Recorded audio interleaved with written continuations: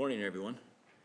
I call this meeting to order. Let's have a chat, or let's have a look at the agenda. I have additions to the agenda. I have a couple I'd like to add. I'd like to add Road Committee, adding another committee called Road Committee. I'd also like to add shop tour and office tour.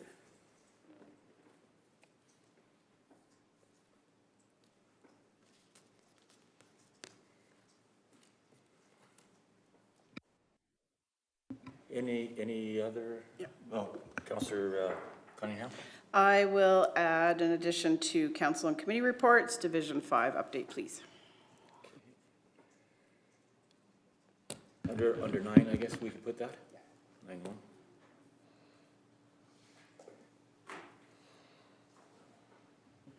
9-1. Councillor Hawkins. In addition to the added items, I'd like to add under 5.4 Huxley Wastewater Project.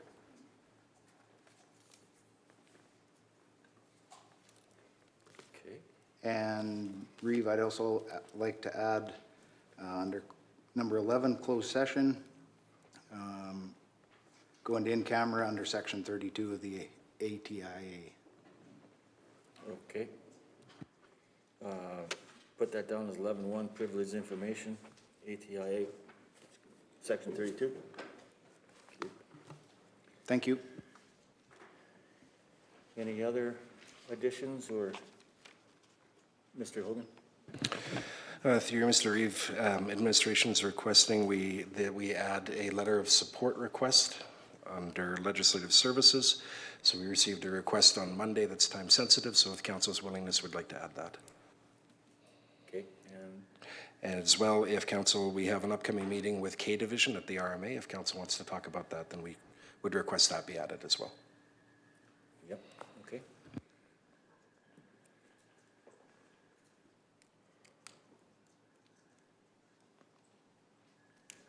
Anything else on the for additions? Just under item 9, council and committee reports, just a brief report from Kneehill Housing Corporation. Okay. You bet. Thank you.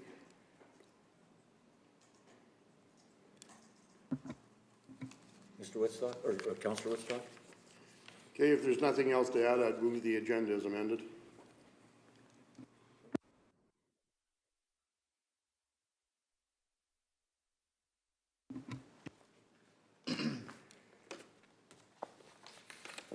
The minutes. Everybody had a look? Any errors or omissions or?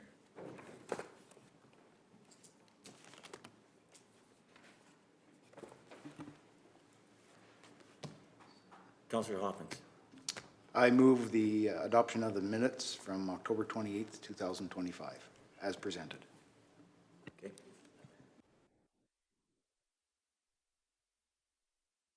Motion? All in favor? Carried unanimous.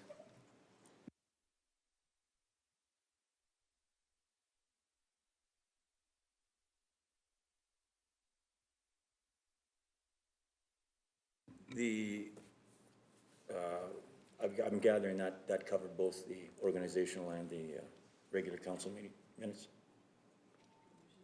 Or do you want to do them separate? Okay. Yeah. Approval of the regular council meeting minutes of October 28th. Everybody had a look at them? Councillor Cunningham? I'll move to adopt the regular council meeting minutes of October 28th, 2025. All in favor?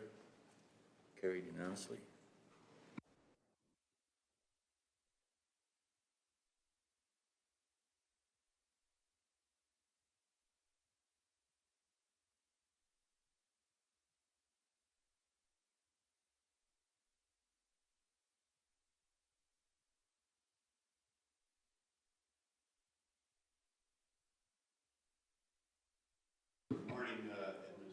Excuse me, you want to just turn your mic, or we can turn your mic on, I guess? Thanks. Good morning. Good morning. Good morning, administration and council. It's nice to see all your smiling faces this morning. My name is Andrew McAleese. I'm a fourth-generation Alberta patriot. My family originally homesteaded in the Vermilion area of this province, and now Torrington, Alberta is my home. With my wife, I appear for you, before council here this morning to offer a gift. Despite the fact that in 2026, it sure looks like there will be a referendum on Alberta independence. I am a student of history, and the history of Alberta is this country we call Canada, and I have a gift to offer on behalf of my wife and I to the county as a whole, to do with what you will. It's a, if I could maybe get some help showing this map. It's a 1923 grain elevator map published by the Dominion of Canada. And I just wanted to bestow this map onto the county here, perhaps to find a hallway to, and it's quite a large, beautiful map. So this is from my wife, Kristen, and I, to the county. Well, thank you very much. We appreciate that. Yeah.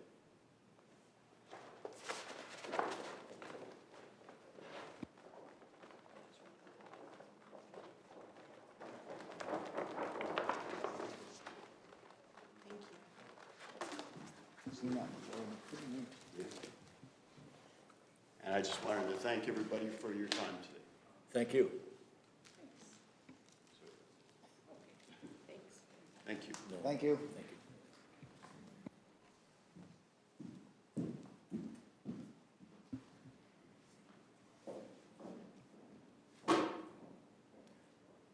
Well, that was pretty nice. We'll accept that.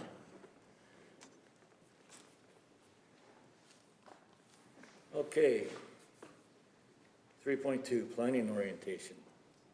Well, not till 1? Okay, what else we got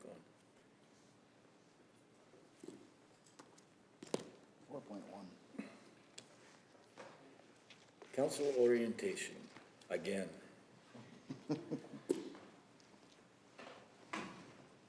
Financial planning.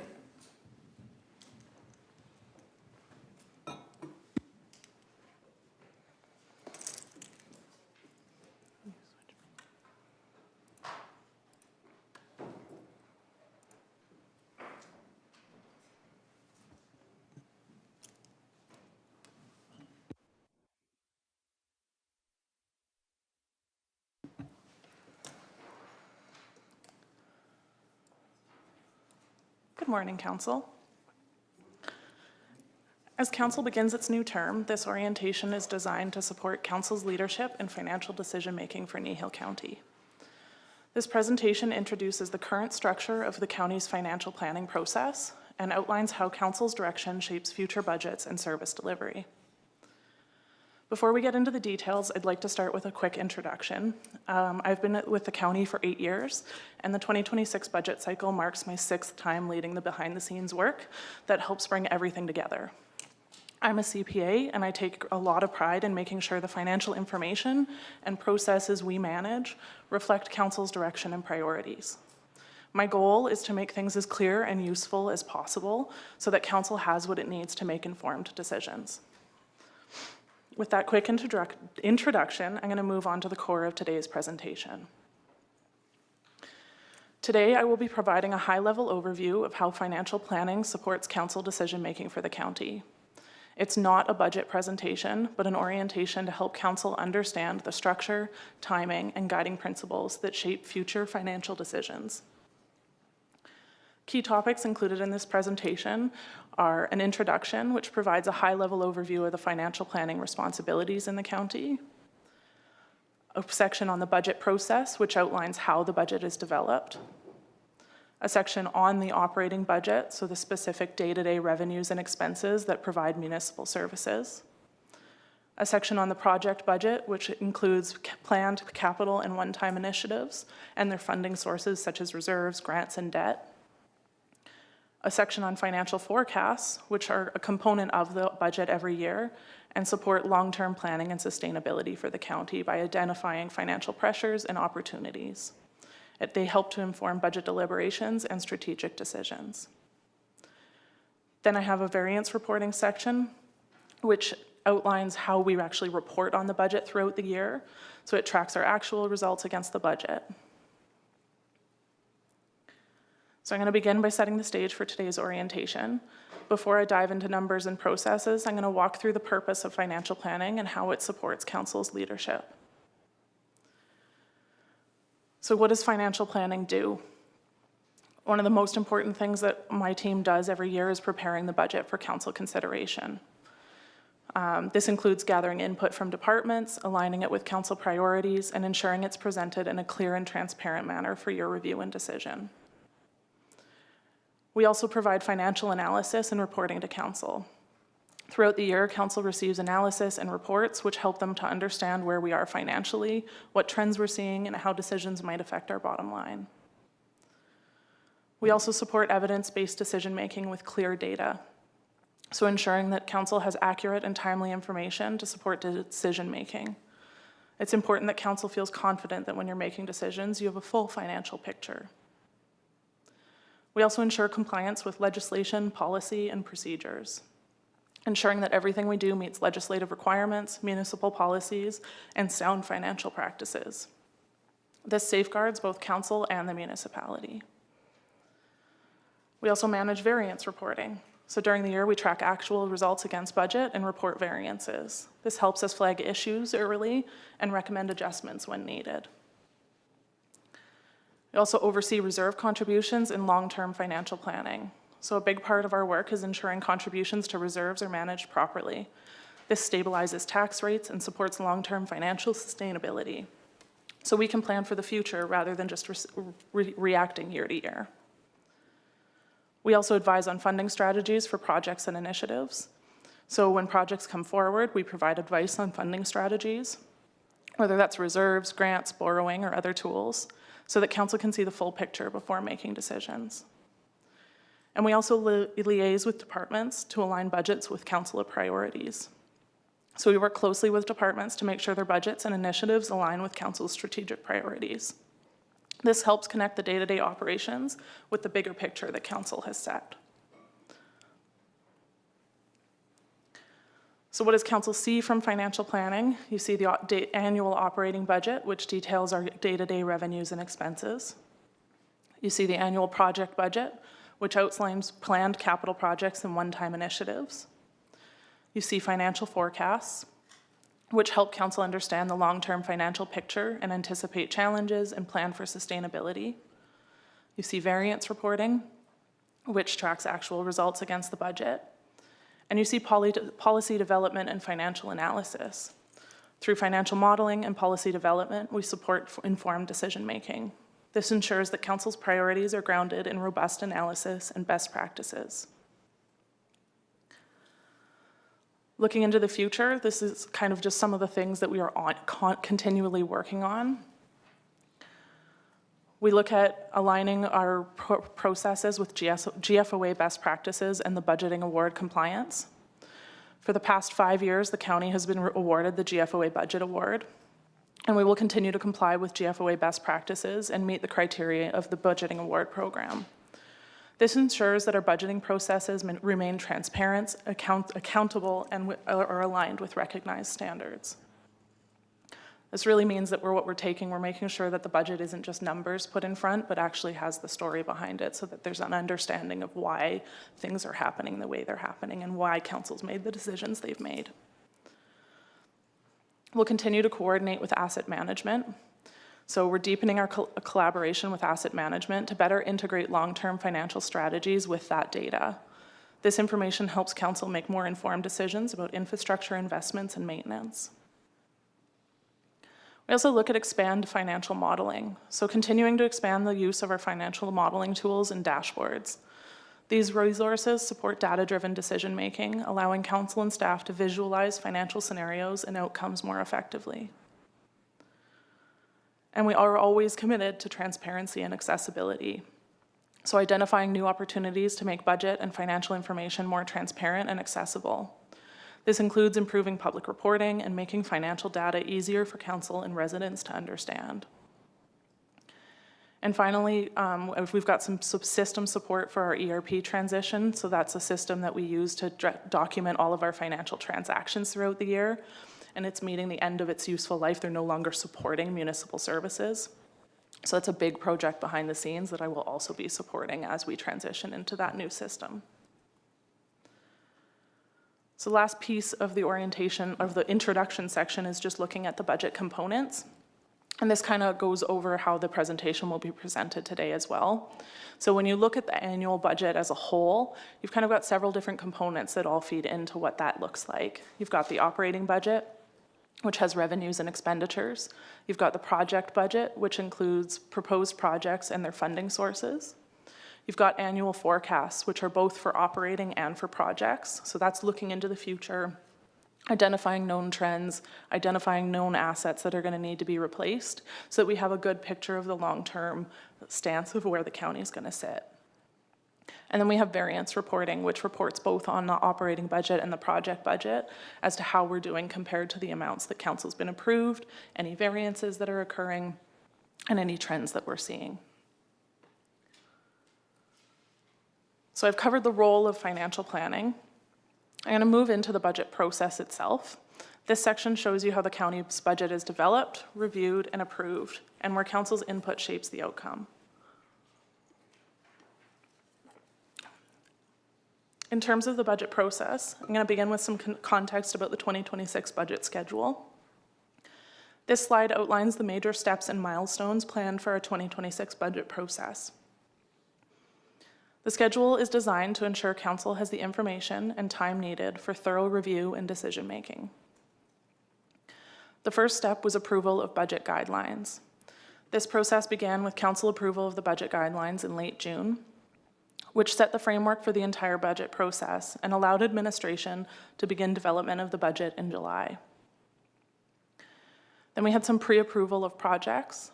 So certain projects were presented to council for pre-approval, and this was in recognition of a delayed budget cycle due to the election. Council's pre-approval of these projects ensures that critical infrastructure work, grant applications, and contractor scheduling could proceed on time, even with a later budget adoption. The selection process for pre-approval projects focused on time sensitivity, funding sources, and alignment with the capital plan.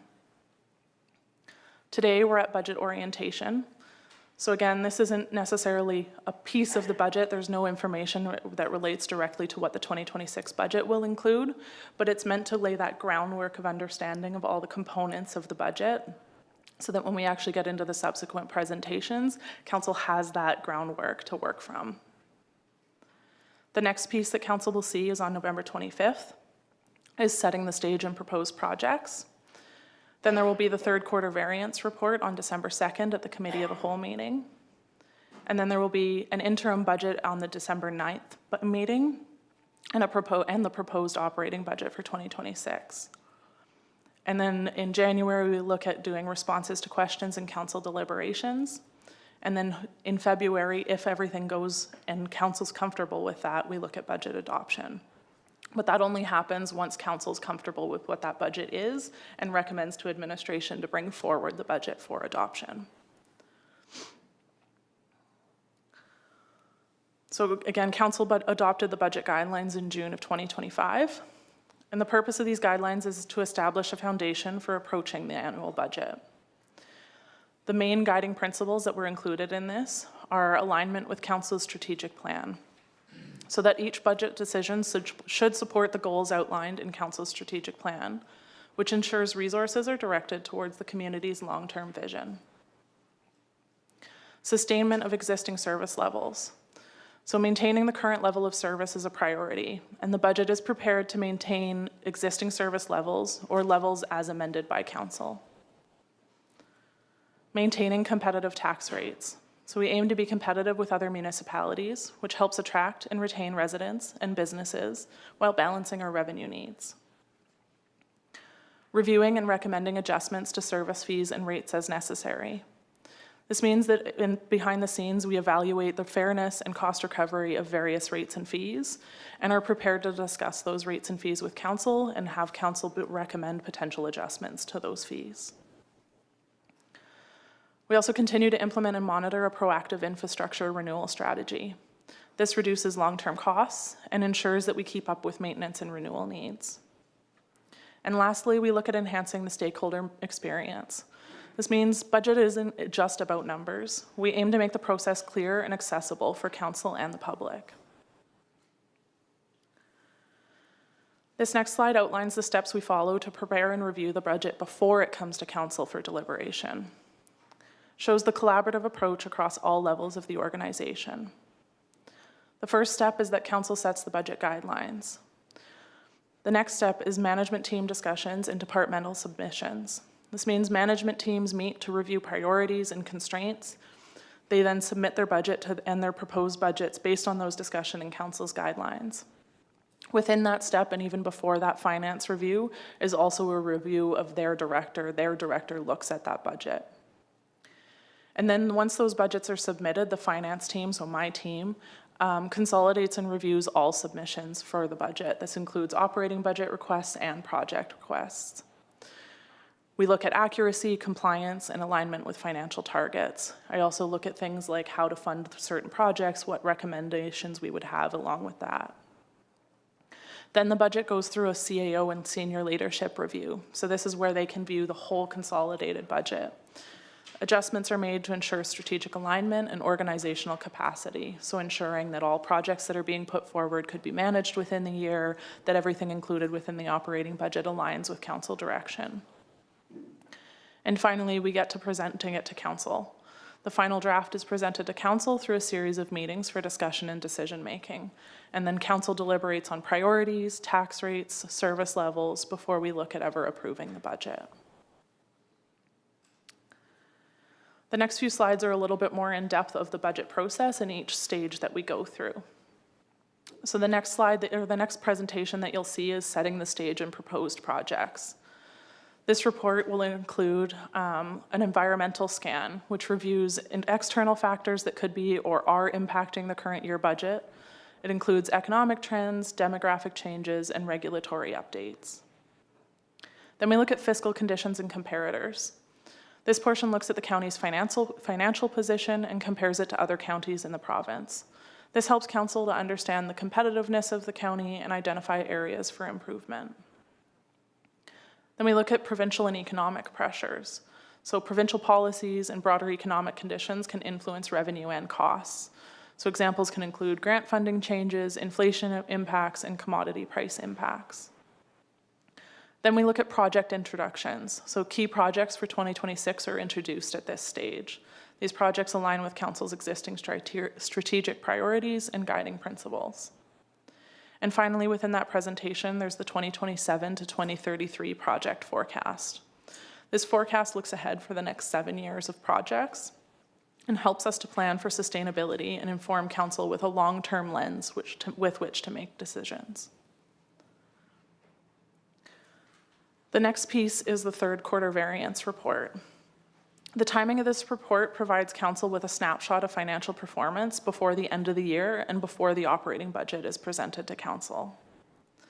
It includes the operating budget variance report by function, which compares how to the budget across major functional areas and highlights significant variances that may require attention, or variances that have informed the budget for 2026 as well. There's also the operating budget variance report by department. So this is the same budget, but it just looks at it from a departmental lens versus a functional area lens. And then there's an operating project summary and a capital project summary. So that tracks all currently approved projects and their current expenditures, where they're at, what their current status is, when we expect them to be completed. There's also a cash and investment summary, which shows current cash and investment balances, which is important for understanding liquidity and financial health. And finally, there's a reserve schedule, which details reserve balances and any transfers that have been approved by council. This ensures transparency around long-term sustainability and ties back to all the other reports, like appendices within that report. Next, we'll look at an interim operating budget. The purpose of an interim budget allows the county to continue operations into the new year until council adopts the 2026 budget. This is a requirement by the MGA in order to operate after December 31st, and it'll be based on the 2025 budget. So typically we utilize a portion of the current year's operating budget as a baseline in order to ensure that operations can continue until council adopts an actual full budget. This ensures continuity of services and financial stability during a transition period between the time where we have a 2025 approved budget and the time we have a 2026 approved budget. And it gives council time to review and deliberate on the full budget without disrupting operations. Then we'll have the proposed operating budget for 2026. The operating budget is essentially the financial plan for day-to-day services. It combines two main pieces, revenues and expenditures. This is the foundation for how we keep the municipality running throughout the year. After those initial budget presentations, we move into the question and deliberation stage. During this time, administration responds to any questions or information requests from council. This can include clarifying details or providing additional data.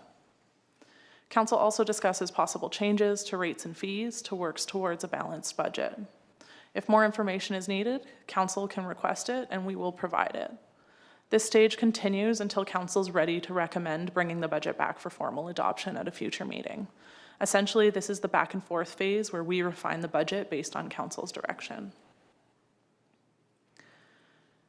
And the final step of the budget process is a budget adoption. At this stage, the completed budget is presented to council for formal adoption. Once council approves it, it becomes the official financial plan for the year and overrides the interim budget that would have been in place. After adoption, administration moves forward with implementing the projects and services that council has approved based on both the operating and project budgets. In short, this is where planning ends and action begins.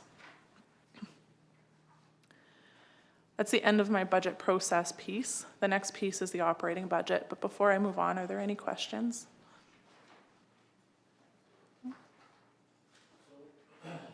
So we're basically basing all these budgets, et cetera, on our strategic plan. A strategic plan is pretty loose. The way I see it, that there may not be our vision. We're gonna have to go through that and look into that and see if it's this council's vision on what we want. I got reservations on how this process is working to begin with when we have staff proposing budgets to us based on a strategic plan and a whole bunch of other stuff, we've got to be involved in that other stuff first. So we have to actually get our ducks in a row on that stuff too. Because correct me if I'm wrong, but that's what you guys are going off of.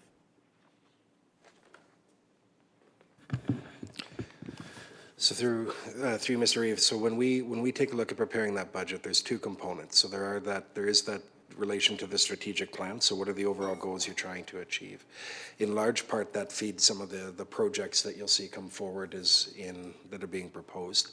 The other big portion of it is the day-to-day service level. So what does it cost to grade the roads? What does it cost to pay utilities? What does it cost to do that stuff, right?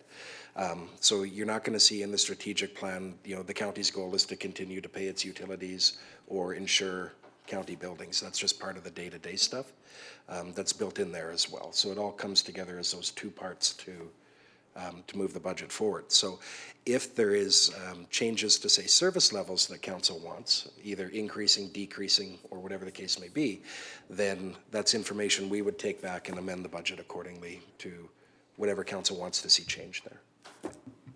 Correct, so I'm understanding it right. We still have to look at that strategic plan. Two parts of it, yeah. Where you see that really come in is in the proposed projects. Thank you.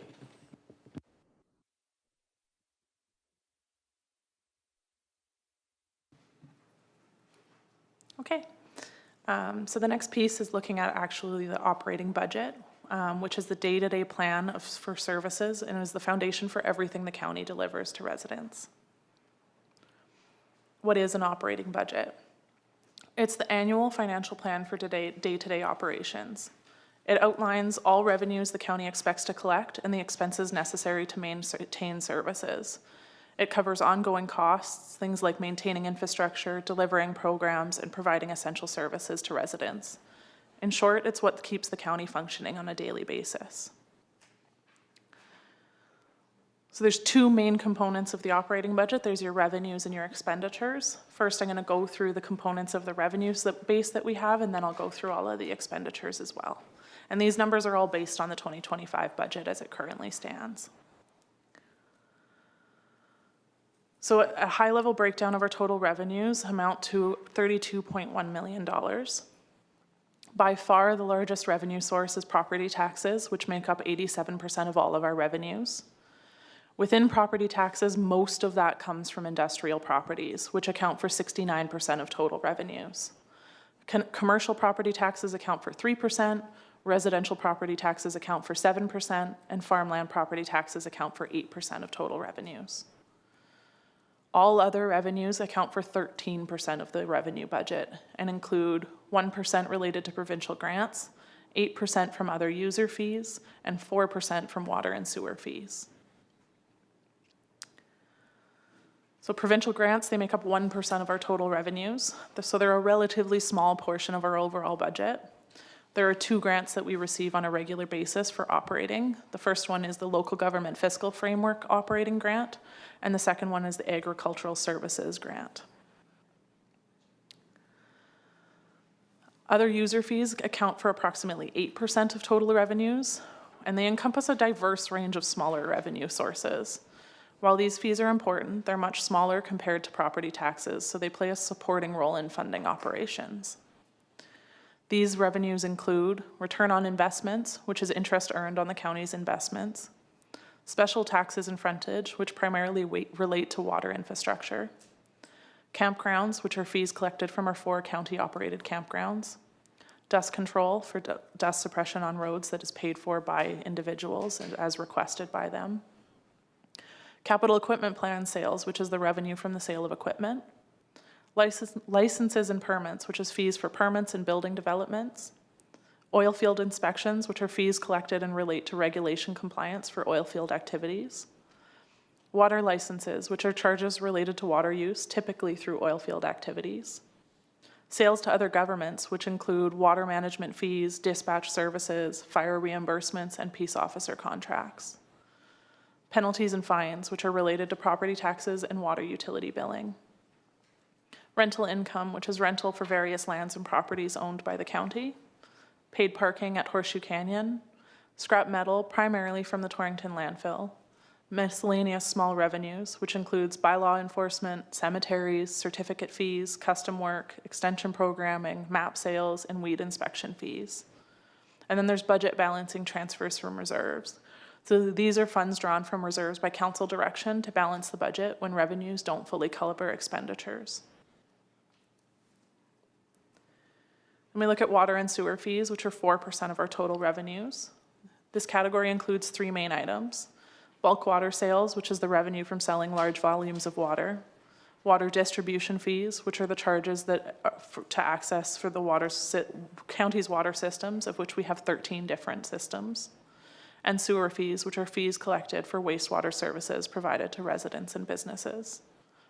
These fees contribute to the cost of operating and maintaining our water and sewer infrastructure, ensuring their essential services remain sustainable.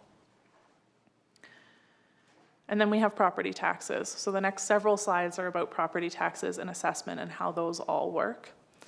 By far, 87% of our revenues are made up of property taxes, so it is the base of everything we do. There's 2 components of how property taxes are calculated. The first is the assessment value, which is the value of the property, which is further defined by whether it's residential, farmland, or non-residential property. And then we have mill rates. These are the rates applied to those assessments. They include the municipal rate, the provincial rate, the seniors housing rate, and a designated industrial property rate. It's crucial to note that council is only able to amend the municipal rate, and that the provincial school rate, the seniors housing rate, and the designated industrial property rate are not within council's control. Together, assessment and mill rates determine the amount of property tax each owner pays. So a little bit, yeah. Go ahead. Councilor Cunningham? So just because I've been asked this quite a bit lately, do we know the provincial school rate, how much that increased in the past year? Or would you be able to get that information? $500,000? Okay, yeah, okay. Through the chair, yes, and I can provide some historical data on that when we get further into the budget Okay, process thank as you. well. Yeah, I've been asked that quite a bit lately by ratepayers, so thank you.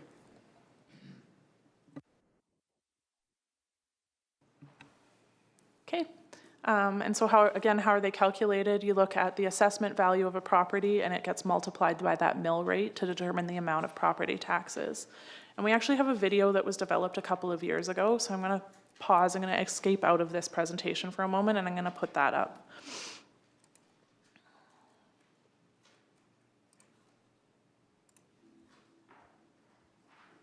Each year, Kneehill County supplies services to over 5,000 residents. The county largely pays for these services with property taxes.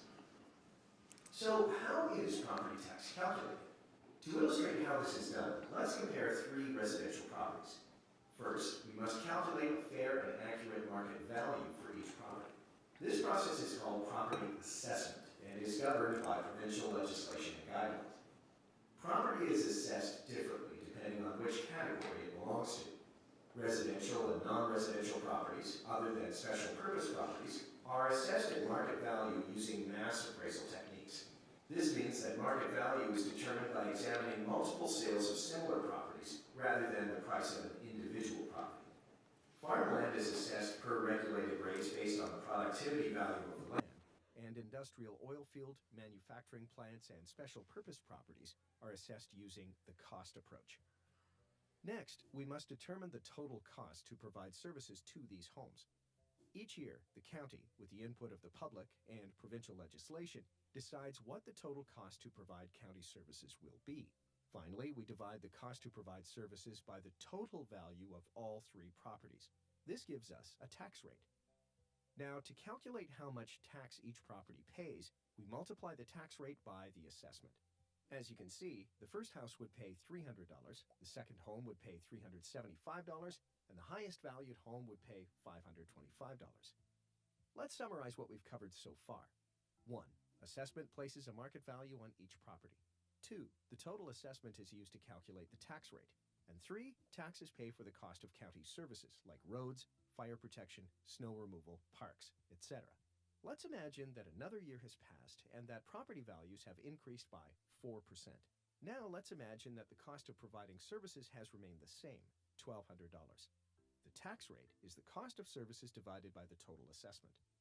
The result is that all owners still pay the same tax as before because the cost of services has not changed. Let's summarize what we've covered so far. 1. Assessment increase does not necessarily mean more taxes are collected. 2. If all assessments go up equally, everyone pays the same as long as the cost of services stays the same. Now, let's imagine another year passed and values did not increase at the same rate. Home 1 remained at the same value, $208,000.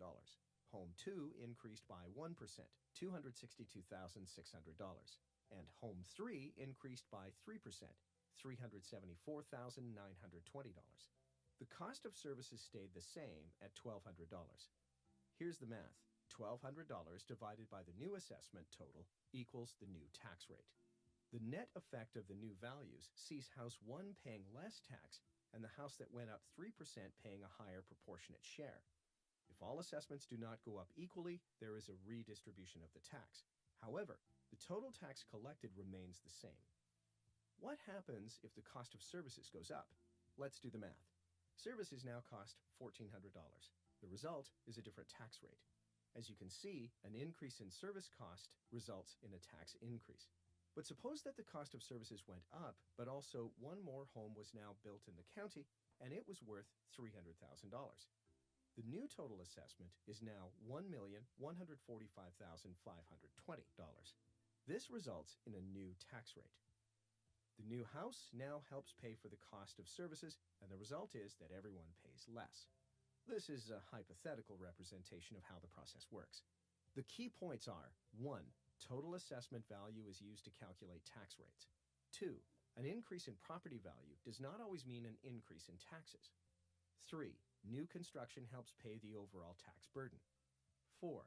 Taxes are based on the cost of providing services that citizens want and need. To learn more about your combined tax and assessment notice, or to use the Kneehill County Tax Calculator, please visit our website at kneehillcounty.com. Hello traders, in this video we're going to introduce the Smart.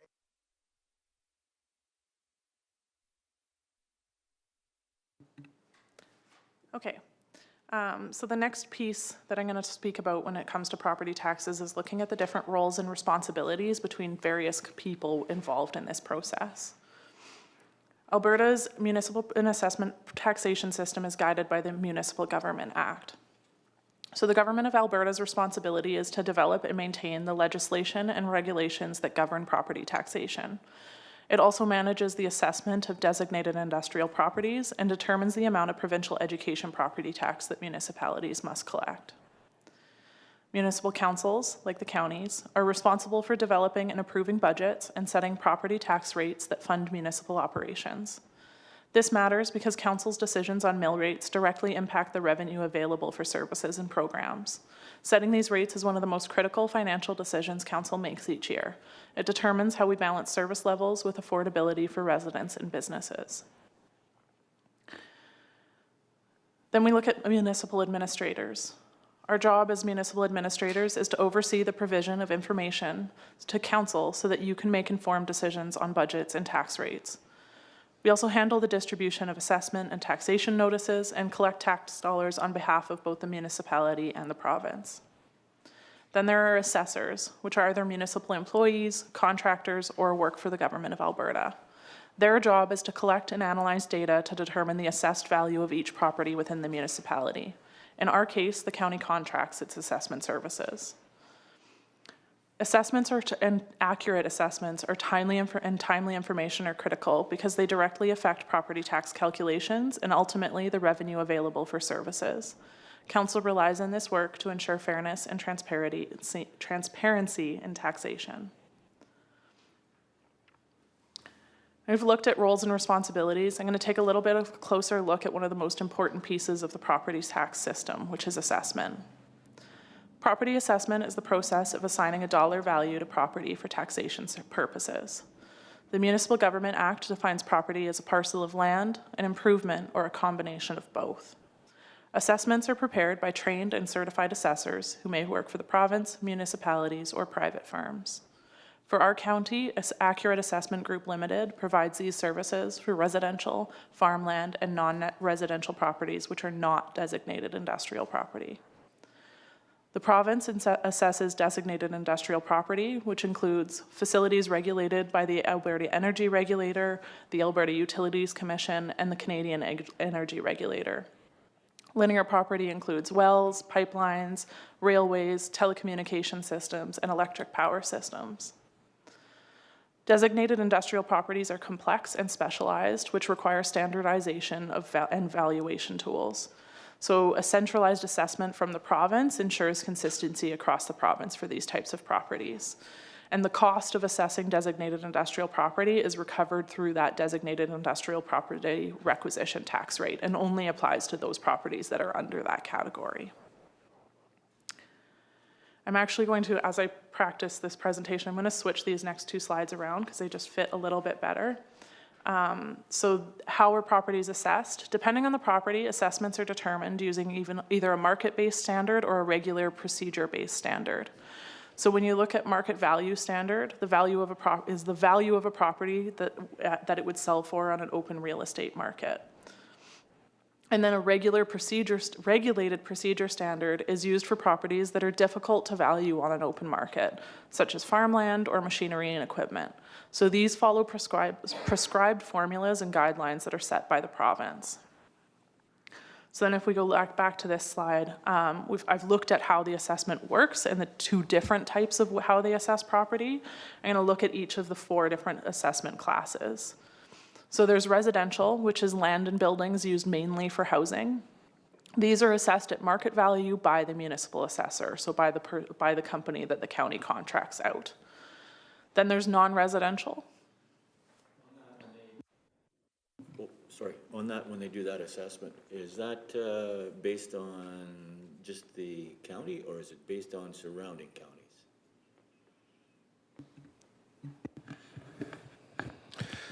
Through Mr. Eve, they tend, basically what they do is they look at the local area.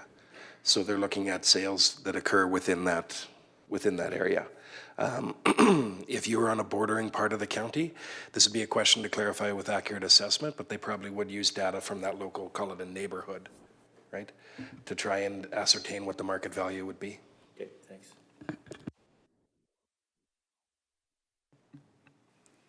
Okay, so then you've got non-residential properties, which are properties used for business purposes, which include commercial, industrial, and utilities.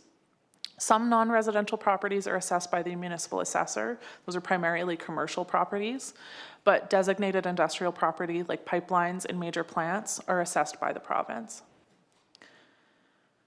And all those ones are all set on base rates, so those are not market value rates. Those are based on how the province determines a specific type of property should be assessed. And then farmland we look at is used for regular farming operations, but excluding the homes on those properties. It's assessed at regulated rates based on 4 classes: dry land arable, dry land pasture, irrigated arable, and woodlots. Adjustments are made for soil quality, region, and proximity to services. So again, these are regulated by the province, and they aren't at all tied to market value of that land. And then there's machinery and equipment, which are items like tanks, compressors, and mixers. These are assessed under regulated procedures by the municipal assessor or the province if they're part of designated industrial property. So this matters because each class has its own rules and valuation methods, which affects fairness and consistency in taxation, both within the county and across the province. So I've covered how properties are assessed. I'm going to talk a little bit about what drives changes in those assessments and why there's uncertainty in this area. So there's several factors that influence property assessment changes. There's growth. So new development, such as new homes, new wells, new businesses, new pipelines that add to our total assessment base. There's housing changes, so market demand affecting residential property values. This is something that Alberta and the county have seen significantly in the last few years, where we haven't necessarily seen growth with new homes in the county, but we've seen growth in residential assessment because the market value has increased. Then we have farmland. Realistically, farmland almost never changes the assessment value. It changes if a piece of farmland changes purpose, gets moved into residential or gets moved into a different type of property, but effectively our assessment based on farmland is almost stagnant, like very, very little changes year to year. And that's just based on the fact that it's a regulated assessment by the province. And then there's changes with non-residential. So business properties can change for various reasons, including expansion or renovations. And then you also look at designated industrial property. So these are influenced by factors like age of the asset, material type, capacity, and depreciation. Most importantly with DIP and linear assessment is that the province sets depreciation factors and assessment modifiers, which really introduces uncertainty because these policies can change, and then that affects our assessment base, and we don't always have a long lead time on what that looks like. For example, with that, the province made policy changes around shallow gas wells in 2019, and the county effectively lost $1.9 million in taxation revenues overnight. Further assessment reviews being completed by the province could drastically change the county's assessment base and consequently our taxation revenues. And when you look at the fact that industrial properties are the vast majority of our taxation revenue, that's a really critical piece that the county has to deal with when the province makes policy decisions on those types of properties and how they are assessed. So I've talked about assessment and what drives change. I'm just going to look a little bit at what appears on a property tax notice. So there's 4 components that can be on a property tax notice. There's actually one more that's not on here, and that relates to if you have some water infrastructure that is being paid off through your property taxes over a period of time, but that only applies to a limited number, so it's not included on this slide. And you can also expect, as these slides come through, you'll probably see a repetition of some of these slides that I'm presenting today, and with additional details as we go through the budget process and as you go through your term. So municipal property tax is the first component. This is on every property tax notice that gets issued. And this is the amount that's retained by the county to fund local services. This is really the only component that council actually has direct control over. Then there's the provincial education property tax requisition, which is collected by the county but is paid to the province to fund school systems. Then there's the seniors housing property tax requisition, which again is collected by the county and paid to the Regional Housing Foundation. And then there's the designated industrial property requisition, which only applies to designated industrial property, but is effectively the amount that the county collects to pay the province to cover the cost of assessing those properties. So rather than the county having to pay that cost, it's actually put down onto the designated industrial properties that need that service. So when you look at what's on a property tax notice, this slide actually looks at the distribution between the municipal portion and the requisition portion of property taxes. Overall, if you look at all property classes and all assessment notices, 81% of the amounts that are levied stay with the county and 19% goes to requisitions. If you look at farmland and non-residential, these classes actually contribute more of their baseline to the county. So they have about 85% of what's levied on those tax notices stays within the county, and 15% is levied as a requisition. Now, where you see a really big difference is with residential, and actually 52% of a residential taxation notice goes to other requisitions, and only 48% stays within the county.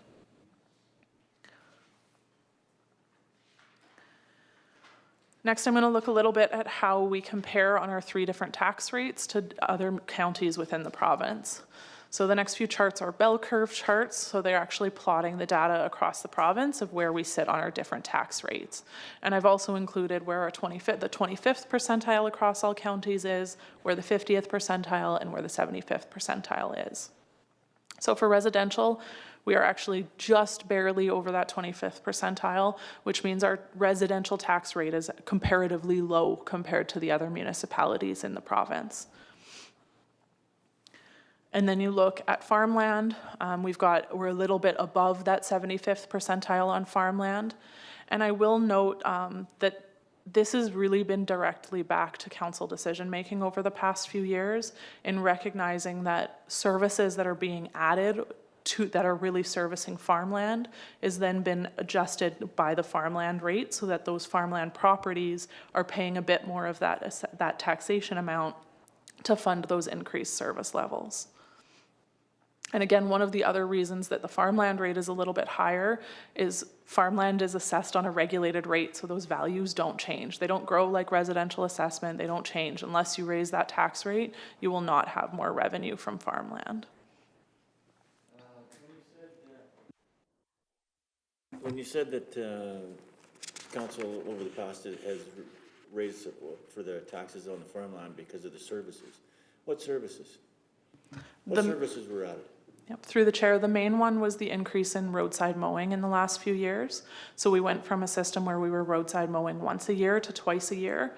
And that was actually a direct request from the Agricultural Services Board to the county to increase that service level. And because of the cost of doing that year, council actually decided that year, one of the increases was directly related to that increased service level. That doesn't add up to 128% over 5 years, though. Is there other services that I'm missing here? Through the read, there's that service and the general cost of providing a number of other services. So as Ms. Van Merbach said, where council looked at this in the past years was looking at having the percentage of farm tax escalate somewhat as the general cost of services increased as well. So you've got the added service component with the second cutting that Ms. Van Merbach has indicated, as well as just looking at the overall tax distribution from within the county. Okay, thanks. we'll discuss this a little later, because one of the things that I didn't like when I heard, it was a statement by a previous counselor about a situation where why wouldn't the farmers be paying as much or more than the residential or the acreage owners? And that's just what I want to know. But we can get into this later. Thank you. Through the chair, and that's absolutely something that council gets to determine when we look at tax rates each year. New council won't know this yet, but I have a dashboard that kind of builds out different scenarios. So when we have a budget, we have an amount that council needs to determine how that amount is going to be levied by different ratepayers. I have a board that you can kind of scenario plan and see how different amounts and different rates would impact different residents, a farmland parcel, different resident or non-residential properties. And that just gives council that visual picture. That's one of those things when I talked about building more dashboards and accessing financial information. So you will absolutely have the opportunity to talk about those rates. I'll actually be able to build these bell curves where we could see where we would fall if we adjusted different things. So all of that information will be accessible to council as we go through the budget process. And actually even not so much the budget process, but those rate settings are when we look at doing the tax rate bylaw. So then we look at non-residential, and we're pretty close to the middle of the pack here. We're a little bit above the 50th percentile, but we're really fairly competitive across the province in terms of non-residential rates. Now, the last piece of property taxes that is really critical for council to know about is this 5-to-1 ratio. So the ratio refers to the maximum allowable difference between the highest non-residential municipal property rate and the lowest residential municipal property tax rate. So this means that the non-residential rate can't be more than 5 times the residential rate. Our current ratio is 4.98 to 1, which means the county is very close to the provincial maximum. And in the time since that's been in effect, we've ranged from 4.75 to 4.99. This ratio significantly limits flexibility in tax strategy, because if additional revenue is needed, council can't simply increase the non-residential rates beyond this cap.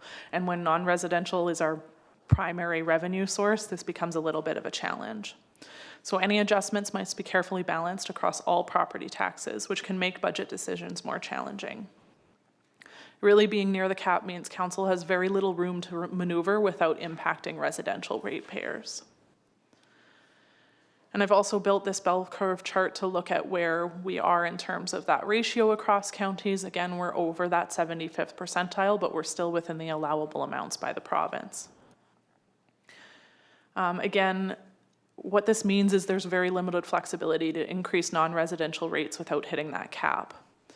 This challenge has been really pronounced in recent years because our residential assessment has actually grown faster than our non-residential assessment. And not because we've had new housing, but because the market's rates of residential properties have grown.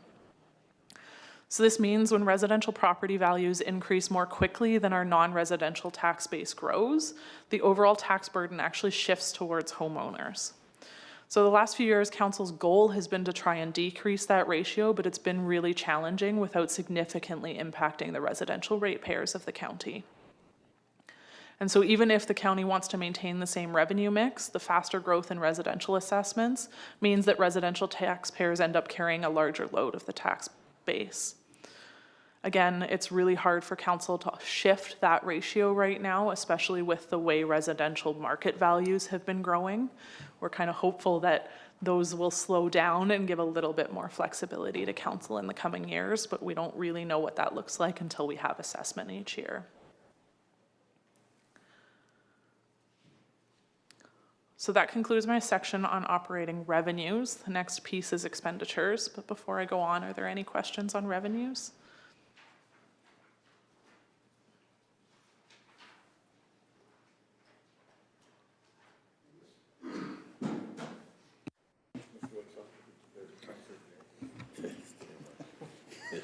Getting closer. I'll get it right. Councillor Woodstock.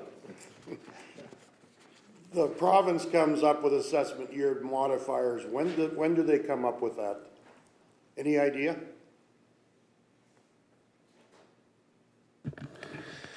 They, through the chair, they generally look at, I'd have to look back to see when those specifically came out. They're modifying those, I think those come out around year end. We have seen a change in those in the past, well, we will see a change in those in the next upcoming ones. So for council, what the assessment year modifiers are is the province looks at a number that says all of those regulated rates, the industrial side, not farmland, but all the industrial side, we're going to move that rate by X% to account for differences in whether that's the market, the cost of things, or whatever. So they just modify the base, right? That moves that. In the past, that was really up to the minister. And so there were times where we'd see costs increasing. You know, what you build a well site for 15 years ago is not what you build a well site for today, right? So they have the changes. It was, like I said, it was more an arbitrary number put forward by the minister in past years. What they're doing, what they're looking at for the next couple of years here at least, is having that tied to certain Stats Canada indices. So what the cost of steel has done, what labor has done, et cetera, et cetera. And so trying to make that more transparent and make it less political in terms of this is what the math says versus this is just what the minister decides to do. And so that's going to give a bit more certainty around there, or transparency, when we can see that the assessment year modifiers have done a thing. We know why that thing has occurred. Well, thank you for that, because all it used to be is just a fudge factor. Depending on the health of the oil industry, that's where the assessment year modifier went. Yep. Turned it off that time. There were times in the past that the minister arbitrarily decided, even with rising costs and inputs, to artificially keep the rate with no change, which of course hurt anybody that is relying on that assessment, right? So these rates that whenever they're never probably set prior to our budget deadlines, eh? Or they could come at any time? Or do they try to get it to us prior to? So with the overall assessment, so the non-res assessment or the DIP assessment, that we usually get that end of January into February timeframe. The municipalities look to set our tax rate bylaws in March, April timeframe. So when we do the budget, you have an estimate. We play it a bit conservative with the budget in terms of what to expect for any of those increases. But if by the time that you get to where you're setting your actual tax rate, you have the actual assessment info. So we know the number that you go back to that video, what the total assessment is. We know that number with certainty by the time you set your tax rate. Oh, okay, thanks.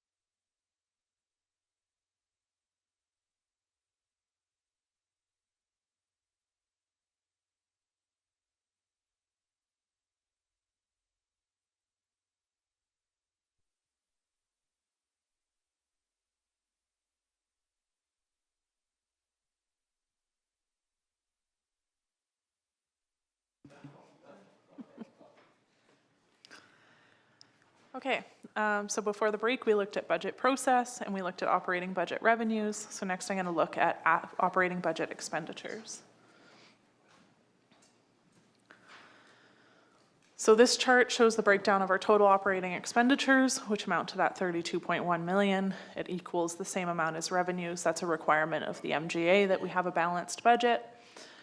So we've got multiple categories on here. The first one is contract and general services, which accounts for 11% of the total budget. This includes contracted work, professional services, equipment rentals, maintenance agreements. And again, the next few slides, I'll go into all of these in a lot more detail. Then we have materials, goods and supplies and utilities, which is 15% of the total expenditure budget. Salaries, wages and benefits, which is 36% of the total operating budget. Provision for allowances, which is less than 1%. These are funds set aside to allow for the write-off of uncollectible taxes. Then we have purchases from other governments, which account for 3% of our total expenditures. Transfers to other governments, which is 2% of our total expenditures. Transfers to individuals and organizations, which is about 1% of total expenditures. Transfers to local boards and agencies, which is another 1%. Contributions to reserves, which is 29%. This is actually one of our major components of the budget, and it ties to our long-term financial strategy. And then there's 2% of our budget relates to gravel or inventory projects.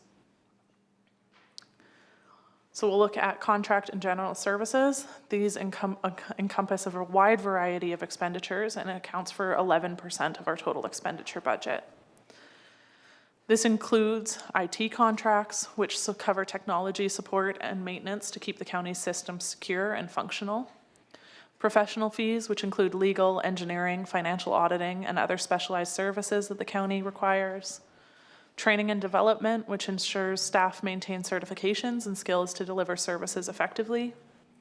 Insurance, which provides coverage for county assets and operations to manage risk. Public land mowing, which is contracted to maintain parks and public spaces, including roadway ditches.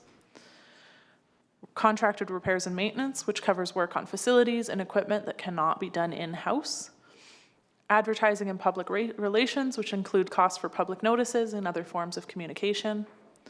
Waste collection and management, which covers disposal and recycling services. Major maintenance, which refers to large-scale upkeep projects that require specialized contractors, but they don't qualify as specific projects on their own, or they're completed as emergencies. Freight and postage, which includes shipping and mailing costs for county operations. Inspection services, which ensures compliance with safety and regulatory standards. Land care programming, including vegetation and land management programs.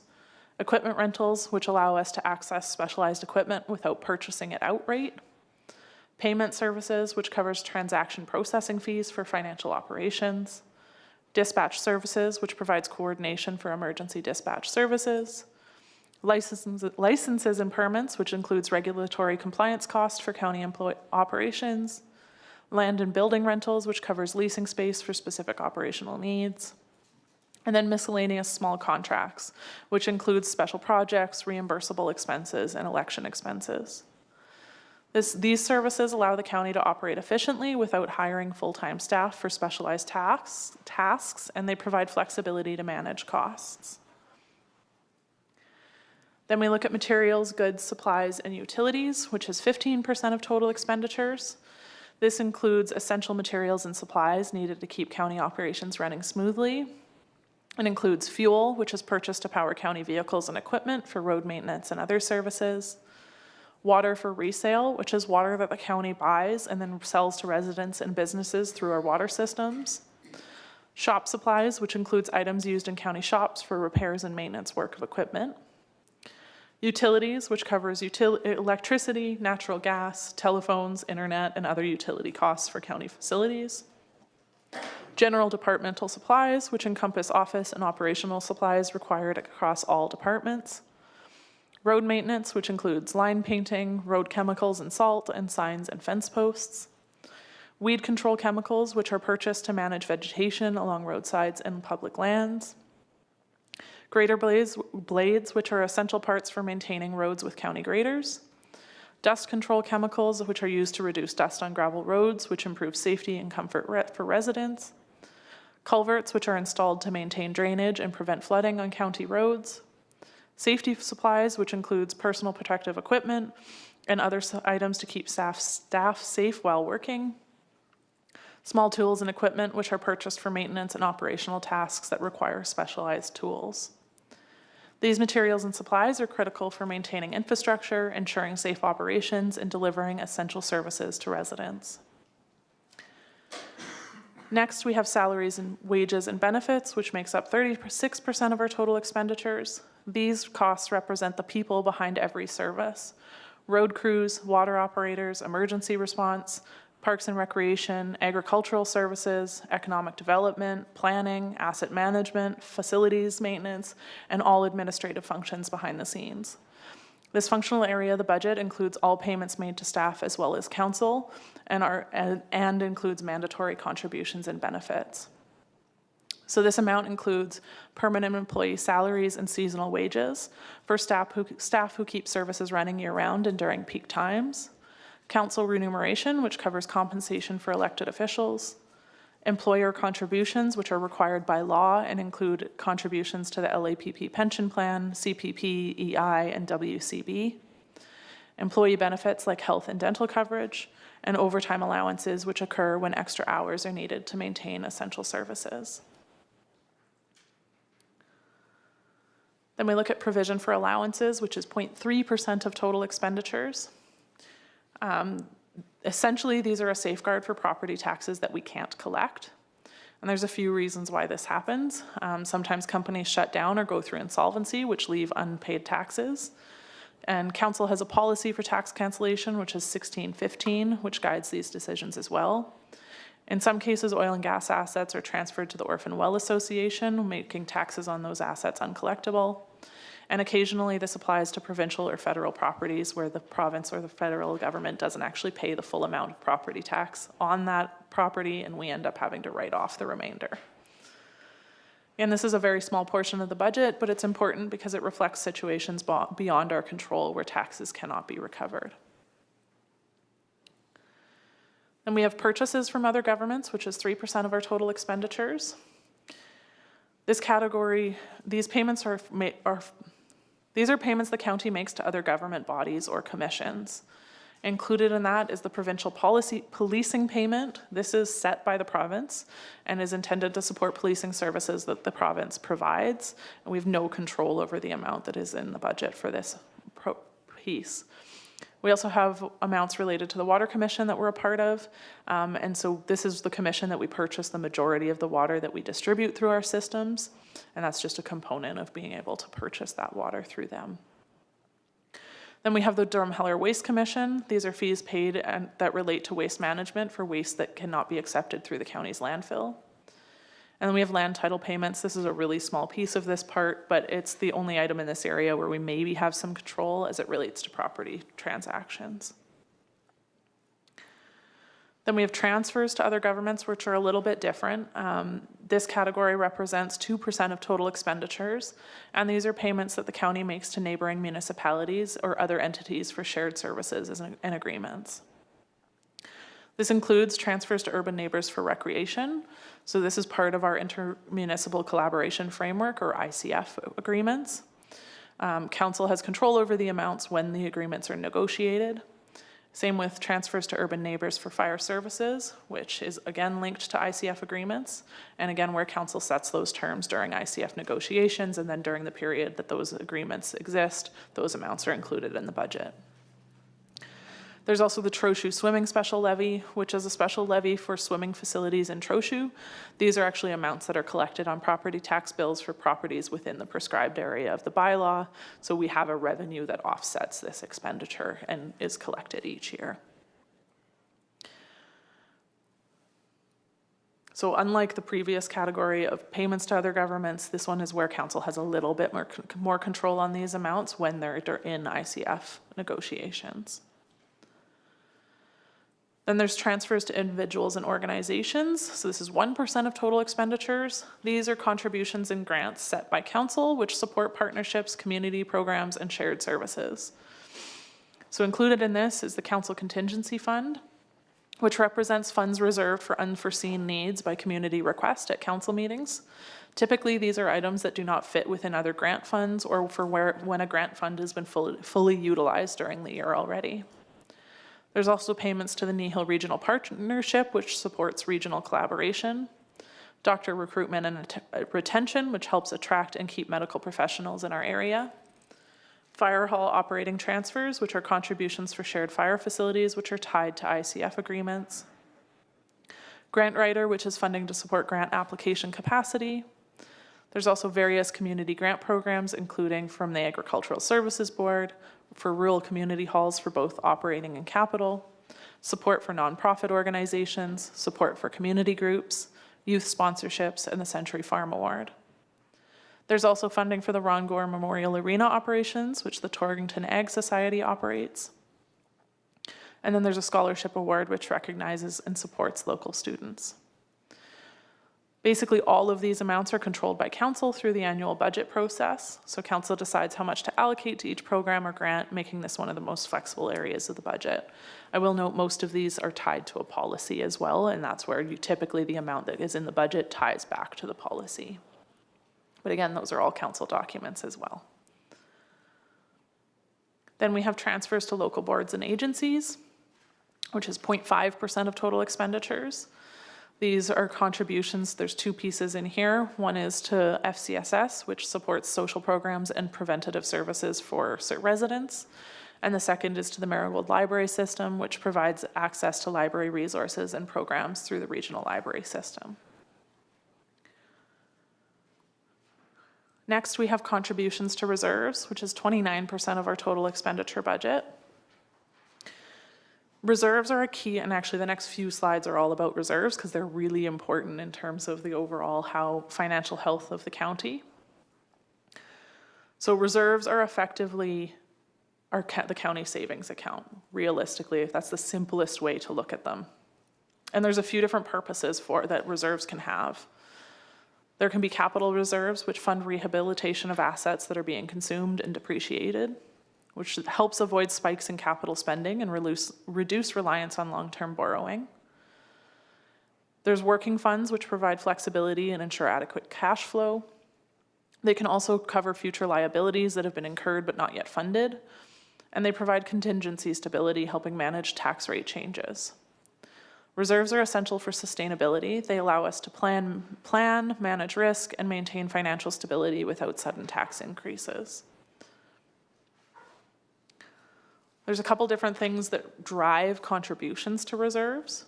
So one is setting aside funds for capital and infrastructure planning. So when we know assets are going to need to be replaced, we're putting money away ahead of time so that that money is there when it's needed. So those are linked to asset replacement schedules and long-term infrastructure plans.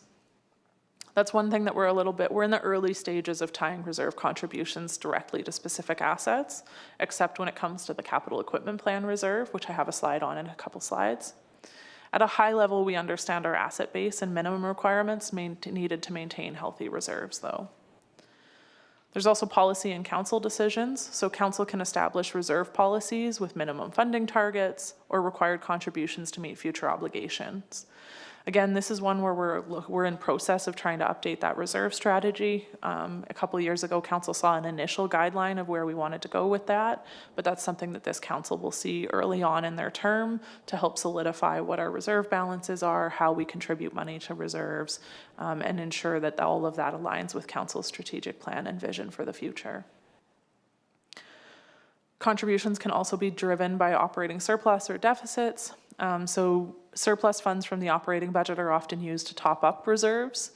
Conversely, if the municipality runs a deficit, contributions could be reduced. In the past few years, reserve contributions have held steady within the operating budgets. We haven't really increased those amounts in the operating budget significantly, but the only reason we've really been able to do that is because we've had some additional revenues that we've known have kind of offset that ability. Those are specifically tied to investment returns. You can also end up with external funding or grants can change how much money is going in or out of reserves. So if the municipality received grants for specific projects, those funds can help reduce the amount of money that needs to come out of reserves in order to fund those projects. And then there's also around risk management and contingency planning. So they can act as a financial buffer for unexpected costs, natural disasters, economic turndowns. So the amount contributed depends on the municipality's risk assessment and the historical volatility of expenses. They can also be utilized to balance the budget and mitigate the amount of tax increases in any given year. So in short, contributions are usually a mix of planned savings for capital and infrastructure, policy-driven targets, available operating surplus, and risk management considerations. This slide represents the correlation between the operating and capital projects and the core operating budget. So on the left, you can see there's the operating budget, which is funded primarily by property taxes and user fees. And then within the operating budget is those allocations into the reserve and reserve funds. So that's where that 29% of our total expenditures is going from the operating budget into those reserve funds.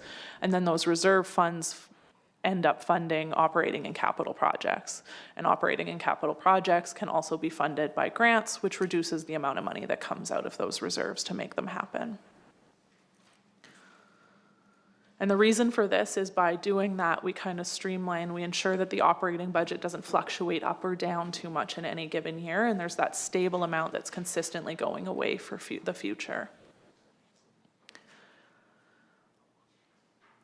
So this slide kind of gives a little bit of a guidance on how that works. So our capital equipment plan reserve is really specifically tied to each individual asset and when we anticipate needing to replace those assets. So it's planned carefully to ensure the county can replace equipment when needed, again, without sudden tax increases or needing to pull from alternative reserves. So within this chart, the blue bars are actually your annual contributions to the reserve. So this is the amount that you see in the operating budget, and you can see that that amount stays really level. So that means that the same amount is needed in the operating budget to fund this replacement of capital equipment consistently year over year. And then the yellow bar is the utilization or the draws from reserve for different equipment purchases. So you can see some years are higher, some years are lower, and that really just depends on what type of assets need to be replaced in any given year. You can see, and so then that green line that goes consistently is the projected cash balance of that reserve. And you can see how that balance kind of increases year over year over year, but it's in order to fund that 2038 and 2040 numbers where those projected replacements are higher. And so that allows the stability in the operating budget whilst ensuring that we continue to maintain our infrastructure. And so this one is specifically tied to capital equipment, but when we talk about asset management, that's where we're looking at trying to tie all of our reserves more directly to all of our assets so that we can project these amounts into the future and know what's going from the operating budget into reserves is going to be adequate to maintain everything over time. And those charts and that information allows council to make informed decisions on what assets to replace, what decisions to make, how that looks in the future to ensure that we don't ever run out of reserves. The last piece I'm going to talk a little bit about is the infrastructure deficit related to reserves. So if you look at the amount of infrastructure that municipalities in Canada maintain versus the amount of the total tax base that municipalities actually keep, there's an imbalance there. And of all tax dollars across the country, municipalities keep about 8 to 10%. But we manage much, much more than 8 to 10% of the total infrastructure in the country. And so what that ends up meaning is that typically municipalities don't necessarily have enough put aside to maintain the infrastructure that they're responsible for. And so being really proactive and looking long-term is really essential in order to ensure that municipalities don't cease to be financially operable. And one of the biggest challenges for municipalities is the fact that municipal revenues rely on property tax, which is slow to grow and doesn't automatically shift with population or economic growth. And so over time, this mismatch between the amount of responsibility that municipalities have and the amount of tax dollars they actually collect, it creates a chronic funding pressure, which often leads to deferring maintenance, drawing on reserves and decreasing them, increasing taxes, or reducing services just to balance the books. The county doesn't have a definitive number for our own infrastructure deficit or gap, but we have enough data to understand that reserve contributions will need to grow in order to maintain all of our assets into the future. Which leads to asking, what is the optimal reserve balance to maintain all infrastructure? Again, this is one where this is a reason why we're progressing asset management, because the better we collect that data, the better we understand what those optimal reserve balances are. And those reserve balances rely on things like, what is our asset condition? How soon are we going to need to replace something? What are the service levels that we aim to maintain for residents? What are the long and term infrastructure plans? What does council see coming in the future? The optimal balance will fluctuate as assets are acquired or disposed of, or as data becomes more refined, or as environmental factors change. So finding the right reserve balance is an ongoing process, and it requires strong asset management and planning to ensure we can maintain infrastructure without sudden tax increases or borrowing. So the stronger we develop this data internally, the better data that council has to make good decisions for the future of the county and for each year's budget.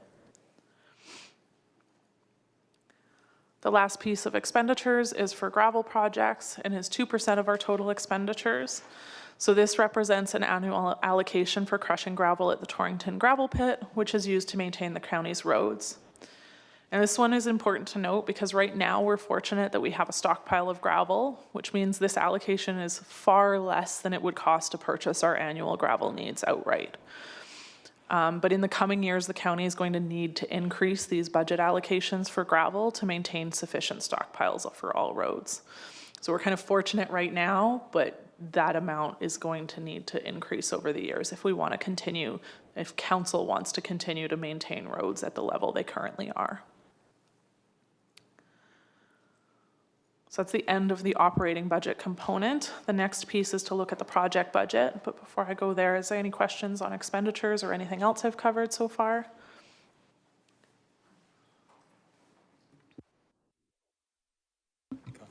Okay, thank you. So, and this may be going forward, you'll bring this information, but in terms of the salaries, wages, and benefits, like, do we ever see a breakdown of how many folks are full-time, part-time, contracted, summer staff? Is it possible to get that down the line? Didn't have my mic on, sorry. Mr. Hogan? Yeah. Microphone issues here. Through the Reeve, we can provide that breakdown.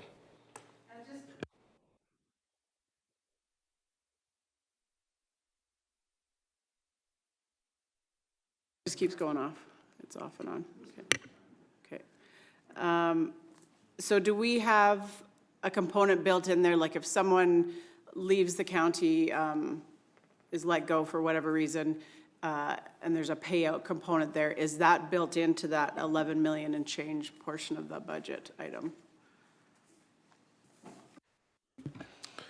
Through the Reeve, so there's not a specific component for, say, a severance, right? In the past where we've had to do that, we've been able to manage it within that budget, because what we do have in there, we have provisions that are built in for things like overtime, right? We know, based on historical usage, what the county is going to incur roughly for overtime, but of course that might change year to year depending on what happens, right? So if we have, if we get a year where we have, say, a lot less snow, then any overtime we might have incurred there is going to be less because we're not using it. So that frees there. We also have a provision for turnover. So an organization of any size is going to have your normal amounts of staff turnover. And so we know there's times in the year where positions are going to be vacant, even if we don't know which positions that they are. So we do have a provision built in to handle that as well, which is actually a lowering of the salary number. But we do have some ability when we do that to buffer some of those within the salary line when needed. If we don't, then you'd see potential overages in there depending on what else was going on.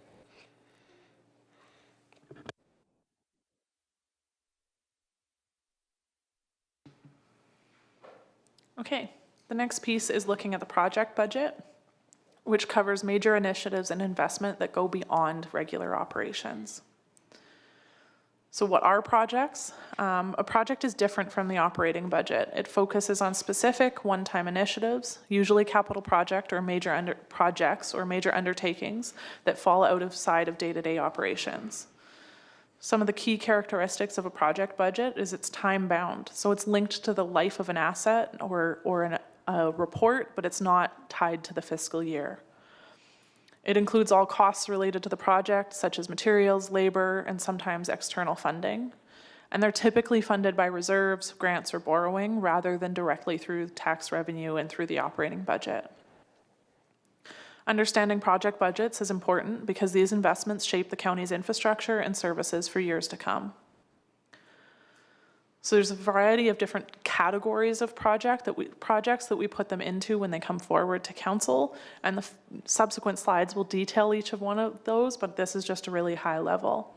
So there's two main components. There's capital projects, which include physical assets and infrastructure, and includes maintenance of existing assets, replacement of existing assets, new assets, and phased projects.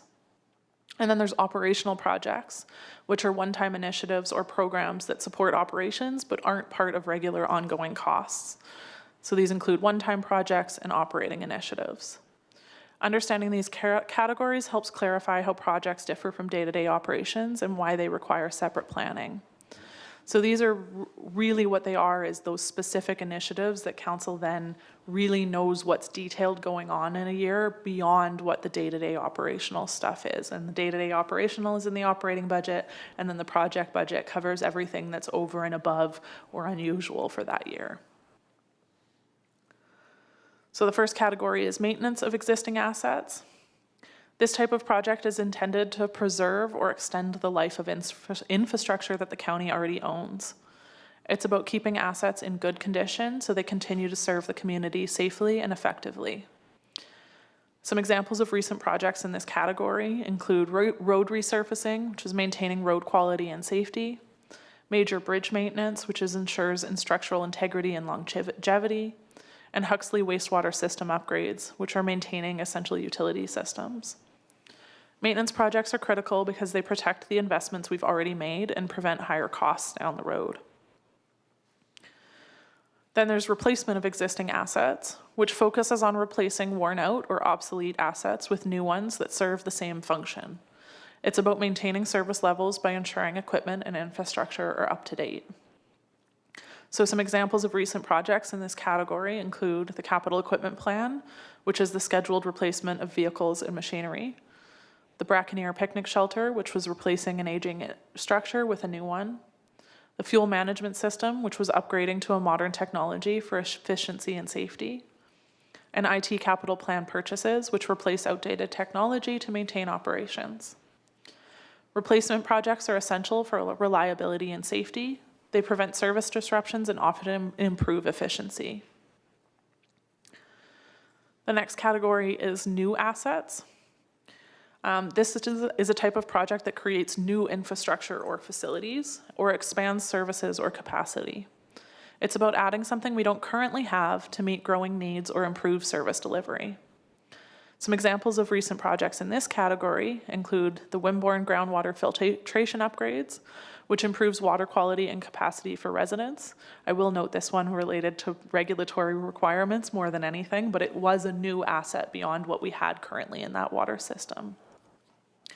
And traffic counters, which added technology to monitor and manage traffic patterns so that we can better understand what's going on in our roads and make better recommendations of projects that might need to be done for different roads. New assets represent growth and improvements in service. They require careful planning because they often come with long-term operating costs after construction. And then there's phased projects. So these are larger capital projects that are delivered in multiple stages over several years. These are projects that require multiple budget approvals because they span more than 1 year. So examples of this are rural road construction, which was completed in segments to maintain cost and minimize disruption, and significant bridge replacements, which require staged work for safety and funding reasons. So you might see in year 1 is the engineering and design costs, and then once those costs are known, then in year 2, it's the budget to actually replace that asset. Phased projects allow us to tackle major infrastructure needs without overwhelming a single year budget, and they spread cost and approvals over time, which helps maintain financial stability. Then we move in. Just a quick question, all these projects that you were mentioning, are these projects that have taken place or are they on the books right now? Through the chair, these are projects that have either been approved in the 2025 or earlier budgets. So they've been existing projects, some of which have been completed and some of which have not, all of which are in progress, if not completed.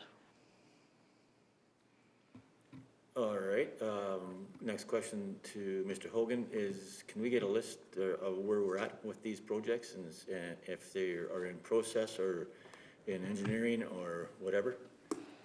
Through the Reeve, we can provide that list, yes.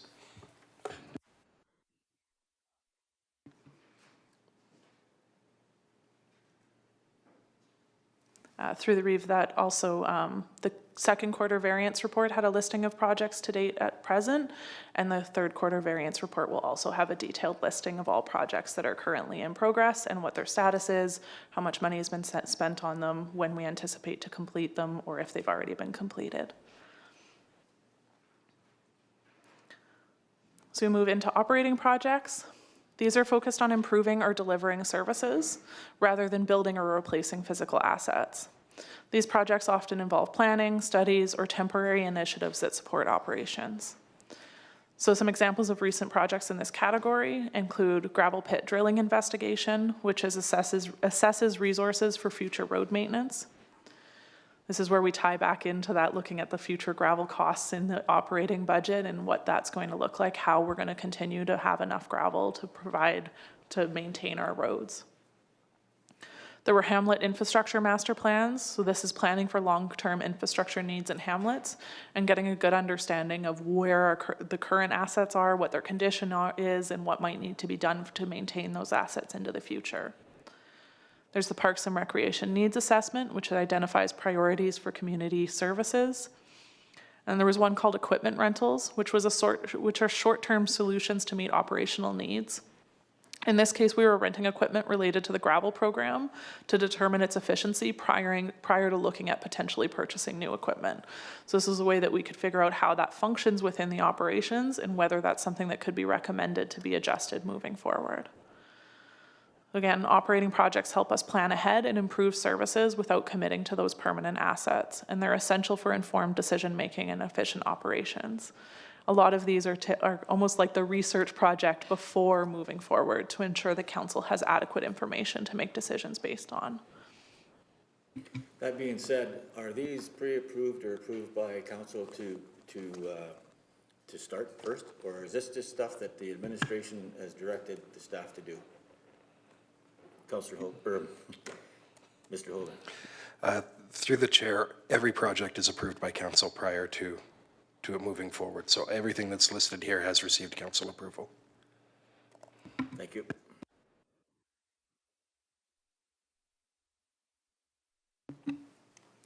Okay. The last category of project is operating initiatives. So these are different from operating projects because they're introducing new programs, strategies, or services. So these projects often respond to changes in technology, regulation, or council direction. So if approved, these are projects that actually directly affect the operating budget in future years. We separate them from the operating budget in year one as they represent more significant council decisions regarding changes to service levels or programming. So this might be an item where we've heard from council that they would like to see something happen slightly differently, or we have a plan in place that says something should happen slightly differently. We look at what that would cost to implement and then put that forward as an operating initiative for council's approval. And if it's approved, then it sets a new service level standard and would be rolled into the operating budget moving forward. But they're separated out so that those are really key council decisions to be made in any given year. So when we put forward the operating budget, we make the assumption that we are maintaining services as existing, and really if anything significant is going to change in that operating budget, it comes through as an operating initiative for council approval before it goes into the operating budget itself. Some examples of these initiatives include web map migration and enhancement, which has improved our digital mapping tools for better service delivery. This is actually one where we recognize that changing the service that we were using could save the county operational dollars by transferring over. There's also the fire reporting software, which was upgrading our systems for compliance and efficiency, and our business retention and expansion program, which supports local economic development. Again, these are about innovation and adaptation. They help the county stay responsive to community needs and improve how services are delivered. Lastly, within projects, we can look at how projects are funded. So again, they're not funded through the operating budget, and this is intentional so that we maintain a fairly stable operating budget, which allows for some fairly stable taxation revenues and taxation planning. So projects are most of them are funded primarily through reserves, which again are effectively the county's savings account. And we build those reserves over time so projects can be funded without sudden tax increases or borrowing. There's also grants. So there's some annual grant programs like the CCBF and the LGFF. So those are amounts that the county automatically has an allocation every year and has set types of projects that those allocations can be applied to. Typically, most of our infrastructure type projects can qualify under both of those programs. And then there can be programs like project specific grant programs. So those are things like we get our STIP funding is typically something that will help fund bridge replacements. There's also an option to use debt for funding projects. It's been many, many years since the county has used debt to fund projects. And avoiding debt helps keep our long-term costs down, but it is available if needed for major infrastructure. And really, funding projects requires a mix of planning and strategy. Grants and reserves are our primary tools, and debt is kind of a last resort. So that comes to the conclusion of my component on projects. Before I go into financial forecasts, are there any other questions on projects? Councilor Cunningham? Just a comment. I know last term, one of the things that I communicated was we talk a lot about maintaining service levels, and I sometimes don't know if our ratepayers understand what levels of services are. How often does my road get graded? When do I get gravel? And so I think that would be really important going forward, that we maybe try to communicate that a little. We talk a lot about service levels, so what does that mean for our ratepayers? And not only what does it mean for them, but maybe to ask them what service level is it that you're wanting. So I'm not sure how that looks, but that's one thing I would really like us to work on going forward. My mic keeps going off, so it's off and on. Councilor Olson? Yeah, I just have one question on the reserve portion of it. Is there a percentage that we just do not access that is, or is it all these projects? We can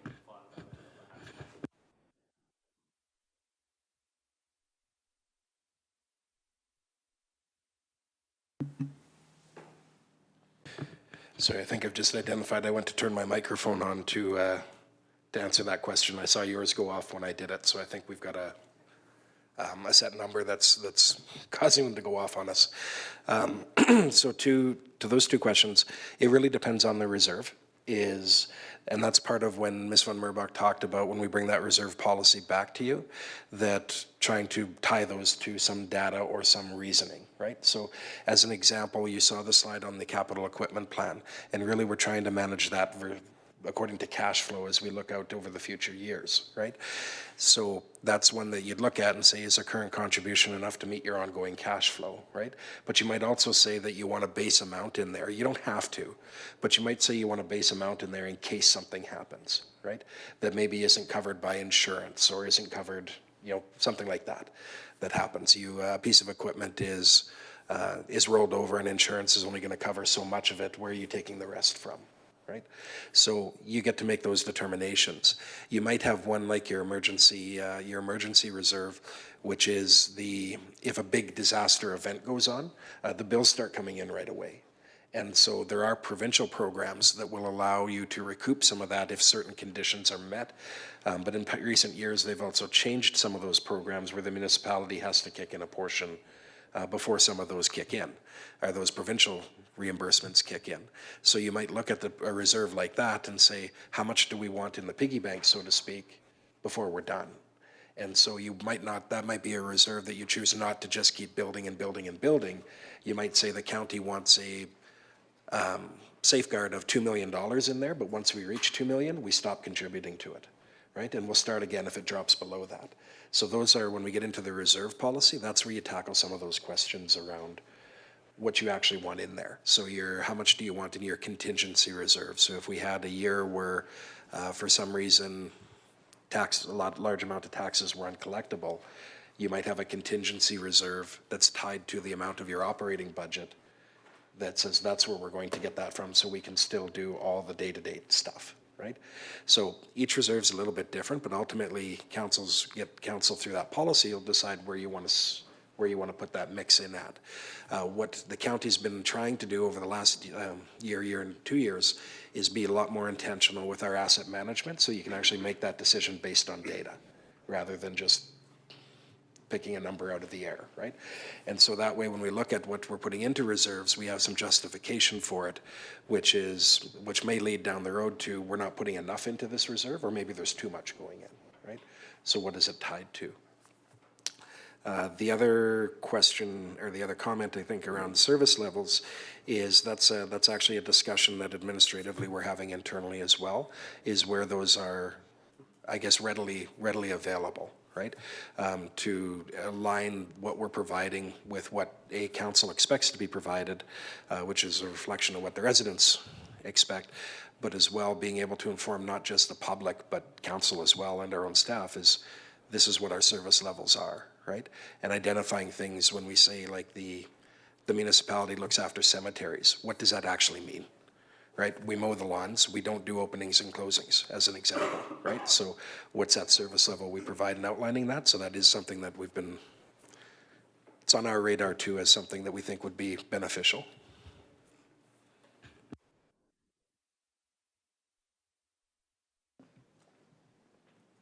Everybody's good? Yep. Go ahead. Thank you. Okay, the next category is looking at financial forecasts.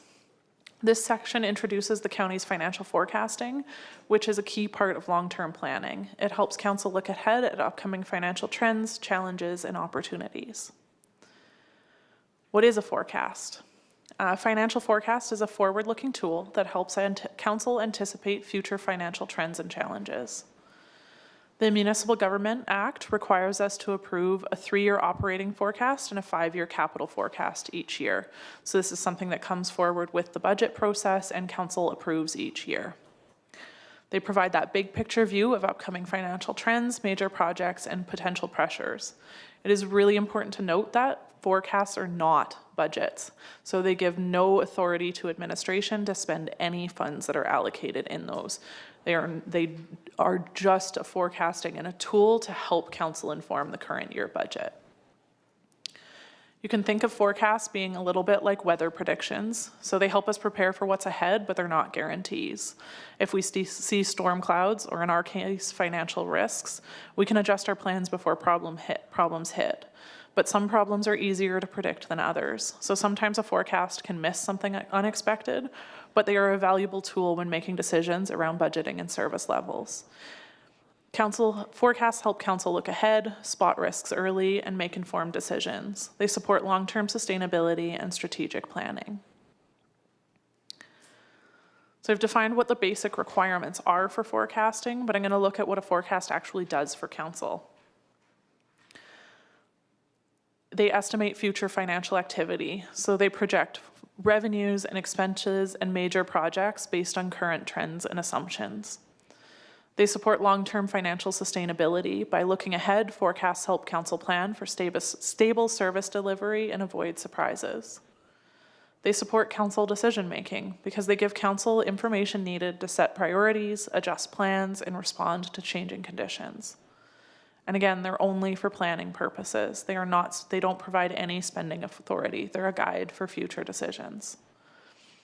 They also highlight the risk of potential shortfalls in financial resources. They identify where funding gaps or pressures may arise, so council can address them proactively. They provide a picture of expected financial health, so the council can see if the county is on track to meet its goals or if adjustments are needed. They are a vital part of responsible financial planning. They help council anticipate challenges, manage risks, and make strategic choices for the future.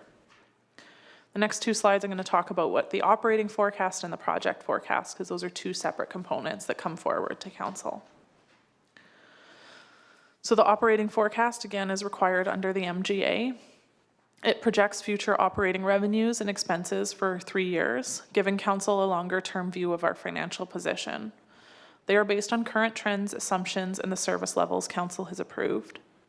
They help identify financial pressures, sustainability risks, and funding gaps before they occur. And they help support strategic decision-making for budgets, reserves, and taxation. So they can, typically when we're looking at forecasts, we really are only including items that we know are going to affect or are really likely to affect us in the future years. So if we knew about a provincial policy decision that was going to impact taxation revenues, you would see that reflected on the forecast.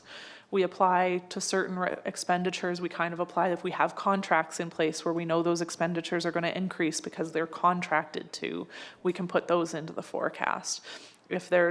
So we don't build in necessarily every fluctuation that's going to happen when a future budget comes, but we forecast the ones that we really know are likely to hit. And then when we look at the project forecast, this focuses on major projects and asset replacements. Again, it's required under the Municipal Government Act, and it identifies major projects and asset replacements for at least 5 years. This year, the data that we've put in behind the scenes is trying to do 7 years.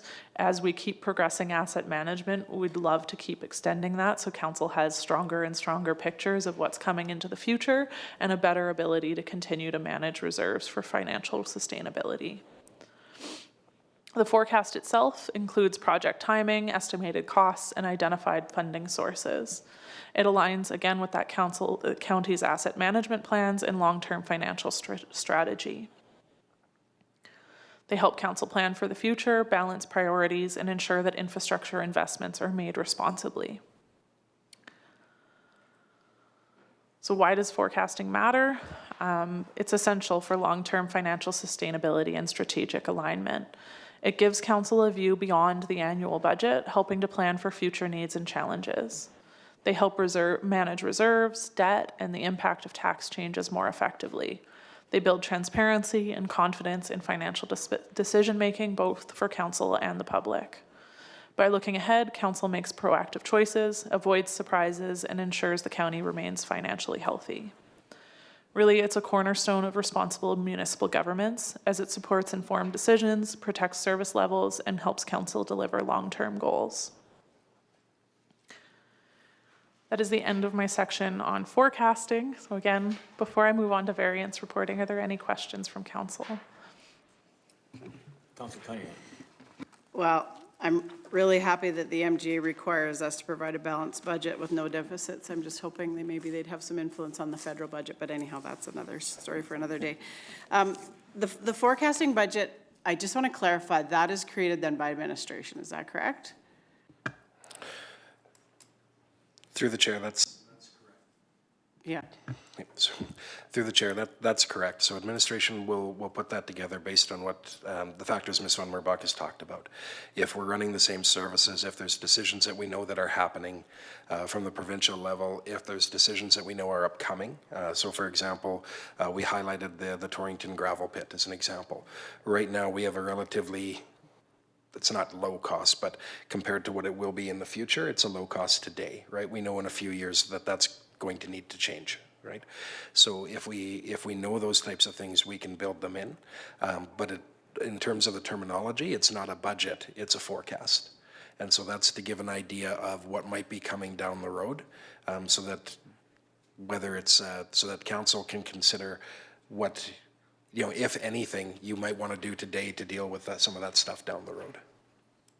And I guess the reasons I've had challenges with the forecast is because. For example, I know when I came on council, I think the Horseshoe Canyon structure was slotted for about 700,000. And then I think in the first year or so when I was on council, it came to $1 million. And then we had a forecasted budget, I think, correct me if I'm wrong, maybe 2 years ago that came that item had gone to 6 million. So like, I just didn't see, I didn't know how we got from the 700,000 to the 6 million. So that's why I asked if administration is determining the forecast, because I just didn't see that council had input on that change in that forecasted line item. And I mean, I know what you're saying, like it's not approved, and I've had to help ratepayers with that because I had to help myself with that as well. But what it can do, for example, when council decided to go to that 6 million forecasted, then that did bump another budget item, which was about $150,000 in consulting cost for the 3 options on Horseshoe Canyon. So just for me, I've had to understand that forecasted items can have an effect on the rest of your budget, in essence. But we don't. What I see is we don't have a lot of input, I guess, in the forecasted budget, in my opinion. Through the chair, to a point.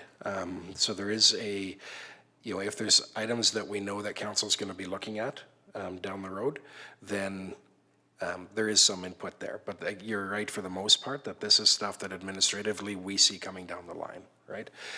Council still has to discuss and debate those things. So as an example, if you look in that forecast at some future year, you're going to see replacements for fire halls. Council will have a discussion whether you're actually going to replace those fire halls or not, or what you're going to do there, right? But we're that's our way of highlighting to council that as you're making financial decisions today, understand these things are coming on the horizon or potentially coming, right? Whether those transition into an actual approved budget or not is part of council's budget adoption process. And so if there is a project moving forward, the operating forecast doesn't necessarily bump a budget or a yearly budget automatically, but if we know that we're going to be looking at something in the future and there's some pre-work to be done, so whether that's engineering, a business case, whatever, then that you'd see that enter as a project in that current year's budget, which council can approve or not, right?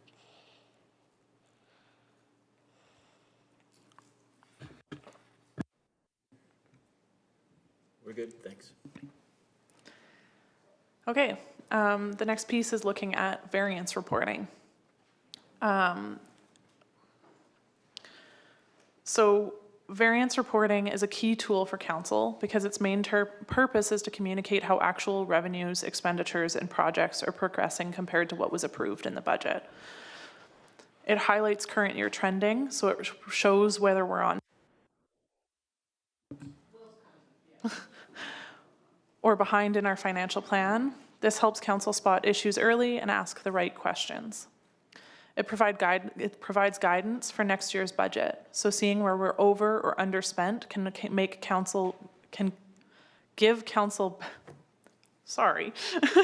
It provides guidance for next year's budget. By seeing where we were over or underspent, council can make better decisions while setting future budgets. It ensures financial accountability. Variance reporting is how administration demonstrates stewardship of public funds. It gives council and the public confidence that resources are being managed responsibly. We present the variance report to council for 3 periods during the year. We do June 30th, which is the second quarter, which was presented for 2025 at the September 9th council meeting. We do a September 30th, which is third quarter, which council can expect to see at the December 2nd committee of the whole meeting. And we do a December 31st or year-end report, which represents an unaudited view of the year-end results. Unaudited means that the results may not be perfect, and audit processes may result in small amendments to specific line items to ensure alignment with public sector accounting standards. However, it provides a strong picture of year-end results. Next, we'll look at the specific components of variance reporting and how each part helps council monitor financial performance.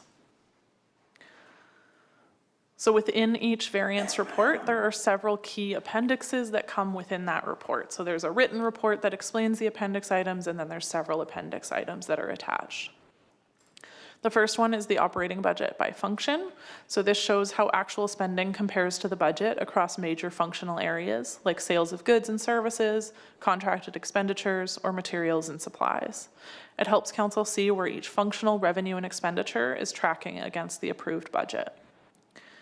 Then there's the operating budget by department. So here we break down operating results by different departments, so council can monitor performance and accountability of the budget from a secondary lens. Then there's reporting on both operating projects and capital projects. So this gives updates on our major infrastructure projects or operational projects, such as roads, bridges, facilities, studies, and includes spending to date and any anticipated changes. And then there's a report on investments, which provides a snapshot of the county's available cash and investment holdings, including bank balances and interest earned. It helps council monitor liquidity and investment performance. And then there's reserves. This report details reserve balances and any planned transfers. It ties into reserve contributions and draw made through the operating and project budgets. By reviewing these components regularly, council can monitor progress, ask informed questions, and make timely decisions to keep the county's finances on track. The next few slides, I'll talk in detail about each component that's really included in the variance report. So these two slides both tie to the operating budget variance appendix items, both for functional area and departments. The first component includes comparing actuals to expected results to the report date and is included in both the second and third quarter reports. So this is the expected amount is the revenue or expense that we anticipate for the period based on the calendarized budget. So when I say calendarized budget, I mean we track revenues and expenses and when they typically happen through the year and then forecast the budget based on that. So something like property taxes, we have that calendarized for the full amount of property taxes to hit in the second quarter report and nothing else to hit the rest of the year because they will have been issued by then. Something like snow plowing, you would see it calendarized over the winter months and none of those expenses calendarized during the summer. Something like utilities, slightly heavier in the winter typically where the costs are a little higher, a little bit lower in the summer. So that's something where we take historical actuals for all different types of revenues and expenses and calendarize that. So when we can forecast to the various quarters, we're not just tracking, we're not saying divide the budget by 12, multiply by 6 months. We're actually doing much more refined data in the background to ensure that those projections are accurate. And so then we pull the actuals, so that what's actually been received or spent so far as according to the accounting software. And then the variance is the difference between the expected and actual results. A favorable variance means we're ahead, an unfavorable variance means we're behind. This snapshot helps council spot trends and ask timely questions, but this part isn't really the focus that we focus on when we look at the variance report and the writing behind it. What we really focus on is this next section of those appendix items. And so they're actually then we forecast where we are at to date and we're forecasting to year end where we think we'll be. So then we look at the budget, so the total revenue or expense as approved, and then the year end forecast. So we take where we're at based on that quarterly result and then forecast out what we might spend to the end of the year. And then the forecasted year end variance is the difference between the budget and the forecasted results. This approach helps council see if we're likely to end the year on, over, or under budget. It's especially valuable for planning next year's budget and for understanding the impact of any unexpected changes during the year.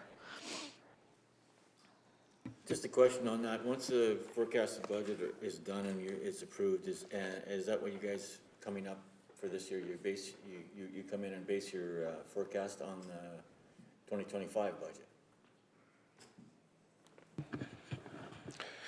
So through the chair, if I understand the question correctly, is everything that the variance report outlines is in related to the approved budget of that year. So if the second quarter variance report that let's use the third quarter that's coming up. So the third quarter variance report that we're planning on presenting to council on December 2nd is entirely related to the 2025 approved budget. And so everything's related back to this is what was approved in the 2025 budget, this is what we've spent to date, or what we're expecting to spend by the end of the year. And then that's leading to the county, I don't know if we ever run a deficit, but generally we're saying, given what has happened and what's expected to happen, we'd expect a year-end surplus of X amount. Right? And that's giving that, here's what we think the end of the year is shaping up like.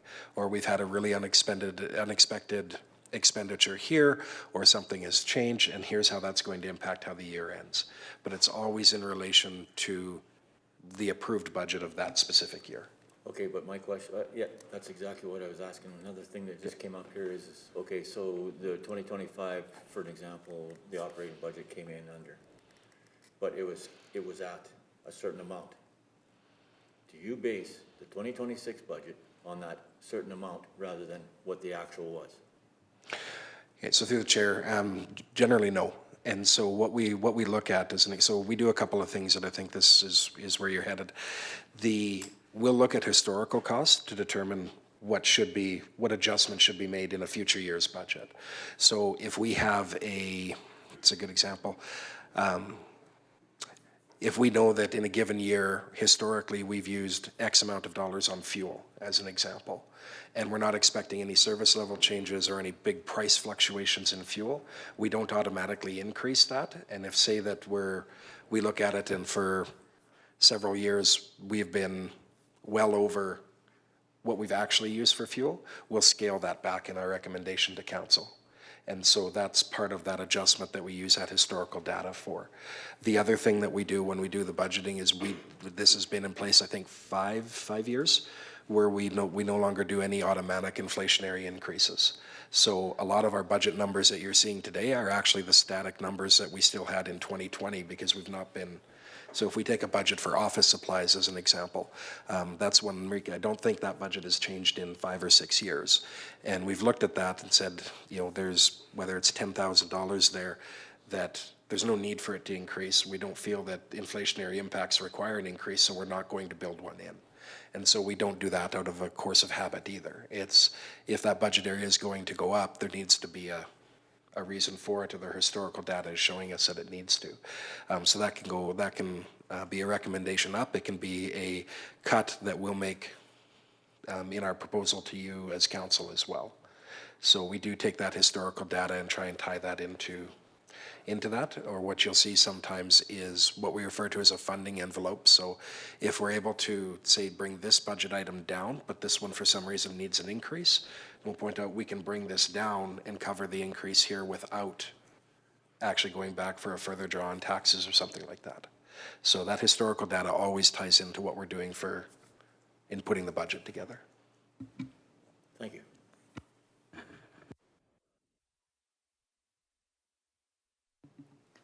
Okay, so that's the piece in terms of looking at the operating budget. And just to build on that, that's one of the reasons we actually strategically placed the third quarter report, like you'll see that coming in December 2nd. That's intentional so that we can show how those fluctuations and any variances we're seeing have informed that budget. And that's something we continually try and tie in and look at where those trends are and how the next year's budget will be built. So the next piece, there's two appendix items that come forward with the variance reports. One is on operating projects and one is on capital projects. This slide covers both of those in the information that is included. So there's a variety of information that is included on those appendix reports. One, there's the project name, so as it was listed in the approved budget. There's the budget, so the total amount approved for the project. There's the funding source, so where the money comes from. Again, typically reserves or grants. There's costs incurred to the report date, so what has been spent so far as recorded in our financial system.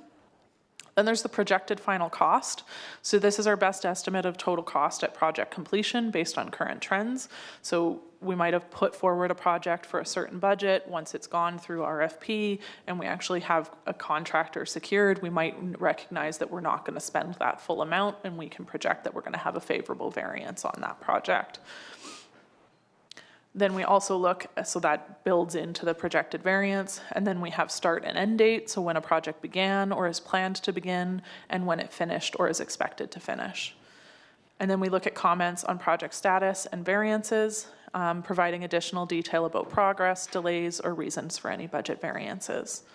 This level of detail helps council see which projects are on track, which may need attention, and where adjustments might be required.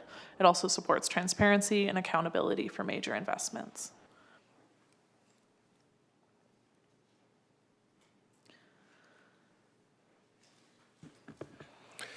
If I can get in there, one of the things that you'll see as council as well as Ms. Van Merbach has said, the way the county does this is we fund these from reserves, grants, whatever. But for ones that are funded from reserves, so in the budget, we approve, the county as council approves an estimate for that project. So we say the project's gonna cost $400,000. That's approved, that's a council approval that says, yeah, go ahead with that project. And there's a funding source attached to that. So that might be from the roads reserve, let's say. If when we do the updates and when we finish that project, the project only came in at 325, we don't take the entire 400 out of reserves. It's a 325 that will actually be the draw out. So it's that 75,000, even though it was in budget, doesn't actually come out of the reserve because it's not needed. So even though it was approved, it stays in there because you're not going to pull it out just to put it back in. So at the end of those reserve draws, when we fund them from there, they are taken, again, only what's needed is taken out to actually pay for the cost of doing that project.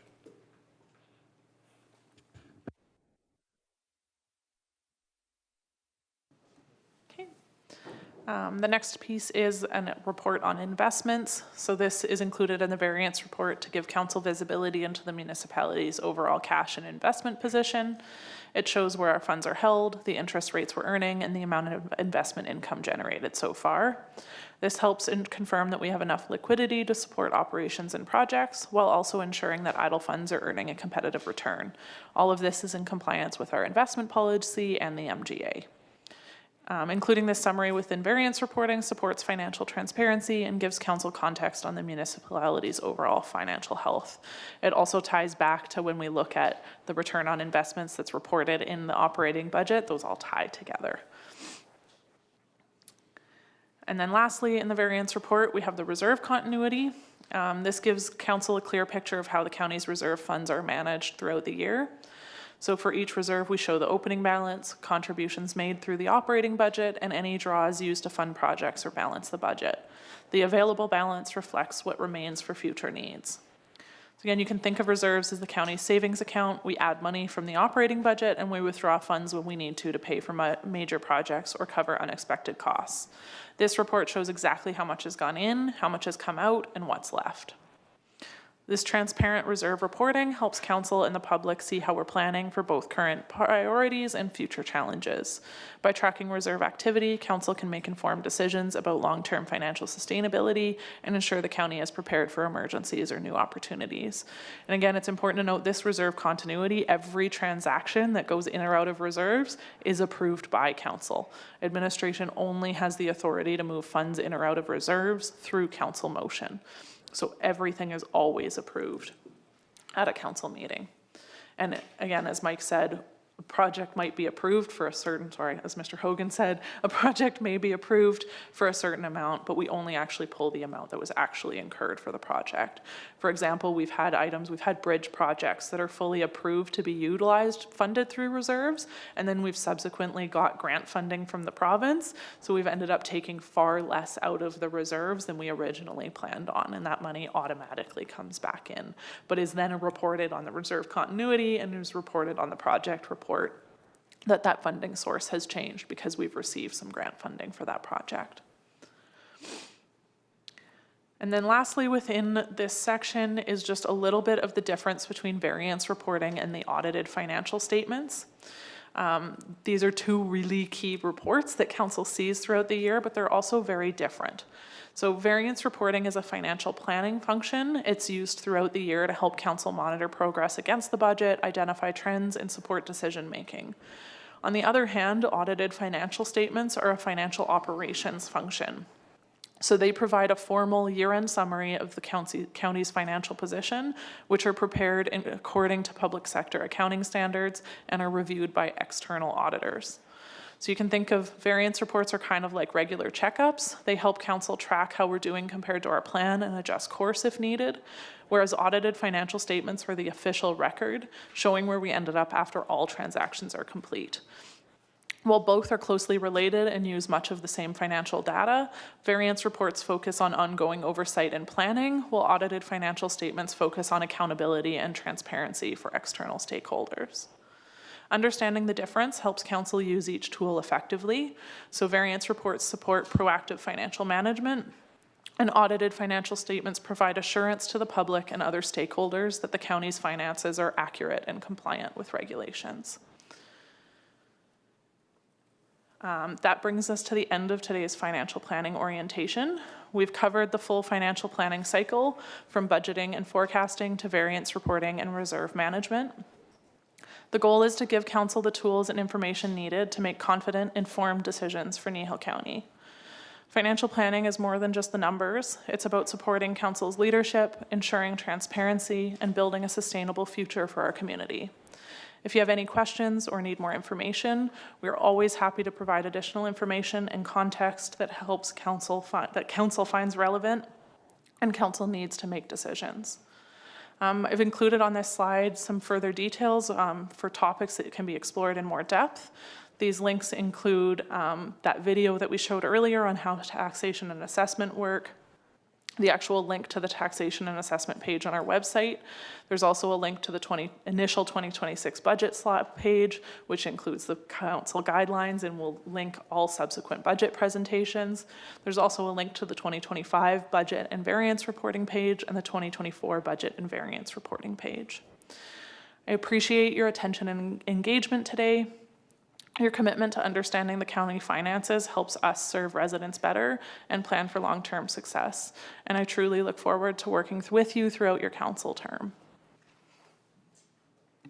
Thank you. Thank you.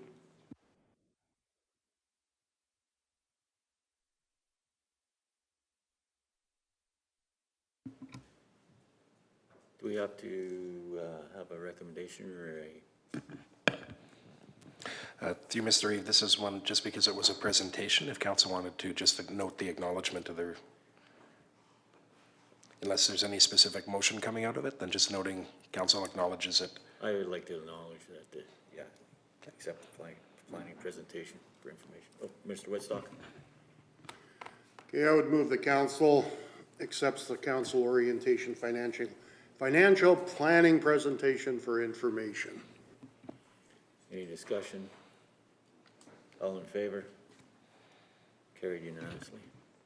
Thanks again. Thanks, Marina.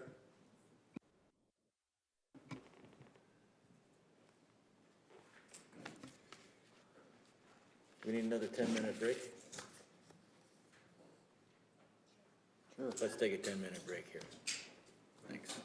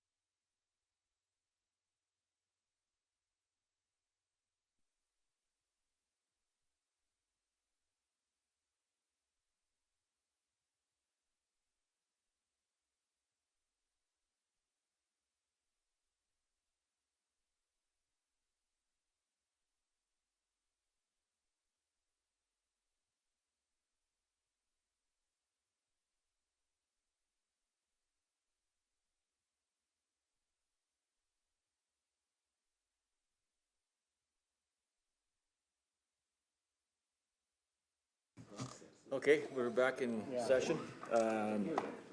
Let's go into item 5, infrastructure roads. 5.1.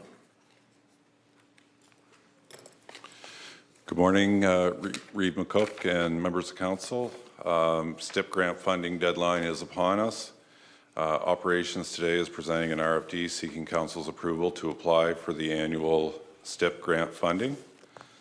The definition for STIP is the Strategic Transportation Infrastructure Program.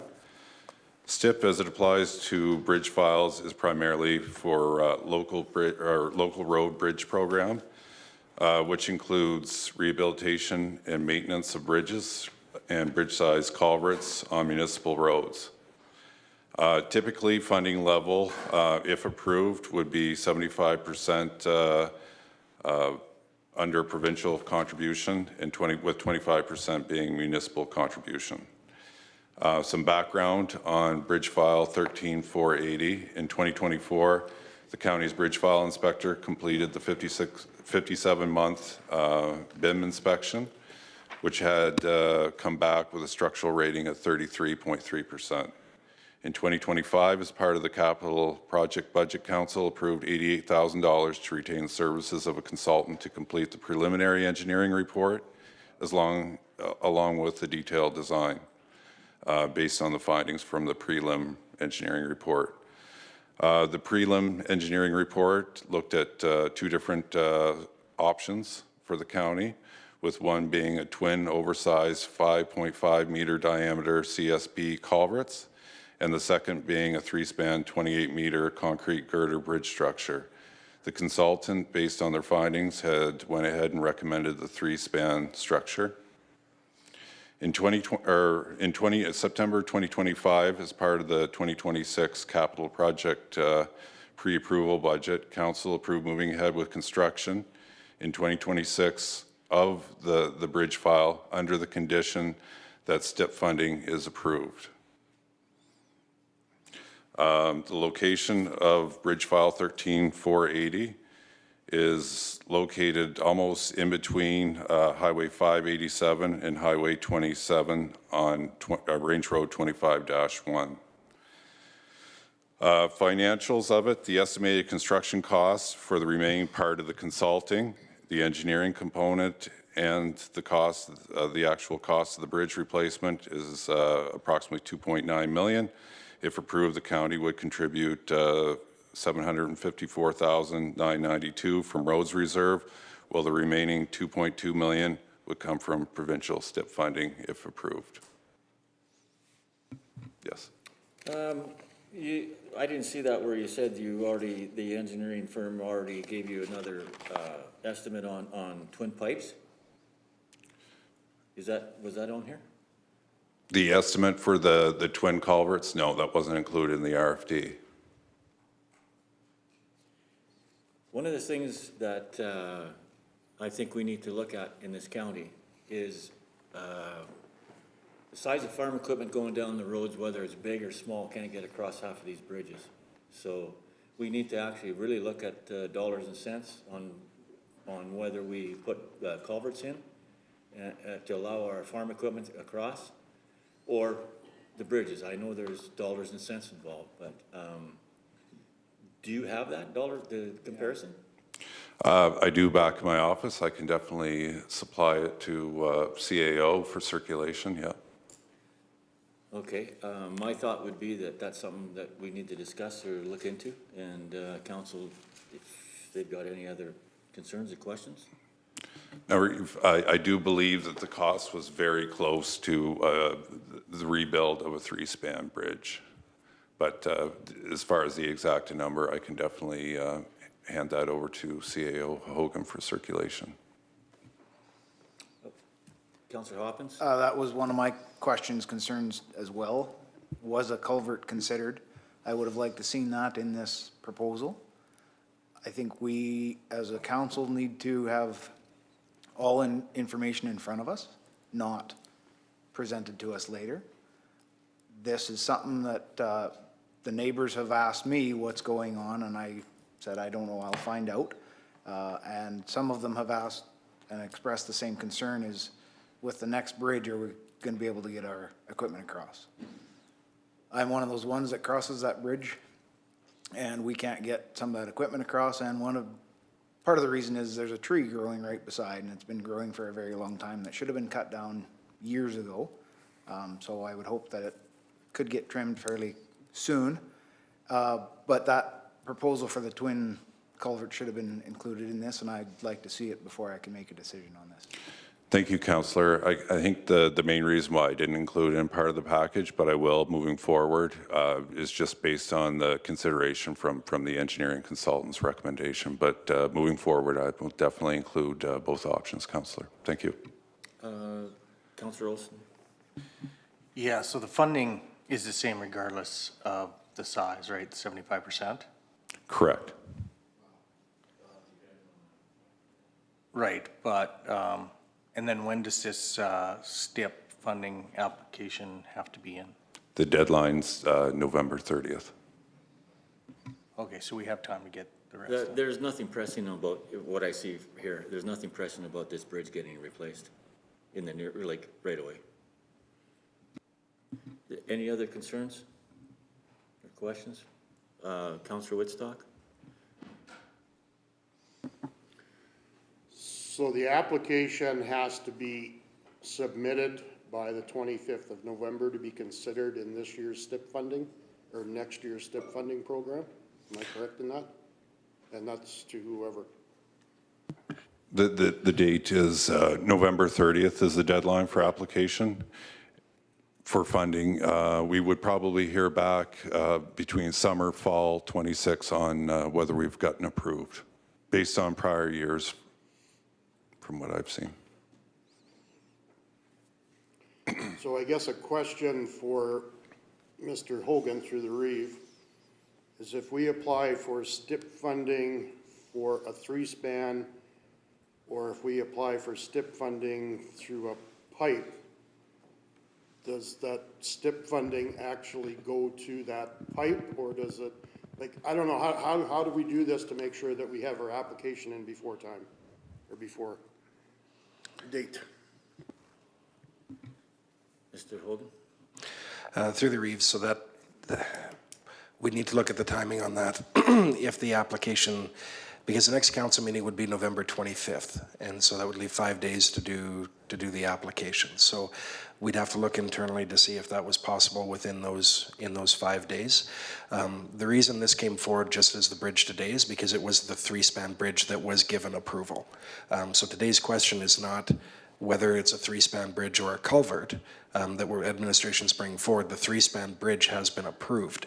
If council wants to revisit that decision, which council can do, then that's a different question than the one posed today. We could bring that information back, and if we wanted to alter the STIP application to look at a culvert on that bridge, we could assess the timing on that to ensure that it could be done.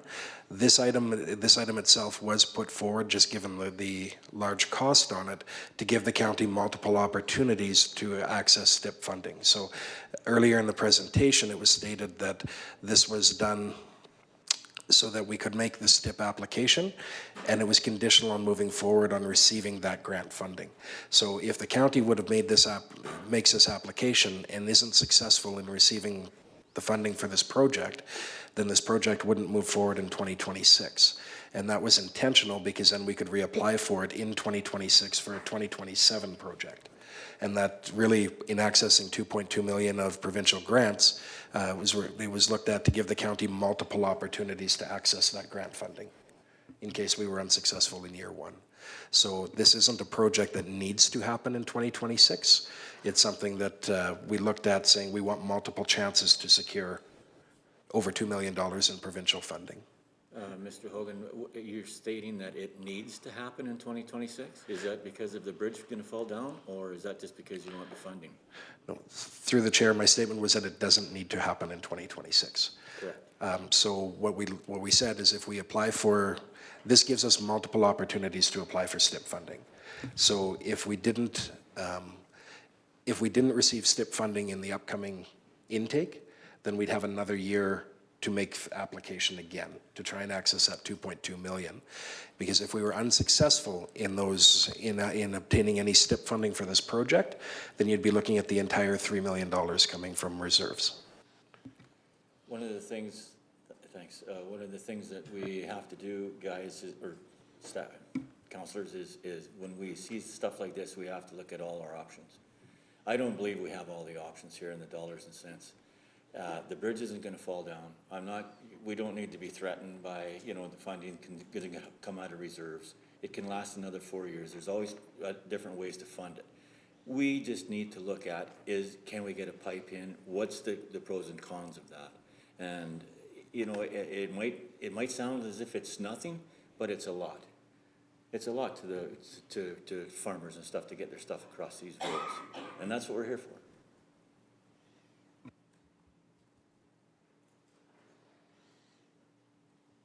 I agree fully.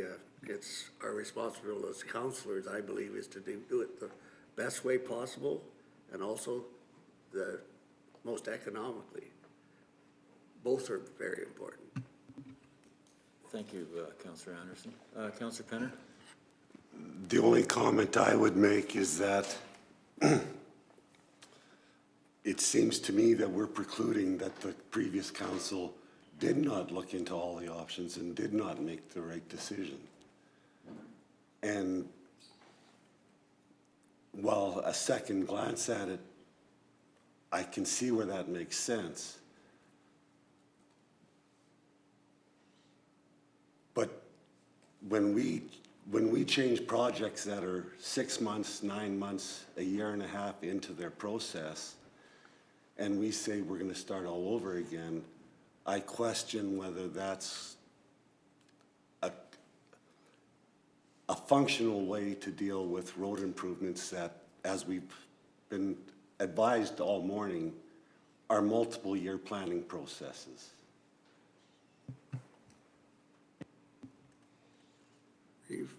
I would like Councillor to comment Anderson? on that last statement, saying doing something for the right reasons is much more important than showing a policy that isn't maybe the way we want to go. That's why we are here. People wanted to change some of these things. And if we just say, well, they voted it last year, we should just carry on with the same stuff, I can't support that position.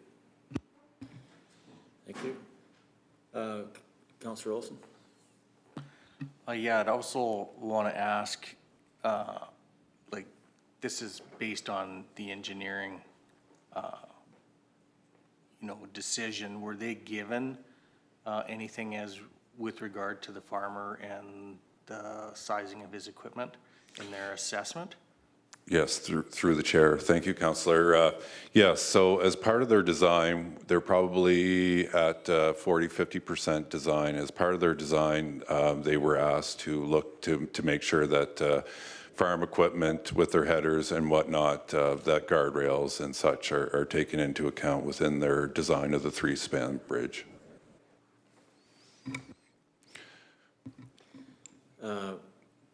Now, when we get further along through design or whatever, we will actually know, I guess, as far as actual dimensions and all that of what we have for clearance. Okay, but you did mention that they had already done or started an estimate on twin pipes.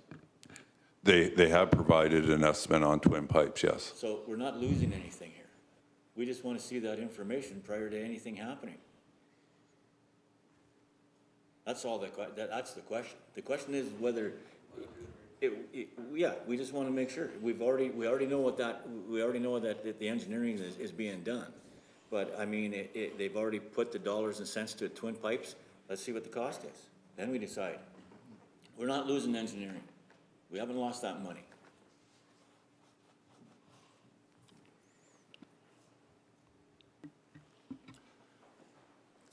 Through the reeve. Mr. My question to you then, Mike, would be, both proposals were looked at by the engineering firm. The engineering firm made the recommendation for the bridge. On what criteria above our do you have any concept of why they thought the bridge was the better choice than the culverts? Thank you, Councillor, through the chair. So high level, when I get back to my office today, I will pull that information. This was right when I first started at Kneehill County, the transition period.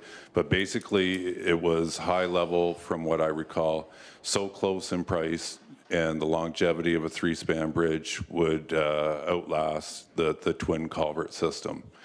And being so close in price, estimated costs, high level, from what I recall or whatever, the engineering consultant had recommended the 3-span concrete girder bridge replacement. Mr. Hogan? Through Mr. Reeve, in this particular topic or item, if council wants to, the decision before you today was being put forward as applying for grant funding on a project that had already been approved. If council wants to back up the process and revisit that past decision, council can do that, and we can bring that back, as well as the information from the culvert option. We can bring that back to the November 25th meeting if council wants to revisit that decision. Thank you. Any discussion, any further discussion? We probably need a motion to defer if that's necessary.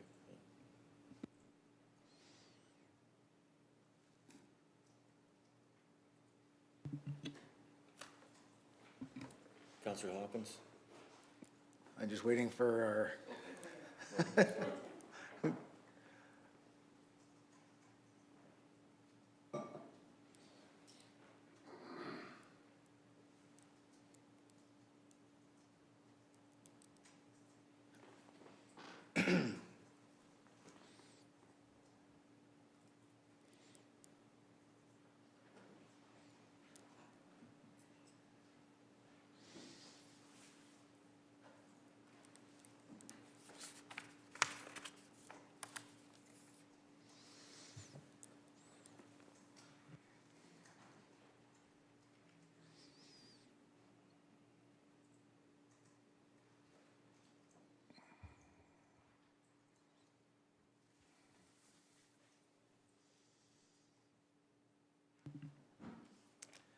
I'd like to make a motion that council direct administration to bring back further information regarding BF 1340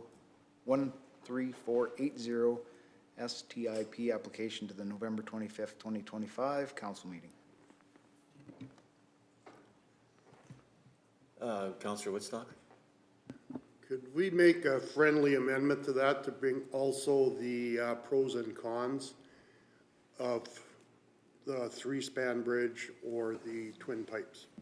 I believe that it will be, yeah, that's what was read. I would assume that information would be included in the further information, but yes, I would agree. Yep, by all Absolutely. means. By all means. That's what it's about. Okay, as long as that information Is there? Yeah. Yep, that's what we need to decide on. So, any other discussion? All in favor? Carried unanimously.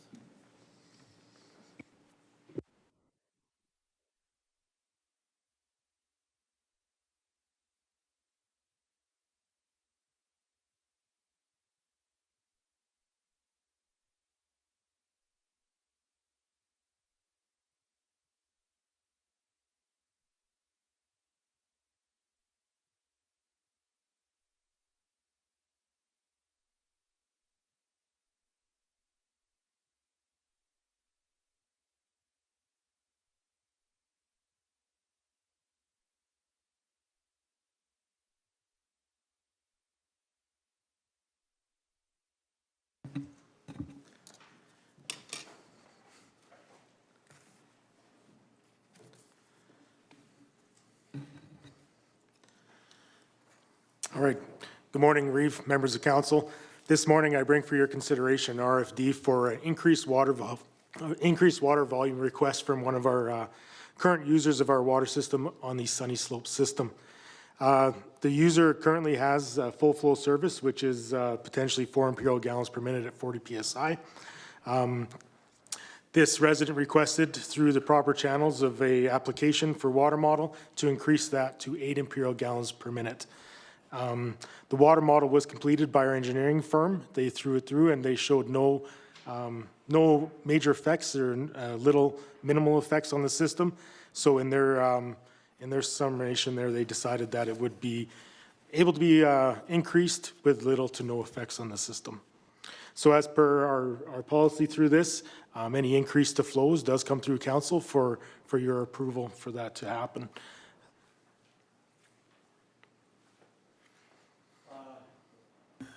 Thanks for that. Just going forward here, is the reason for increase, do they have to give us a reason for why they want to increase? Are they feeding more cattle? Are they doing, what is it? Through the reef, we don't really specifically ask them, but they usually offer up the reason, and it's usually because it's, they're moving cattle in or some reason like that, or maybe they're adding another house on the same title, so they'd want to increase that flow. But yeah, we don't really specifically ask for it, but. Councillor Olson?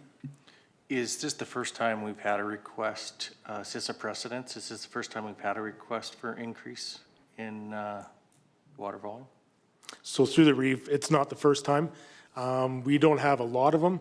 I think there's probably about a half a dozen that we've gone through for increased flow.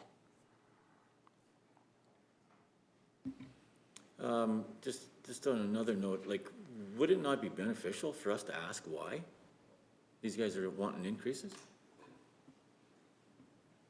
Or do you see, like, I mean, it's pretty hard to, especially when we have water issues throughout the county, that people don't have any water, and yet we're gonna increase other people's waters.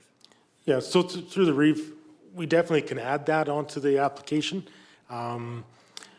But the basis off this increase is off of what that system itself can achieve, not off what is, I guess, what is around in the dams and things like that, but it's what that system can actually produce and what we can bring. We're still bringing that water in from the river. Essentially, yeah, all water is I a mean, source, yeah. So, I mean, that's where we're at right now, so.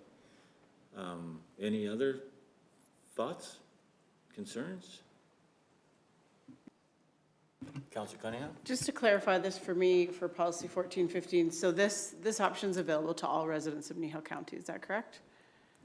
Through the reef, that's correct, as long as they're on one of our water Right, systems. yeah. Okay, so I know I had a couple of residents in the past year that had concerns about their water, and they were given other options, such as pressure tanks and a few other things. Do we offer that option, that they have the ability to come to council and ask for increased water volume, or is it just specific to people who ask, or? So through the reef, volume and pressure are different, right? So if they are having pressure issues, then we do recommend, hey, there's an options of pressure tanks that could probably help it. If they do have problems with volume, we also do say, hey, there is an option of a cistern. Like, we do give other options, right, that people can utilize. This is one of those options as well, right? So. With that increase, is there increase? Councillor Anderson, we acknowledge that. Sorry. With that increased volume of water, is there increased cost involved? Or is it just same rates? So through the reef, the water rates are the same that they would pay. They do actually have to pay a fee for that increased volume upfront before we actually make that change for them to get it. So there is a fee for it, but then the rates are whatever amount of cubes they use, they'll be paying as well. So.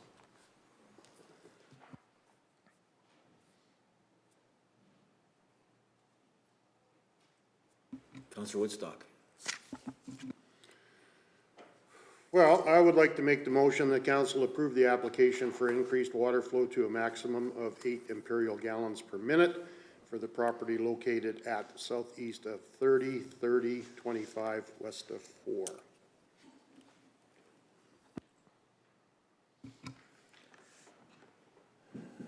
Any discussion? I know that that I have a concern, especially when I don't know what it's being used for, or what the addition is for. And I mean,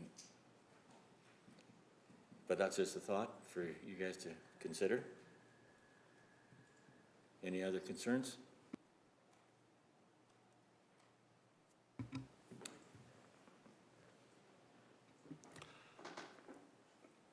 I guess, sorry. Councillor Penner. Through the reeve, Mr. McCook. My thought would be, as a council, do we want to start getting into the process of micromanaging every ratepayer's business decision that they make concerning how they approach their business decisions? For example, permitting for building construction. It's a slippery slope that I see us reaching the point where we're going to start asking these questions about every process that takes place inside the county. And I'm not sure that we want to be doing that much management of our ratepayers. I didn't believe that that would be micromanaging, but if, to answer your question in one sentence, like fully, yes. Yes, we'll be asking questions. That's why we're voted in. The water is the issue. The lack of water in this area is the issue. It's not whether you or I get another 8 gallons or 4 gallons. That's not the issue. We need to make sure that these applications that are coming in, we need to know what they're for. Like, are they for cattle again? Or are we going to, like, we're running out of water. So that's one of the concerns. Councillor Olson. Yeah, so in this approval, it says that if there is, reason that we don't have enough water, that volume would be revoked. Is that correct? And also, who monitors that and who would change that if there was issue that there wasn't enough water for other ratepayers? So through the reeve, those are good questions. So the first part of your question there is, yes, on the application, they do have to acknowledge that if our water system does start to show issues with increased flows, that we do have the right to remove that and put it back down to the original restriction of 4 imperial gallons per minute. So they do have that on location. They do have to initial it and acknowledge that. The second one is, eventually over time, our water systems, not all of them are at full capacity, so we may not notice these yet, but once we do start getting the more connections, they do become closer to 100% capacity. We're gonna start seeing those issues at our pump houses, at the people's residences. We're gonna start noticing those ourselves, and that's probably when we would start making those recommendations to remove if we had to, kind of thing. So. Councillor Hopkins. Just on this topic, I guess part of the reason I'd like to know is, and I don't have a problem with anybody using water for cattle or for their farm, but my concern would be, and I'm not sure what this individual is using it for, and it might just be personal use. But my concern would be and I've seen it in other counties where somebody asks for more water and they end up bottling and selling their own water to other people. That would be a concern that, maybe not that this is, but that could be a future concern. I do feel that everybody is entitled to water and it's a vital part of our lives. And I guess at this point, I'll ask the reeve to call for the question. Motion is up. All in favor? Carried unanimously.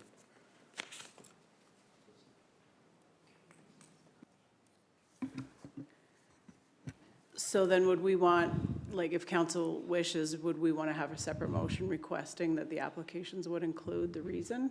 And I mean, I kind of, what Deputy Reeve Hoppin said, we don't require business licenses in the county at this time. So if somebody is doing it for a business purpose, I think that would be important to know. In terms of micromanaging, like if you put a development permit into the county, you have to say whether it's a house, it's a barn, it's a, garage, whatever it is. So I don't think it's out of the question to ask what the purpose for the increase in water is. And like it's been mentioned, like when we go to RMA, I mean, the topic of water in the province is going to be high on the agenda. So I wouldn't see there being a problem with that, and I would be happy to make that motion if council chooses.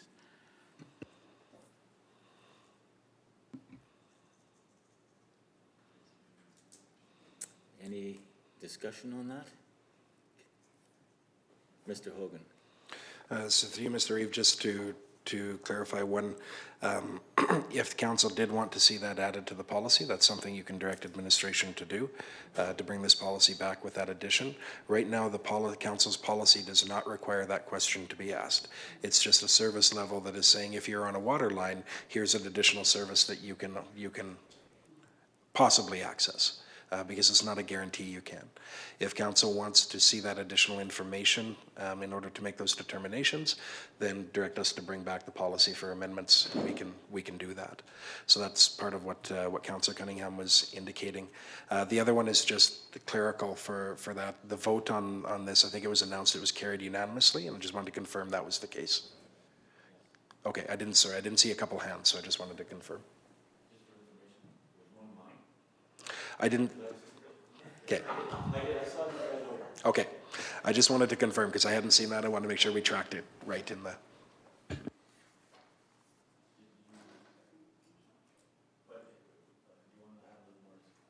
Let's have a little more discussion on that.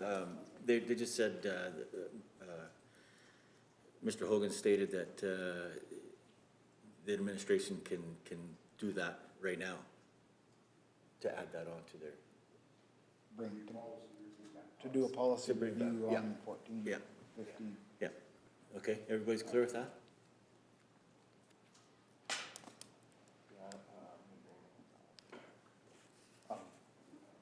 Councillor Olson?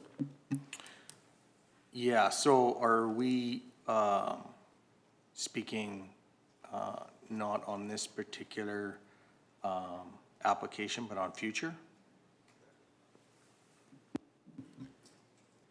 Yeah. Any further discussion?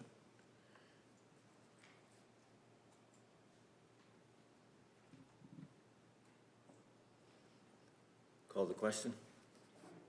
Or do you want to read the motion? Oh, yeah. Yeah. So I'll move that council direct administration to bring back to a future council meeting to amend policy 14-15, increased water volume, to include the application will include the purpose of the increase in water volume. Any further discussion on the motion? All in favor? Carried unanimously.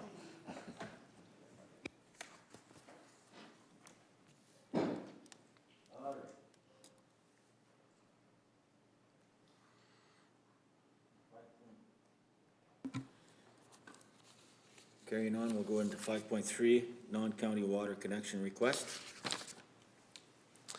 All right, thank you, Reeve.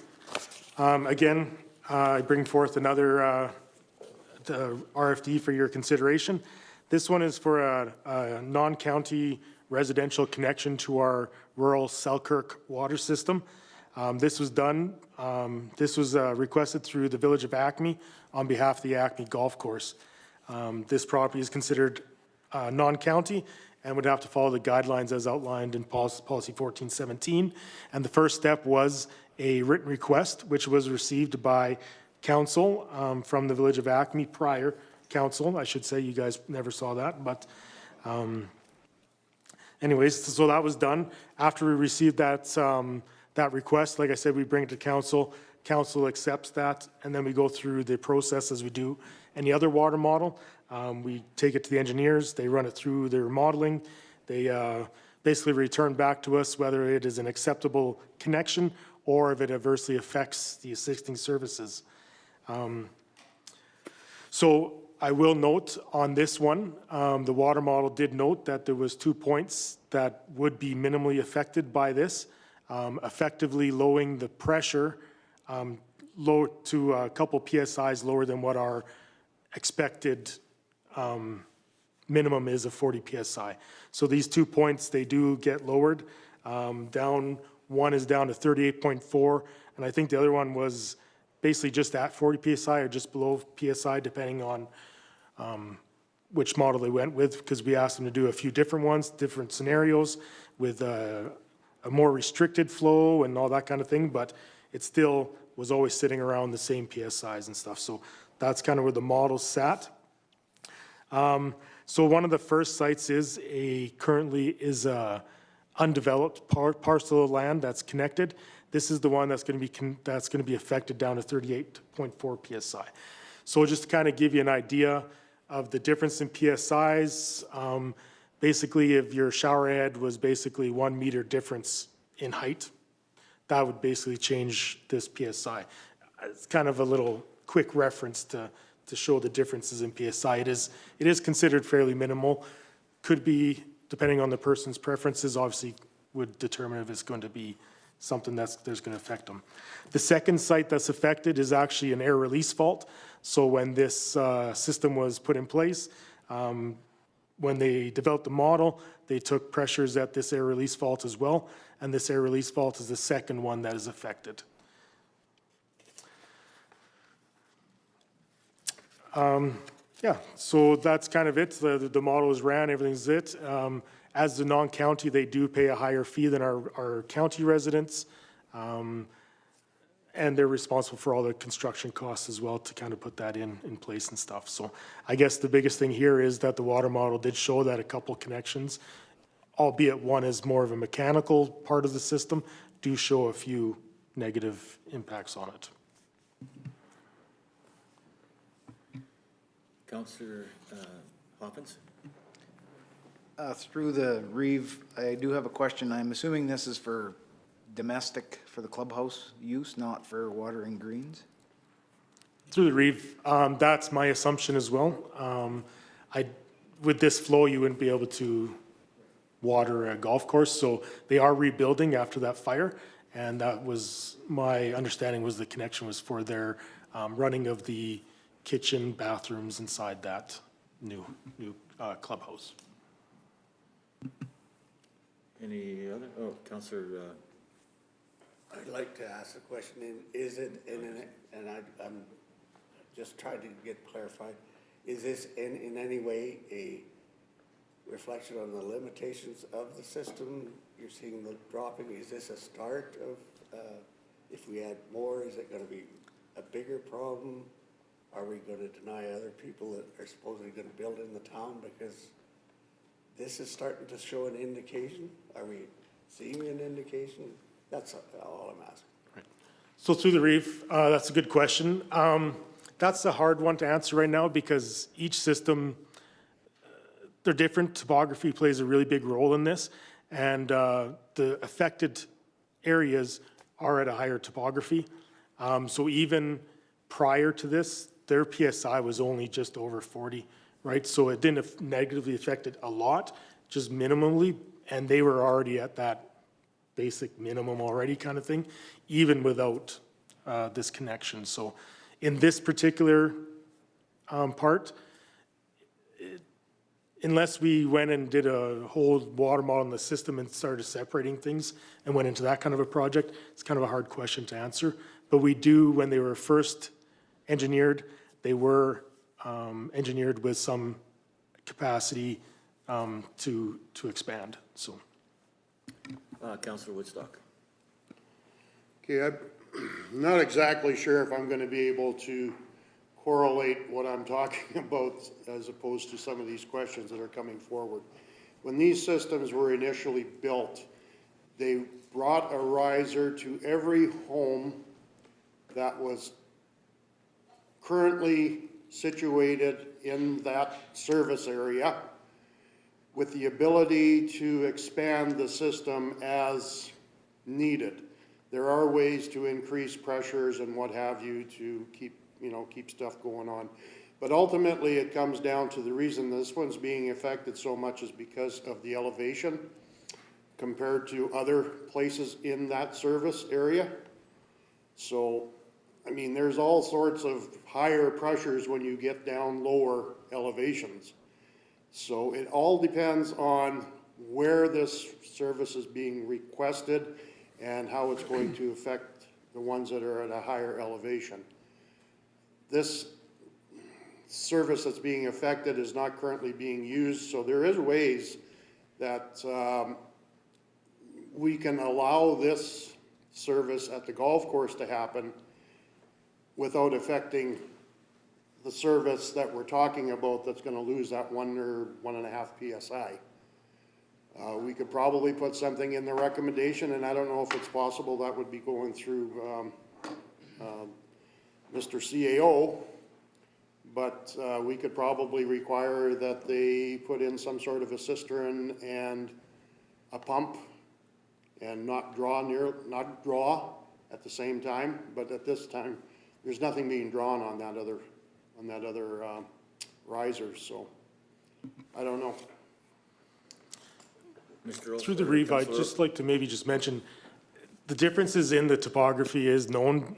Basically at the Acme site, they are at like 142 PSI kind of thing, right? So depending on where you are in that system, really makes a difference. And these affected areas are probably about, I'm gonna guess probably about 3-4 kilometers away kind of thing, to the west kind of thing. So it, is it 5 miles? Yeah, so it's quite a distance, and that's just where it shows that it can be affected. But at certain particular areas, like I said, right at Acme's, zero problems getting it. It's just that 5 kilometers away is what affects it. So.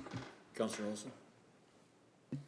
So where did they get their water from previously for their domestic use? And why are they asking us now? Just a question, just wondering what. Through the Reeve, I don't know 100%. I know that they have used our bulk station just outside of Acme, maybe a well. I don't 100% know. Sorry, didn't mean to blurt it out, but no, they were on a well system, and they've actually applied, I know once for sure, possibly twice, to get county water pushed into that area. Neither time did they go ahead and actually do it. But now that the building is being rebuilt, I think they're in a position where they're looking to bring in county water. Possibly the well is inferior to what it used to be. I don't know what happened there, but regardless of, I mean, it's one of those things. You're right, they should have done it when they had the opportunity. They chose not to, and now they're coming back and trying again. So and like Mr. McKiernan has mentioned, the pressures in and around that area are not going to affect anybody in that area. It just happens to be the elevation change 5 miles away that makes the difference. Thanks. Just another quick question. Anybody hooking on is responsible for all the materials and digging and everything, and there's no cost to us? Right, so through the Reeve, there's fees, so we kind of recoup that through the fees. So if you came and you were a resident wanting to hook on, there's a fees, and we include in that fee the installation cost, the parts cost, that kind of thing in that fee. So it's covered under those fees. Same with the non-county, that fee also covers everything we need as well. They're responsible for, let's say if they're on the opposite side of a county road, and to drill under that, they're responsible for that drilling. They're responsible for them opening up the hole to install it and all that kind of thing. So there's a non-county resident is responsible for more than just the fee. They're responsible for the construction as well. Councillor Hopkins? How far away from their proposed new location to the riser are they, or tapping into the line? How far would they be from it? So our current water line is just across the other side of the range road. So we'd have to drill under, and we put the riser on the property line. Anything after that riser into their building is up to them as well to do, so. And now we have the lifts where all our meters, everything that we need is right there on the property line as well.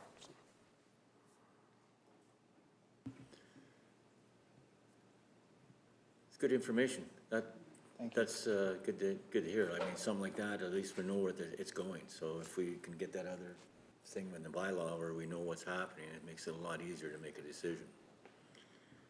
Any other discussion? Motion coming forth?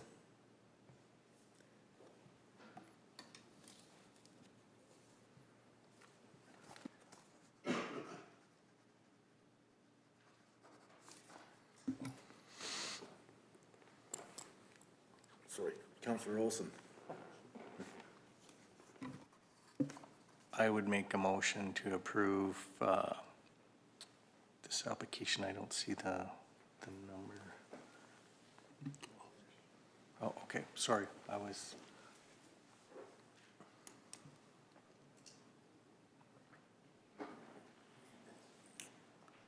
Oh, yeah, sorry.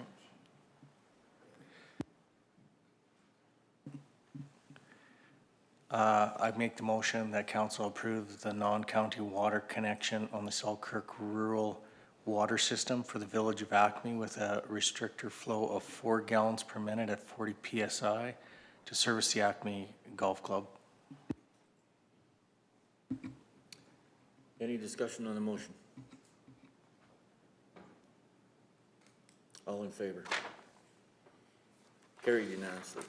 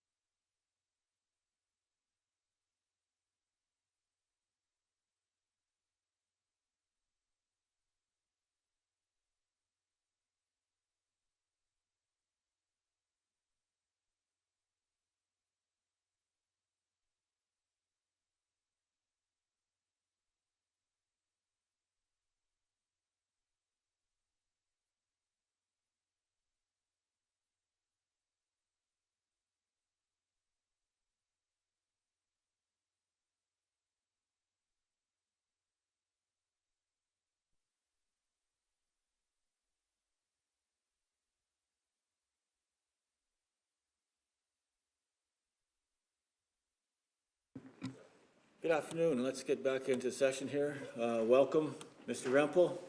How are you? Good. How are you doing? Good. Hi, Byrne. Okay, Barb's putting on a presentation that I asked her to keep short. She never listened before. I'm not sure she's going to do it this time.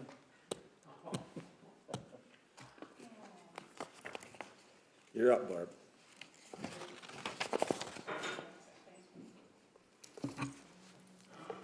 Good afternoon, Council. I just wanted to go through and give you a high-level version of how planning works, and in spite of the fact that he wants it short, unfortunately, there's a lot of pieces to our puzzle. So I will try. I'm not going to read every slide verbatim, but I do want you to have an understanding. You sit in two different roles when it comes to planning. One is your bylaw plan policy-making role, which you're given authority by the provincial government to do that. Once you adopt any plans, we are all bound by them. But when you sit with the Municipal Planning Commission, you don't have that authority anymore. It's a little bit different. So as we go through how planning works, I want to be able to make sure that you're aware of how the roles differ depending on what chair you're sitting in. And also, all of the documents that I'm going to refer to, we do have on our website. If any of you want hard copies, please make sure we know, and we can certainly make them available to you.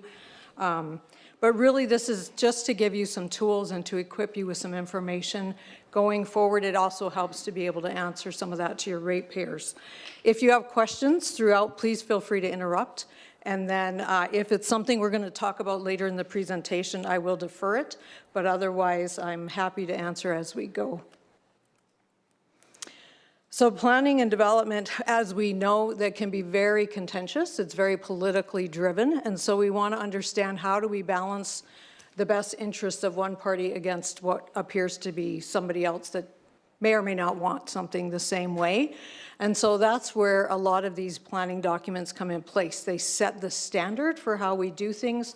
The process is outlined either through legislation and then through our specific planning documents, but it's the council opportunity to decide how we're going to look when it comes to development within Kneehill County. But it's really an ability to look at what those rules are in place.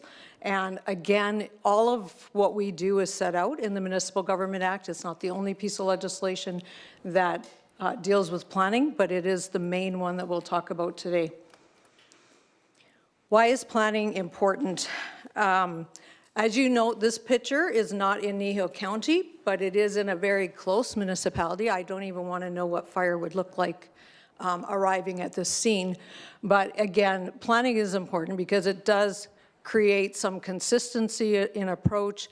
It does allow a municipality to create rules more specific to that municipality, and it does outline the process that we are going to follow. If it's outside of what's legislated to us, council can certainly help with some of that. But it does help reduce some of the potential enforcement and chaos that can ensue if it is more random. The other piece that I want to talk about is when we get into planning, it's called an error in law or jurisdiction. And municipalities, we don't have constitutional status. Everything that we've been given is something that's granted to us by the province. So we have to play in the lines that they've given us to play within. And when we don't, there are circumstances where the courts will step in and then the municipality will be quashed. We'll talk a little bit about that a little bit further going forward. So I want to really make sure that we clarify for you what those boundaries are that we've been given through that legislation. Part of that is there are areas that we are not allowed to regulate, and we've been given strict lines that way. And again, the lines are very serious and they can carry great liability for the county when we're playing in a sandbox that's not ours to play in. So under the federal authority, that's telecommunications, that's railroads, that's aeronautics, that's oceans and fisheries. When it comes to telecommunications, we do permit the location of the towers, but we permit nothing about the tower itself. That's all governed under the federal jurisdiction. And so that's some of the things that we look at under that jurisdiction. When it comes to charter rights, again, we don't deal with anything on the charter rights side. Crown activities are Crown developments, both federal and provincial. So when it comes to the Agricultural Financial Services Corporation, Alberta Gaming, Liquor and Cannabis, Alberta Treasury branches, those are all Crown corporations. We would never have anything to do with the permitting of those. However, there are exemptions for private development on Crown land. We still have some authority to grant permits in that. Then in the Municipal Government Act, there's also statutory exemptions, and that's for highways and roads, wells or battery sites, pipelines, or structure that's incidental to a pipeline, any Métis land, Crown land, or they've now added in the last couple decades confined feeding operations. So those are all pieces that they say have statutory exemptions in the Municipal Government Act, and you're going to be looking at Section 618 to provide, or that outlines some of that. And then there's provincial overrides, and this one is the piece that has created a lot of contention recently, but Natural Resources Conservation Board is who has taken over the livestock, and so they deal strictly with that. The municipality is an interested party, but we don't have a lot of say in how they get approved. Natural Resources Conservation Board also deals with anything that's non-energy related. So they will do mines, they will do hydro, some of those types of things. The Energy and Utilities Board, which is now Alberta Energy Regulator, we don't, again, have any say in those developments. And then one that's probably been the most contentious recently is the Alberta Utilities Commission. And so they do everything that's renewable. So they regulate investor-owned electric, natural gas, water utilities, and certain municipal-owned electric utilities. For natural gas, they set the rates and the terms, and they don't regulate REAs, which we do have some of those in our municipality, or natural gas co-ops. And so there's some exceptions to where their jurisdiction lies, but we are obligated, so for any activity that happens in our municipality, we do have a part in it. But if it's been an approved activity by the Alberta Utilities Commission, we have to align with that approval. So we can't put on conditions stricter than what they have put on, and if they've approved a project, we also are obligated to approve the project. So again, this one has been one that has been fairly contentious in recent days, but it is what it is. Moving on, I just wanted to highlight a few of the regulations that are more specific to the planning. So the Alberta Land Stewardship Act came in place, and it actually outlines the regional plans. We don't have one here yet. The land has been designated, and they basically built, designed them on the watersheds. So there's 2 of those regional plans that are in place right now. Red Deer is not yet, but it is coming. They just haven't picked a date. Once those plans are in place, we are bound by them. They do become law, and it is another layer of planning that we have to align with. So again, in the meantime, we have to align with the Alberta Land Stewardship Act and the land use policies, and then once we have that regional plan, that in place. And then Municipal Government Act is the majority of what we do, and then matters relating to subdivision and development regulations. So again, there is a separate legislation that's strictly more regarding subdivision development and proximity to things that could create problems. So oil and gas activity, landfills, waste treatment, those types of things. Everything that you see in the bottom column is things that you will have authority in. So these are our planning documents. The intermunicipal development plans have been a requirement since 2018 is when that came in. Our municipal development plan, all of these are required by law. We do have to have one, and we just went through 2 years of working on a revision to that plan. And then the land use bylaw is the main nuts and bolts of how development works in Kneehill County.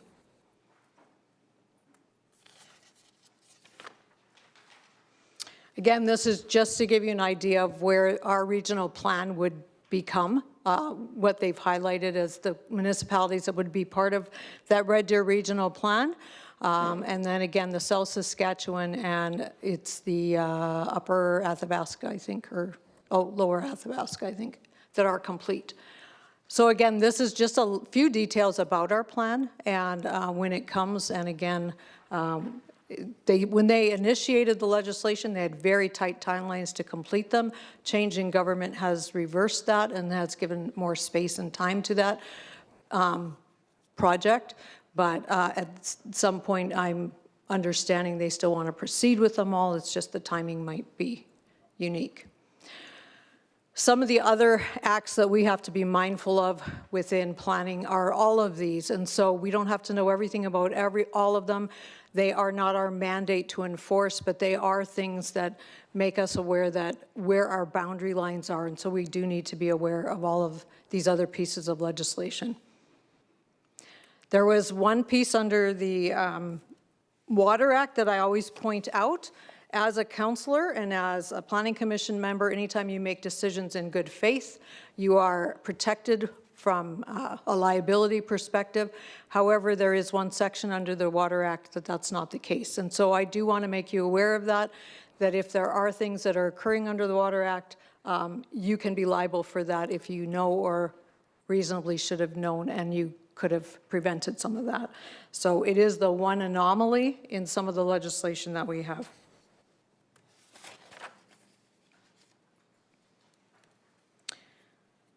In the Municipal Government Act, again, is our major one. There was a consolidation done in 1994. There were several pieces of planning legislation that got put together, but the Municipal Government Act is far beyond just planning.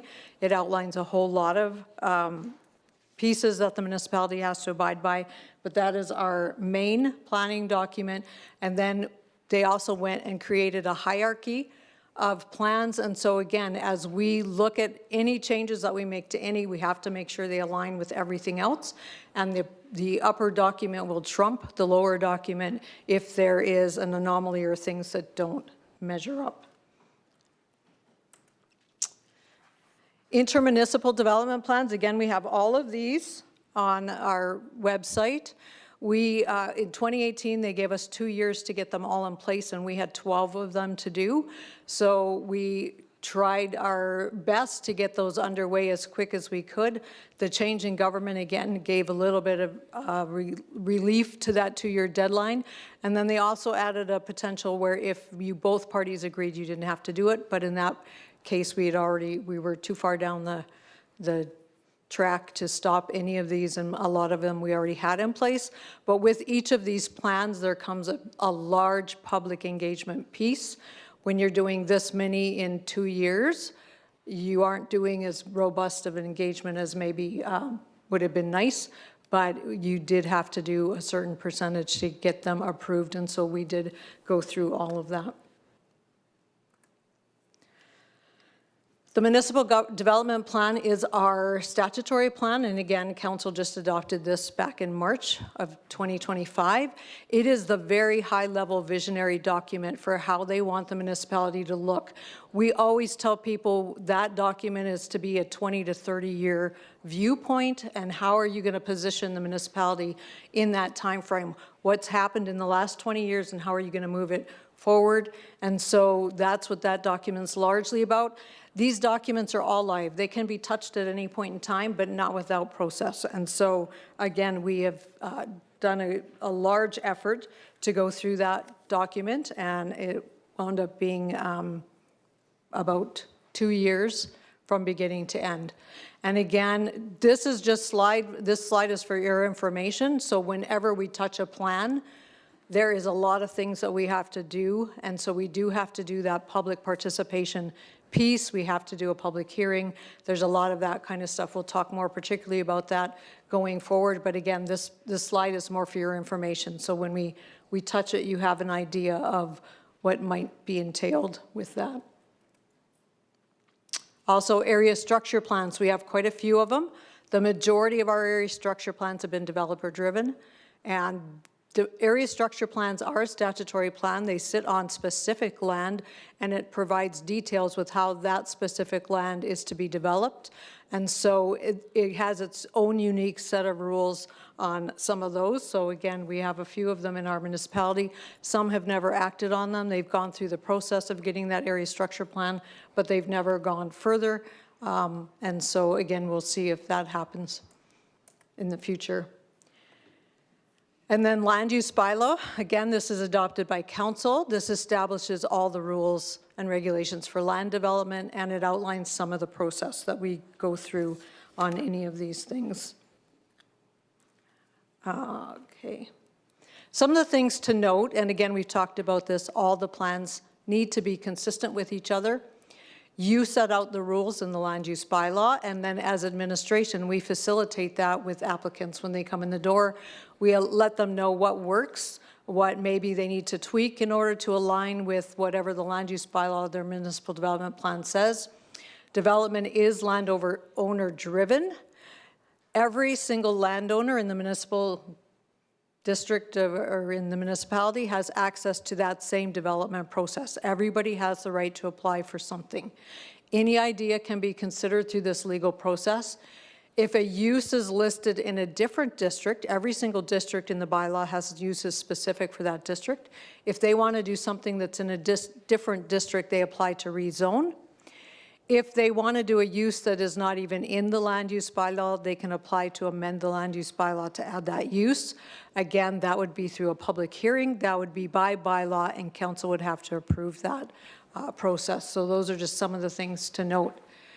Rezoning a property by council, it is a decision of council, and it has to be done by bylaw, but it is not permission to develop. So just because somebody's got that redesignation doesn't mean they get the permission to develop. They still have to go through whatever process they need to get that development permit. The costs of obtaining any information necessary for development is borne by the developer or the applicant, and the cost of servicing or upgrading the site. So if they are wanting to put this on a road that is substandard, they would have to pay to develop that road to whatever standard would need to be developed for whatever it is they're proposing to do. And then the last bullet point, we talked about this already, for developments that require approval from other governmental agencies, such as the Natural Resources Conservation Board, the Alberta Utilities Commission, Alberta Energy Regulator, and then the ERCB and AEUB have all become part of that AER now. But you will find a lot of things in legislation that still point to those two boards. But we have, in many cases, limited and in some cases, no authority in these approvals.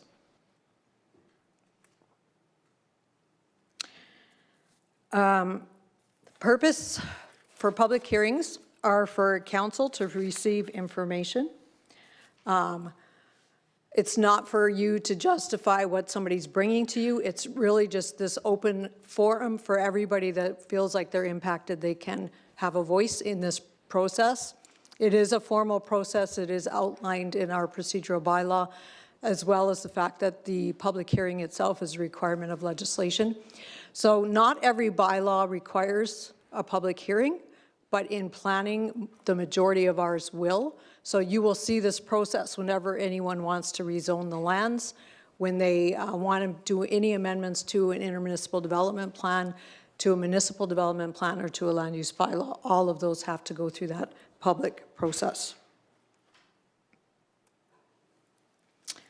A bylaw does require 3 readings to pass, and a public hearing has to be held prior to second reading. So typically what we will do when we get an application to rezone, we will bring it to council for you to move first reading and to set that public hearing date. That's what gets it into the queue. But then all of the information regarding that application should be coming out at the public hearing. It's not something for you to go dig up information about or any of that. That is the point of the public hearing, is everything gets presented. Once that public hearing is closed, there's no further information that can come in the door, and then you as council would deliberate as to whether or not you want to go ahead and move second and third reading to that bylaw, which if you do third reading, then that bylaw becomes adopted, and then they can move forward with that development. We do have to give proper notice. In our case, we do a mile whenever there's a public hearing, so we notify everyone within a mile that somebody's choosing to do something to rezone their land for a particular purpose. And then affected parties do have the right to be heard, and sometimes they're not people within that mile because we do notify in the paper. anyone has the opportunity to be heard. And so when they are coming to the public hearing, it is wise to err on the side of being flexible and hearing them so that it doesn't create issues later where they can say, my concerns weren't addressed. However, the chairperson can limit if the information isn't relevant or if it's very repetitive. And again, it doesn't matter who raises the point, but just the point has been raised is what matters. Just some additional information. Anything received by an individual counselor outside of the hearing process should be communicated to council as a whole. So sometimes somebody will have an application in your division, and so they will send something to you as a counselor that they're either not happy or they're in favor of an application that's come in the door. So anytime that happens, you do have to make the rest of council aware that you've received that. And I would encourage them, we have a special email address that they need to submit officially through in order to become part of that public hearing process. Again, councilors shouldn't conduct their own investigation. All information should be heard by everyone at the public hearing, and the decision should not be made in closed session. You can deliberate in closed session, but when you come out, there should be a good train of thought as to where you landed, and it should be based by the record of materials that came in the door, not something completely different. And again, we'll talk more about the concept of biased, but again, it's not prejudging a matter. It's coming into the hearing with an open mind that everyone at the table has that same equal opportunity that they could change your mind potentially. Sure. So, Carolyn, can you go back to that last one? Last slide. Sorry. Oh, this one? oh, sorry, I wasn't sure who had it. So in terms of the counselors not conducting their own investigations and information heard by everyone, is that something that is this like something that our municipality drives, or is this something that's in the MGA? It is something that you have to be very aware of because the courts will, it's more through case law that we've seen. I don't know if there's a particular reference, but when they are very protective of the public hearing process. And so they want to make sure that the information is not randomly just here or there and everywhere. Thank you. That it actually, everything gets said in here because that's where the lines get blurry and somebody could come and say there was some bias, somebody got information, it didn't come to the table appropriately, and then we wind up challenged in the courts that we did not follow. We had an error in law or jurisdiction by doing something that was not required. So that's more. So would that, this is the public hearing process, but would that be the same for MPC as well? Well, MPC, again, and we'll get into that if you don't mind if I hold off a little bit. Okay. So Barb. Yep. Just to build on what Ms. Hazelton has said, where the case law comes into play on that is when they're looking at that, like Ms. Hazelton said, that protection of the public hearing and the processes around there is that administrative fairness. And that's what that's not related to us as administration, that's related to just general process fairness. Mm-hmm. And so what that means is that if you make a decision, say an applicant is before you and you've done your own investigation and you make a decision that applicant didn't have a chance to address, that's deemed unfair. And so that I'll say taints the decision, and that's where the courts have come down on, is saying if there's a piece of information, the applicant has a right to be able to respond or to provide comment on that if it's going to adversely or even positively impact their application in front of you. So that's where that kind of builds from. When Ms. Hazelton said it's more of the case law, that's where they're protective of that type of thing. And then I know there's more on bias coming up, but it ties in there too, is that if you're out doing that, are you being biased by individuals out there that may impact what your decision's gonna be? Yeah, and I won't go down too far this road, but it's good timing for this. Like we did have a fairly large public hearing in the last year, and I know ratepayers were calling council to express concerns, so it's hard. I think we were told, like, you can listen, but you can't have their comments form part of your decision, which is pretty hard. It's tough, yeah. It's tough.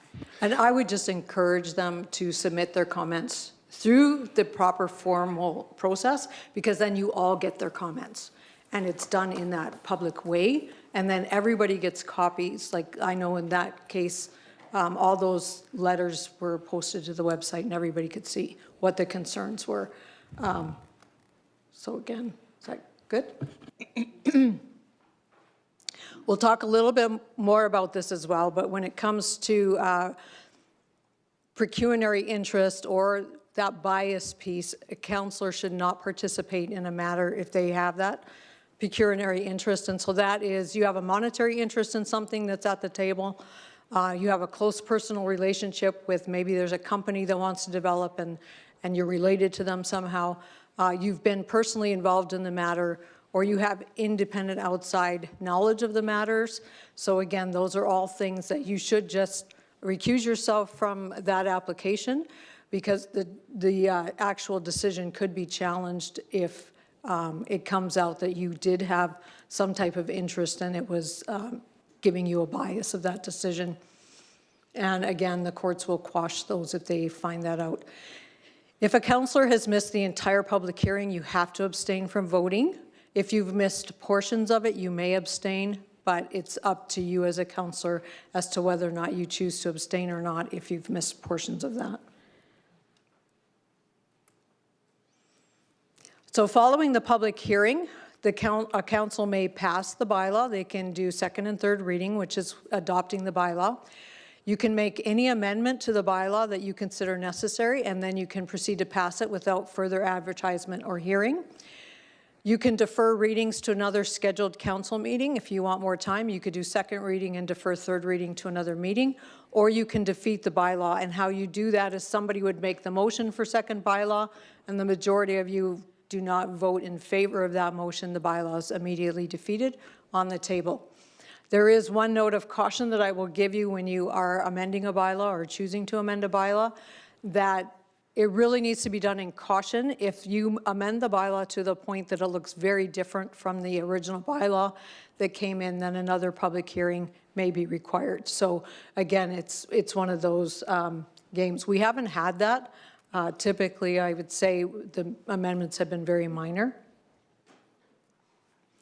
A couple things that I just want to bring up, because we get lots of questions about this, and from both council and ratepayers. A developer is not obligated to meet with the adjacent landowners prior to their application coming in unless it's legislated. So it's something that you can require, and I know we added a piece in the land use bylaw for renewable energy. So if somebody's coming in with an application for a large renewable energy project, we added a piece where they had to do an open house. But the typical development that we see, they're not required to do that. Often they will, and so we do get that question a lot. And again, all questions come to the decision table for both a public hearing and for the Municipal Planning Commission. Outside information is not to be sought prior to the meeting, and there should be consistent questioning on the same type of application. So if you have two applications for a second residence and one guy gets put through the ringer because you don't particularly like them, and the other guy, oh yeah, sure, no problem, that creates problems in error in large jurisdiction or things that could be considered bias. So again, we want to make sure that there are site-specific things that may be looked at differently, but we want to make sure that those things were more consistent in our questioning. For a public hearing, your opportunity to be heard is either to put a letter in writing, or you could come in and speak to the matter yourself. That is your legislated opportunity to participate in the process. For the Planning Commission, for anything that's a discretionary use or a subdivision, your opportunity is in writing, and you can submit a letter in writing, and that becomes part of your package. As a Planning Commission member, you will have copies of everything that we get, both in favor and opposition will become part of your package. So that is your legislated opportunity. So again, I think people get confused. They're different processes. The Planning Commission is not a public hearing, and so they don't get to come in and ask questions from the gallery or have a voice at the table like out loud, but they can put it in writing, and so we always encourage that. So again, that's that one. The role of the Municipal Planning Commission. So again, this Planning Commission has to be created by bylaw. We do have one. It is going to be coming back to you as a council to review that bylaw. Currently, it has the opportunity for all members of council to participate as a municipal planning commission member, as well as up to 2 members at large. And you have used that option, and you have appointed 2 members at large, which we have with us today. And so again, that bylaw you can bring up, you can make edits when we bring it back to the table for you, but it has been, I think we changed it to be all members of council in like 2016. I think prior to that it was like 5 members of council. But again, the members, you guys are all appointed during the organizational meeting. You decide whether or not all of council sits, and then members at large, whether or not you want 2, 1, or none, that's up to you. The term is 1 year, and then you're reviewing that again. And then with the Municipal Planning Commission, you are specifically looking at applications for discretionary use development permits and subdivision applications.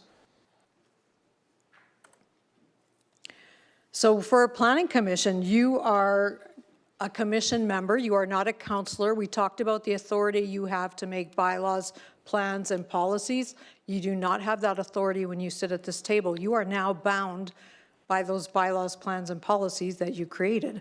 And so as administration, when we write reports, we will tell you how you are aligned with those items. Your role is to consider the applications based on the set of rules that are within that land use bylaw and the other documents.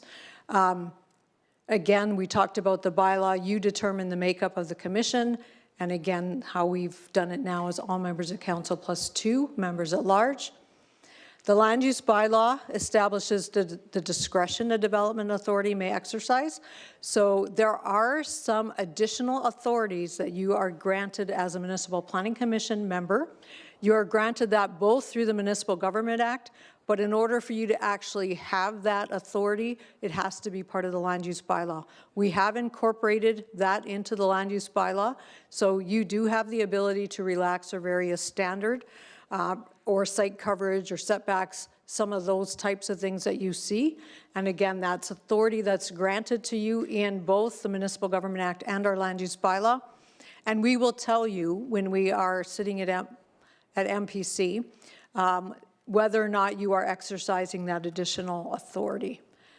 You also have the authority where you can approve a subdivision that does not align with the land use bylaw if A, B, and C, if it would not unduly interfere with the amenities of the neighborhood or materially interfere with or affect the use, enjoyment, or value of neighboring parcels of land. Typically, and obviously we want to work with applicants to provide options that do conform. But at the end of the day, they have the right to apply for something that they want, whether it conforms or not. And again, you have the ability to still approve that under these authorities. And again, we will tell you whenever you are exercising that authority and it's outside the typical standard set in the land use bylaw. When it comes to subdivisions, there's a lot of things that we consider and need to be in place. And so this just gives you a quick list of things that we are obligated to look at when it comes to subdivisions. And again, a lot of these things will be outlined in our reports to you when somebody comes with an application. We will talk about all of these things. There are some things that we don't have a lot of say over. We are bound by the setbacks required by septic, for example, and every septic system is different. And so we don't have the authority to vary that at all. And so those are some things that we will be talking about whenever we get into subdivisions. Relevant considerations when we're talking about decision making. So we're talking about, it's really about the use and the development of the land. We look at things like the safety issues. Are there going to be traffic issues? Is there septic issues? Is this a brownfield or too close to a brownfield site? Is that going to be a problem? Are there environmental concerns? Is it in a floodplain? Is it too close to a floodplain? Do they want to build on the brink of the coulee? Those are all things that we look at, and we would have to have additional information. And again, we will outline a lot of that when we do a report specific to those lands for the Planning Commission. And then we talk about conflicting and questionable land uses. Is this an appropriate thing to put beside this? and then whether or not access is sufficient. So those are legitimate, relevant considerations. Irrelevant considerations are the morality or character of the applicant. And I always tell people that this is the hardest thing in a rural municipality because we know way too much about everyone. So you can't look at who the applicant is.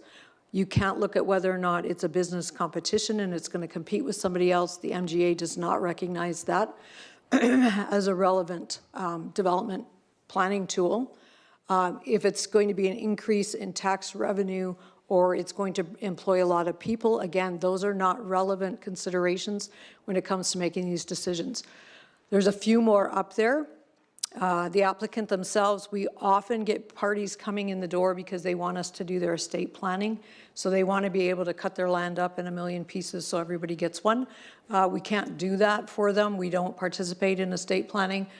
So there are reasons that the rules are in place the way they are, but there are some things that will get us in trouble, and the courts have weighed quite heavily when municipalities have chosen to use irrelevant considerations to deny applications. You bet. I'll give you a break. Yeah.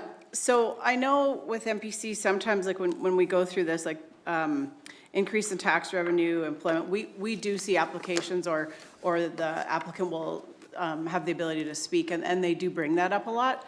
Now, I know it's probably not the planning department's role to police that, but I guess that would be the role of the chair, right? Because it does get confusing sometimes when someone's standing there trying to plead their case, telling you that this is going to be the benefits to Kneehill County. And I guess I understand that, but if all the commission members don't understand that they can't take those considerations into their decision-making, then it can be a little confusing. But I think Councillor Woodstock's going to tell me that as a chair, he's going to make sure people understand that. Actually, my job as the chair is to give them the opportunity to present their case. I cannot stop them from saying something that is irrelevant. And if I do, I'm in trouble. I don't know if I'm actually in trouble, but I feel like I would get in trouble if I stopped them from presenting their case to MPC. That's my feeling. Yeah, and so to follow up on that, that's correct, is the applicant come in, and we don't alter their letters if they send them in, them or the relevant users. We may redact some information like what their phone number is and stuff like that, but we don't actually alter the letters. So they're really free to put in whatever they want, and then it's up to the commission to determine what's relevant and what isn't, right? And so it is a tough one because you'll hear people up front that will absolutely say those things. This is we're going to create 10 jobs, or this will contribute this much in taxes. And you basically just have to say, well, that, you don't even have to say it out loud, but most of the time the group will just say, well, that's great, but it's irrelevant to our decision here because we're really looking at what does the land use bylaws say you can do this thing in this location, or we're changing the zoning or the districting to allow that or that, right? It gets even more complex because that's the Municipal Planning Commission. If there's a different type of development decision that's in front of you as council, you actually can consider more things. Right? Yeah. I would say through that redesignation process, you can consider more. And I will also say you're always better to err on the side of hearing somebody, unless they're really redundant or taking personal attack, which we have seen in public hearings. That needs to be shut down if that's occurring. So those are things where I would say the chair should be stepping in, whether it's a public, typically we'll see that in a public hearing, it can get very personal. And so we do always tell our applicants, be ready and aware of that and don't bite. Just keep it as professional as you can, because you never know what somebody's going to say, but you are better off erring on the side of hearing them and then deliberating outside of that. Sorry, I know I'm a pain. So I understand that. So just one thing I need to clarify. So like you say, we want to err on the side of hearing people. We don't give the adjacents the ability to have that same time to speak up to that. Is that a Kneehill County condition, or is that in the MGA that they're not allowed, like an adjacent is not allowed to speak at MPC? That's just adjacent landowners get notification, they can provide their comments in writing, that is their voice. So they're not here to be and those issues are the things that we're looking at in the Municipal Planning Commission are not to the same level of development that we're having with a redesignation. So redesignation is typically somebody wants to put something very different, and often it's going to be agricultural land going to a different use. And so that's where you're going to see more contentiousness. If somebody comes in and applies for a subdivision, rarely does anyone care. They will care sometimes if it's a development permit that's going to potentially be issued. But again, and we will get into a little bit more of the things that you need to consider when you're looking at those letters in another slide. So if we can hold off just a little bit, and then if you have more to comment. Yeah, if I can just get clarity on that, because Mrs. I get asked that all the time. And so I just want to be clear, the ability to not speak on an adjacent, is that a directive of Kneehill County, or is that in the MGA? It's the fact that it's not a public hearing. Okay. So if it's a public hearing, they get the opportunity to speak. It's a completely different process. This is not a public hearing, but you do get a voice, you get notification. And they also have the ability to appeal. And they can go through that process. Anything? Okay. The Development Authority cannot vary uses. So when it comes to if the use is not there, you can't just add it as the Development Authority and say it's okay, we're just going to permit it anyway. It would be something that would have to go through that legislative process. You can vary a regulation or a standard, and we talked about that. You can give a height variance to a building. You can give a setback relaxation to something.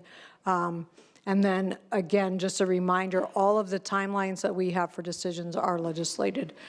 We don't have a lot to do with some of that. Potential incompatible development. So I've put a list in here, and it's not the development that's itself that makes it incompatible. It's what you put it beside. But these are the items that tend to get a little bit more of a look at by adjacent landowners if somebody's going to put in. We've seen the one, we had a waste management facility that we had a lot of activity around.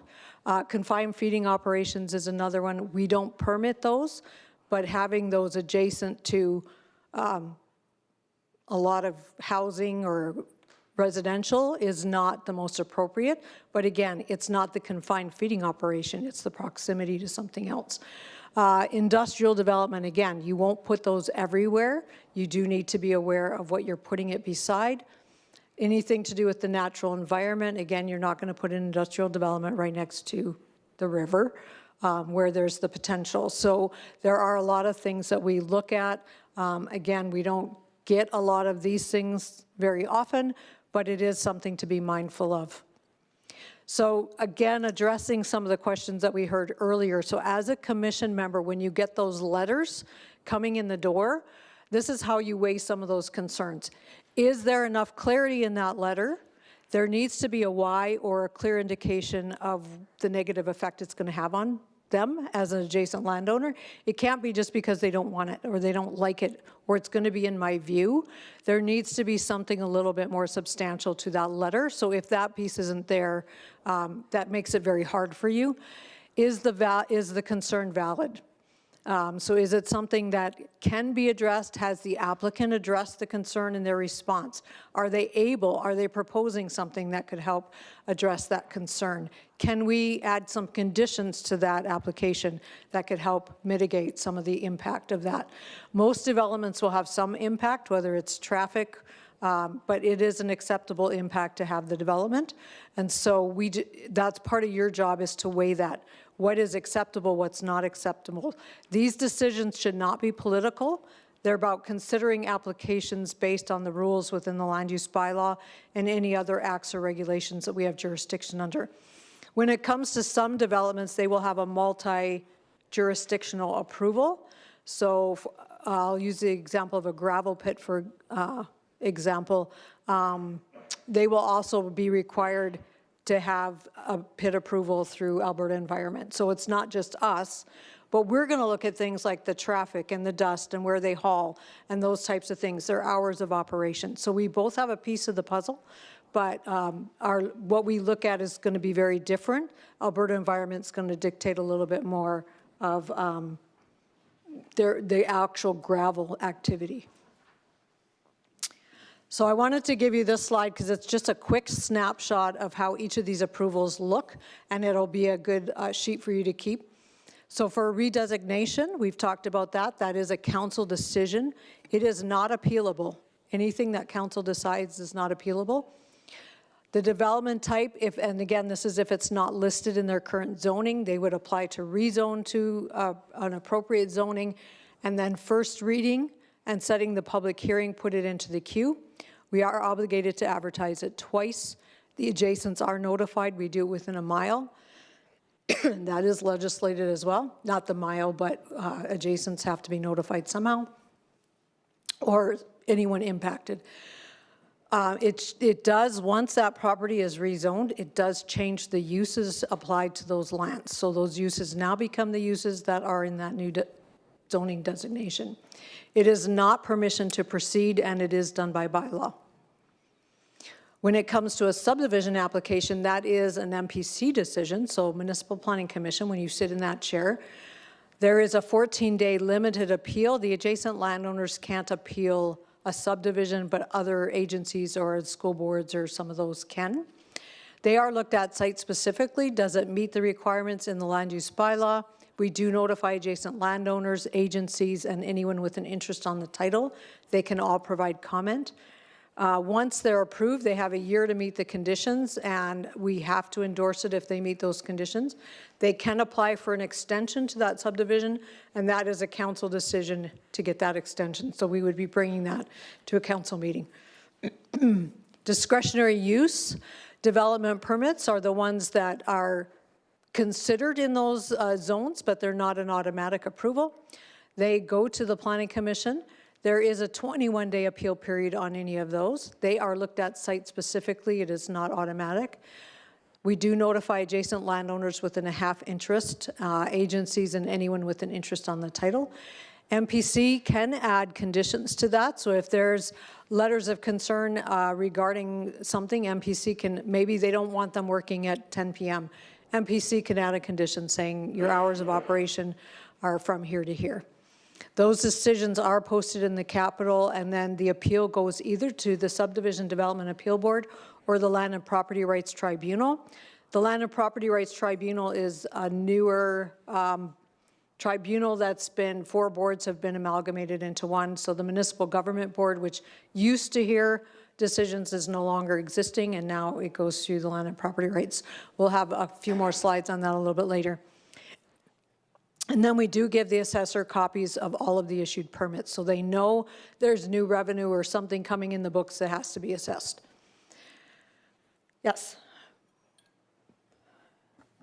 Sorry, Barb, just going back to redesignation. It is a council decision. It is not appealable unless process has not been followed correctly. Correct, and then it would be appealed to the courts. If we haven't followed, if we made an error in law or jurisdiction, then it's appealable, but the rezoning would not typically, no, correct. Then we have permitted use. It is a development officer decision. It's not appealable unless a variance has been granted. Permitted uses have to be issued if they meet the land use bylaw requirements. There is no notification required. All conditions that we attach to a permitted use have to be in the land use bylaw already. We can't make up additional ones. And again, the assessor gets copies of all of these issued permits. Under the Municipal Government Act, we have 40 days to issue a decision on any development permit and 60 days to issue a decision on subdivisions. We only have 21 days to issue a decision on a subdivision if it falls within an area structure plan. We are no longer obligated to do the notification for those because that notification and public process took place during that area structure plan. They've added some new things to the Municipal Government Act. They keep they've tweaked it a few times and added more paperwork. So we have to provide in writing within 20 days to any applicant whether or not it's deemed complete or has deficiencies. And so that's just another record-keeping thing that we have to do. And again, those permitted uses have to be issued. The other changes, and there have always been some environmental reserves in the Municipal Government Act, but they've added a few changes. And so there is an environmental reserve that as a municipality you can take to protect an area that is natural feature.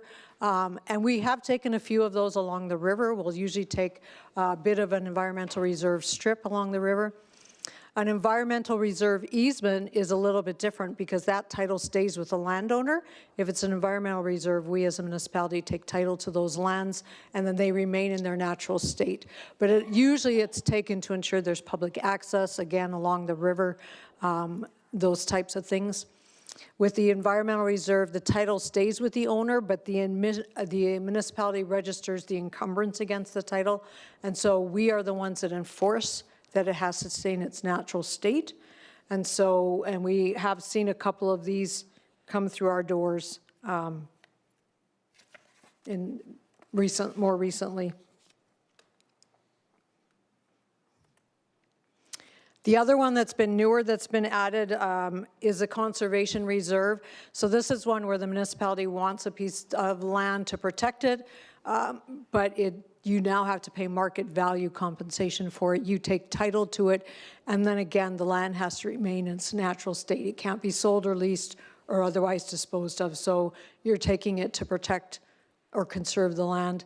And then there's also the conservation reserve easement. We've seen quite a lot of these, or large tracts of lands have been put in what is a land trust or conservation reserve easement. It's voluntary. The landowner will put a conservation reserve on their lands and say you can't do A, B, C, and D. You can only do C or D. It's going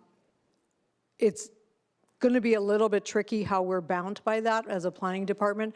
I don't think we're bound by it on the permitted uses, but it would be more a consideration we would look at with discretionary uses. But we have seen people doing this more recently to protect lands. And then we have municipal reserve, and we take this at the time of subdivision. So whenever there's more than one parcel taken out of a quarter section, we will take cash in lieu for municipal reserve. Again, this is under the Municipal Government Act. I've listed the sections in there. It's based on the market value of the land without any improvements, and we cannot exceed 10%. And that money goes specifically into a reserve fund that can only be used for specific items. So parks, playgrounds, those types of things, a school board, recreation area.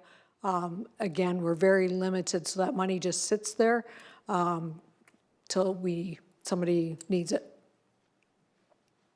Again, we've talked about the appeals, so again, very limited appeal on a subdivision.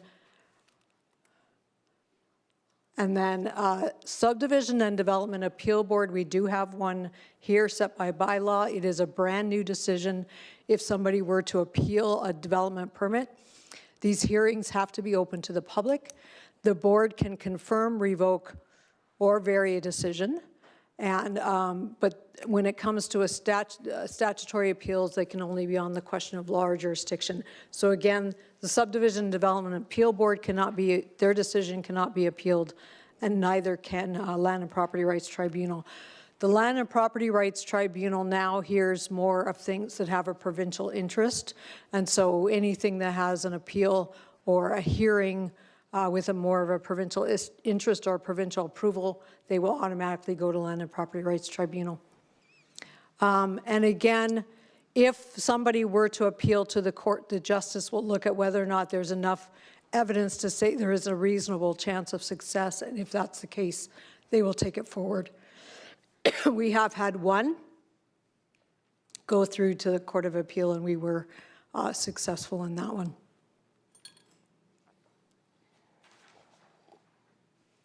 I'm just going to give you a bit of a highlight reel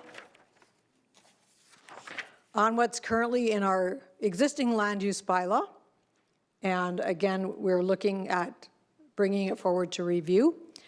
Not everything requires a development permit. We do have some exceptions. All of the exceptions under the Act that we talked about at the beginning of this presentation, and then these are some of the list of things that you don't have to get a development permit for. However, you still have to meet setbacks. So again, we've had challenges with this because people want to put everything right on the road allowance or adjacent to the property line and create some issues. So again, if you're having those conversations with parties out there, they still need to meet setbacks. We require you to be 100 feet from your property line adjacent to a county road. If somebody's just going to do building maintenance, they don't need a development permit, but as soon as you touch structure, you do.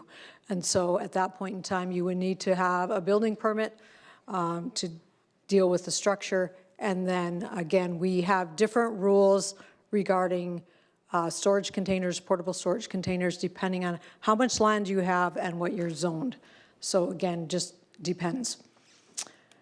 Right, currently we allow 3 parcels per quarter. That includes the remnant. So a bare parcel, you can take out a minimum of 2 acres, a maximum of 5 acres. A farmstead separation can include the accessory buildings, the shelter belts, septic setback requirements, water systems access, and in some cases, some additional pasture land may be considered. Typically, when we've done that, they've got pens, they've got a barn, they've got some livestock, and so it has been brought forward to consider that pasture land as well. But that's what the current bylaw states. The other exception will be is if you've got a fragmented parcel, so it's fragmented by the rail, by a road, you can take that whole fragment out as long as you've got access. But again, all of these decisions get brought to the Municipal Planning Commission to determine whether or not. For an example, I'm just going to find my pointer here. If somebody were wanting to take out this fragment, we would say they couldn't because there's no access. So they would either have to consolidate it with the piece to the east, and then we could consider taking out this fragment. Otherwise, we would have to say no, and we would tell them that in the meeting room up front. So again, it's just because it's fragmented doesn't mean you're going to get it, but there could be other options that we could. Again, when you subdivide, all your services have to be located on the title they service. You have to have direct legal and physical access. You have to have a developable area. And if it's on the water line, you do have the ability to take a riser. We used to force that. We don't anymore by policy has been changed. But if it's there, they can apply for water modeling and then take the riser.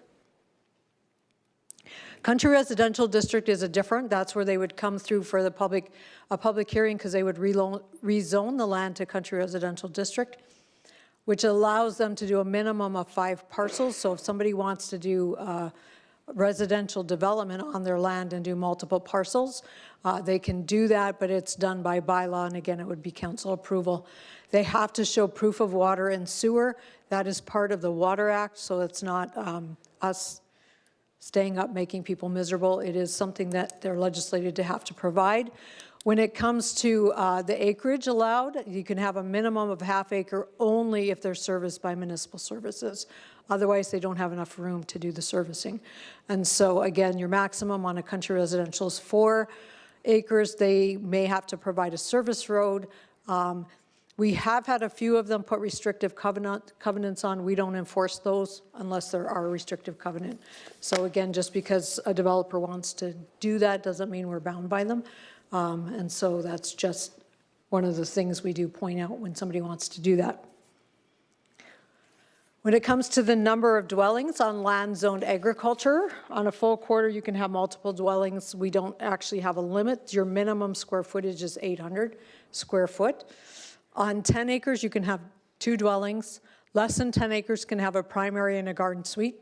And this is again the way the rules are currently. That it's up to you as council whether or not you choose to change any of these. Garden suites must be less than 1,000 square feet, and we also have made an allowance for a tiny house, so you could apply to have something. So if somebody were to come to put a tiny house on a quarter section of land, it now becomes what we call discretionary use, so it comes to the Planning Commission for approval, where if they're just building a normal house, it would be a development officer approval as a permitted use. The first residence is a permitted use, with the exception of that tiny house or the garden suite, because that's not the first one. All others are discretionary. Just a little bit about the hamlets. So again, hamlet regulations, there are no commercial kennels in a hamlet. You can have 4 mature hens, no roosters. No burning in the hamlets. Derelict vehicles more than 14 days are prohibited on residential lots. And again, no occupant of a principal dwelling shall permit an RV to be used for living or sleeping for longer than 14 days. And that includes unoccupied lots. Additional things that we look at are setbacks to water, setbacks from hazard lands. We do have all of those. Livestock are limited on parcels less than 20 acres, and it's really about manure management, making sure that they are doing that appropriately. Currently, manufactured homes greater than 35 years of age are prohibited. If they're between 20 and 35 years, they're a discretionary use, and they have to be approved by the Planning Commission. Part of the reason that line was drawn was the building codes changed significantly, and so what you're seeing in some of those older units is they don't necessarily have the same level of code approval. And then industrial accommodation housing is prohibited as a residential use. They are not designed and they don't meet the same code as a residence. So again, we will not allow somebody to move that onto their property for that residential use. I've just included this slide just to give you a little bit of idea of what our activity has looked like, and you can see kind of how the trends have looked for development, subdivisions, and redesignations, and then safety code permits we put on the other side. We are accredited. We have been since 2002, so we do issue safety code permits through our office. We issue gas, electric, and plumbing, and then we take the building and private sewage, but they're issued by our contractor. We have a lot of data sets that we have to look at. So when somebody comes to us with an application, there's some other pieces of information that we pull. I'm going to walk you through a couple of these. We'll do it quickly. The coal mine data is a provincial data set that we have, and there's a lot of coal mines in Kneehill County, as you probably are well aware of. I've included a few pictures just to give you the extent. A lot of these are room and pillar, so whether or not there needs to be some additional investigation, those are things that we would look at when it comes and somebody wants to develop on those lands. Historical resources map, so this is a provincial data set. We have no control over this. You will see there's random parcels selected and people aren't even aware that their parcel's been designated historical often. It is another approval process. If somebody has historical designation on their lands and they want to do something, they may require a provincial approval. There is now a cost to obtaining that, and you have to have a qualified person doing that investigation. And so again, you will see these, most of these are historical, paleontological, archaeological designations. They are done on a scale of 1 to 5. 1 is they found something, 5 is there's a high potential. And so again, they're going to be looking at any activity, and if you find something and you're in those lands, you are obligated to report. So it's information that we share with an applicant and that they may require some additional work. Environmentally significant areas is both a provincial and a municipal data set. So again, these are been done based on 12 criteria from 1 to 4. 1 is mostly the highest protected lands versus the level 4, which is the least, but all have some criteria of the 12 that they were looking at. And so again, these are things, it doesn't necessarily stop the development, but it may require us doing a little bit further information. Concept of bias, I'll go through this a little bit. Again, it's the lack of neutrality on the part of a decision maker. It does not mean you're uninformed, it just means that you should be open to persuasion. So it might be you know a lot about that activity, but you still need to be open to persuasion when it comes to the application. So you're responsible as a public servant for making sure that you put the entire municipality ahead of private interest. There is 2 types of bias, actual and perceived. Actual means the outcome is already predetermined, so again, you've come already with your mind made up, you're not swaying and that's the way you're going to vote. A perceived bias is the view of one party that the likelihood of the panel member, they hold a predetermined or likelihood of a predetermined result. The courts have identified the following situations where there could be perceived bias. The decision maker has a material interest in the outcome. There's a financial benefit or loss. There's been an association or prior involvement with one of the parties, with whoever the applicant is. There was prior participation in the process or related process that is the subject matter being dealt with. There is an attitude or conduct that shows bias or hostility, and where the decision maker has obtained independent outside knowledge of the matters that are going to be dealt with, and that's what they're basing their decision on. They use a reasonable bystander test for bias, and so would a reasonable bystander who has been made aware of all the information conclude that there was a potential for bias? And if the answer is yes, the courts will quash whatever has occurred. We'll talk about a couple case laws where that's happened. And then the only exception to that is topic experts, where they are coming in with a bias, obviously, or with an expert opinion. Again, just some tips, not pre-making up your mind. Comments or questions should be based on relevant considerations, avoiding improper conduct during the process, making flippant remarks or derogatory statements about the party, making sure all applicants are treated the same way when they come through the door. Bias can arise because the decision maker's actions outside of the process. So again, if you've been having coffee shop conversations where you are making your opinion well known, again, that can be a matter that is looked at that way. When it comes to us as planning, we have to present unbiased without opinion. It doesn't mean we don't have one, but you shouldn't be seeing that in our report. We're bringing everything to you with the information and how it relates to land use and any other information that an applicant is required to present to us at that point in time. We will present back to you, and then you will be making your decisions based on that. Access of information and protection of privacy now. FOIP has been changed, so it's now the Access of Information Act. Elected officials do not have an unfettered right to access any and all records of a municipality. You can have access to whatever it is you need to make your decisions, but you can't come in and get everything else. And just a reminder that emails and text messages can be FOIP'd, or now it's access to information. So just be aware of that when you're sending stuff back and forth. And wherever information has been provided by administration to one council member, they are required to provide it to everybody. So that's something that the CAO will make sure they are doing. I was just going to quickly highlight a couple cases. So the first one, Niagara Falls, and again, these are things that I think as we go through as a municipality, they're easy things that any municipality could have done and assumed they were okay to do.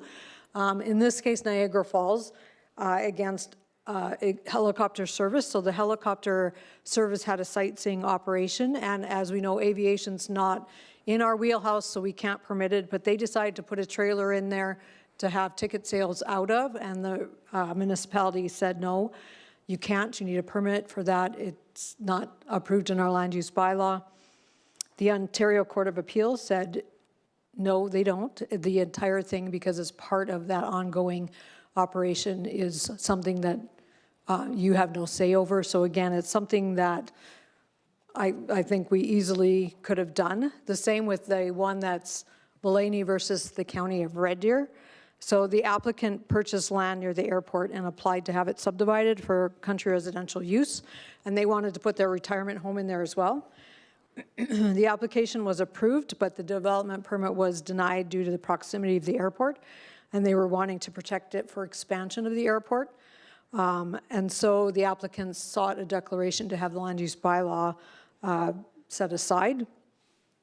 The Court of Queen's Bench did agree that that section of the land use bylaw, you can't prohibit development based on a potential future expansion of an airport. You can, however, restrict heights of buildings in proximity to an airport, but you were overstepping your bounds to do that, so they quashed that I am not going to go through all of these, but just to give you a few. Some other things that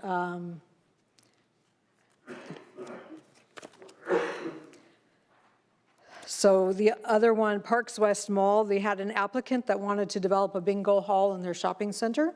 And the applicant phoned the mayor and told him he was going to submit an application. So he did file it with the town. The town went and created a bylaw amending their definition of indoor recreational establishment to exclude bingo. Because they had two that bingo already that were, proceeds were going to community groups. So the applicant's permit was then denied based on the amendment. And so again, that decision was quashed because they changed it to limit the competition. And so then the applicant was able to reestablish or resubmit their application. One that we had, County of Thorhild against one of their councillors. So there was an applicant that applied for a gravel pit. The application was denied, and so they appealed it to the Subdivision Development Appeal Board.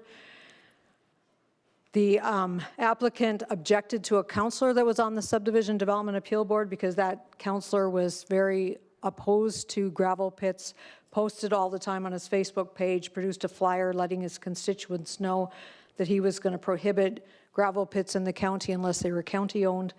The SDAB did not accept that objection of having him sit, so the Court of Appeal applied the reasonable person test, and they quashed the decision and said yes, no, and they ended it with saying it goes without saying that Croswell, the councillor, should not participate further. So again, you just have to be mindful of some of how this goes across. I'm not going to go into any more of these, but I just thought I'd bring some of them up because they definitely have put counties in their place when it comes to some of these.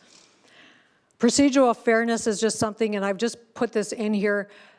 The higher level this decision you're making as a councillor, the less obligated I don't know if that's the appropriate term, but the less you have to notify and weigh people's opinions, the more specific you are dealing with decisions. So if you have site-specific applications, you have to have notice and the right to be heard. And so your procedural fairness level goes up much higher, and you will be held more accountable for those things versus you are making bylaws that are, you're just passing general bylaws. And yes, they are going to impact people, but it's not going to, it's not purposely to impact people. You are doing your duties as a councillor. So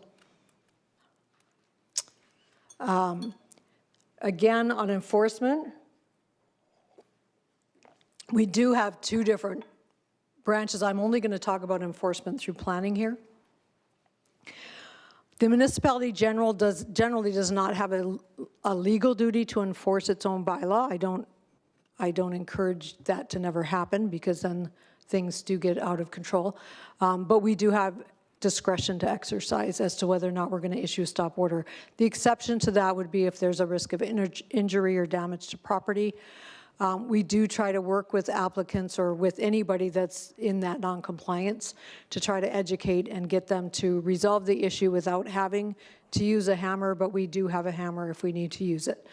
We also have other acts and regulations, and we have other, say for example, it's an issue that could be also enforced by Alberta Environment. They have more teeth in their legislation, so we would probably defer to them versus us. And so, again, there's other government agencies that could partner with us in some of that enforcement.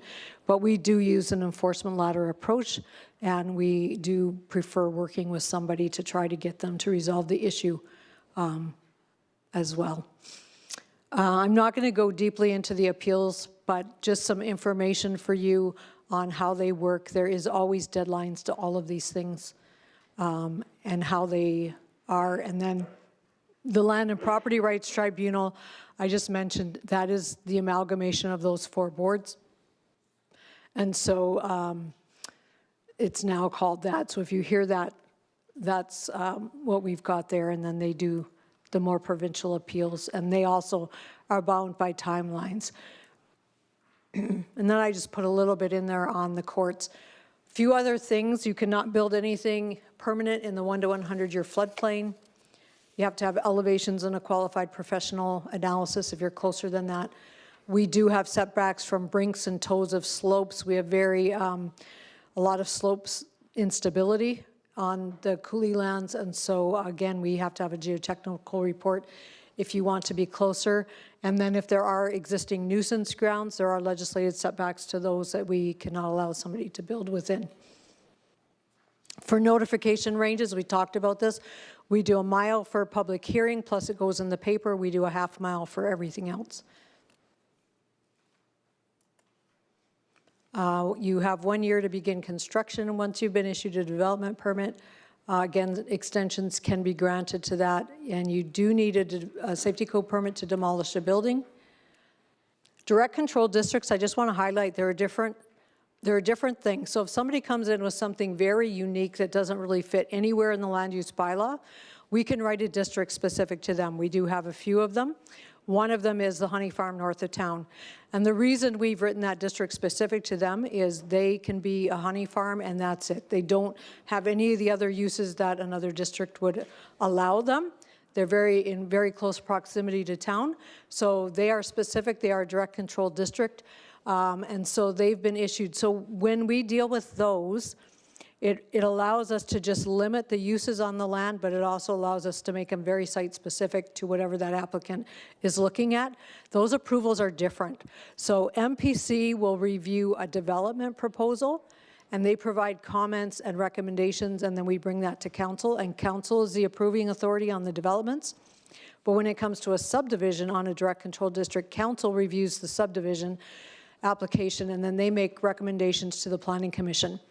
And the decisions of council are not appealable. So the direct control, because it is a rezoning, it is putting it into that public hearing arena, it's not appealable there. But then council is also the decision maker on the development permit, so that's also not appealable as well. So these are a little bit different animal, and like I said, we have about 4 or 5 of them in our county now, and they are very useful if you want to limit what can happen on a piece of land and not open it to every use in that district. Applicants will not be permitted to build off an undeveloped road. They'll have to upgrade the road to whatever standard is required depending on the development they have, and they have to have an engineering review. If it's a single residential farm access use, all other road standards, they have to be engineered. Another question we get asked a lot. Yes? You want to go back to that odds in it, yeah. Yep. Undeveloped road, what's this fall under? Is this just a deal that the county put in? Yes. For what reason? All-season access for residential use. So, for example, if they need emergency access or anything else, they have to have a all-season road. If somebody were to build a shop, it would be a little bit different. But if they're going to put a residence in or they want to put a commercial development in there, then they have to upgrade if it's on an undeveloped road. Okay, this one's been an issue. Okay. So this is something, just heads up on this one, because it's still taxpayers' dollars here on this coming into there, so. Yeah. On the roads. Yes. We own them. Yes. So, and we're also providing a service to our ratepayers, that they shouldn't have to pay for stuff like this. But that's what I'm just. Yeah, and the heads up. developer does have to pay for this. This is not the county paying for it, so yeah. Another question we get asked quite a bit is Kneehill County, we do not locate survey pins. The accurate location must be done by a licensed surveyor. And just a reminder, it is illegal to remove or tamper with an official boundary marker. And to be mindful, because there's a lot of road pins out there as well as corner pins, and people get them mixed up quite often. Typically on the survey, when they did the original township surveys, the pins are all in the northeast corner of the quarter section, with the exception of the southeast corner because they're not in the middle of the section. So that's typically where you will find the pins. I put this one in here just because it's historical fun. You have the 2 school quarters. Then you have the CP and the Hudson Bay quarters, and then the Homestead quarters. So that's how the land was allocated originally, and then the CP started selling off their quarters as well as Hudson Bay did as well. So anyway, just some historical information. And I think that's the end, unless you have questions.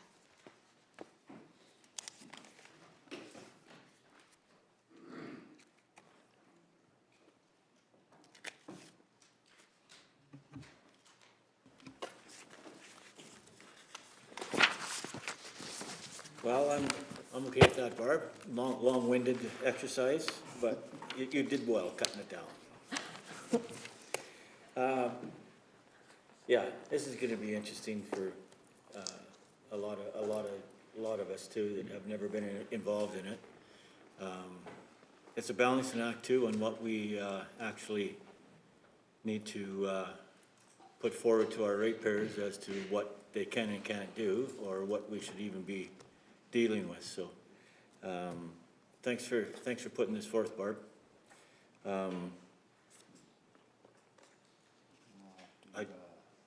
Acknowledge receipt. Yeah, I'd like to do that if you can. Richard acknowledges? Yeah. Absolutely. Yeah, okay. For I receipt of acknowledge information. receipt of presentation. Thank you very much. Thanks. Oh, just a minute, sorry. No, just a comment, not a question. So when we go back to the authority that we do or we don't have, I know, like, it was kind of presented like the NRCB, the AUC, and some of those entities that we deal with.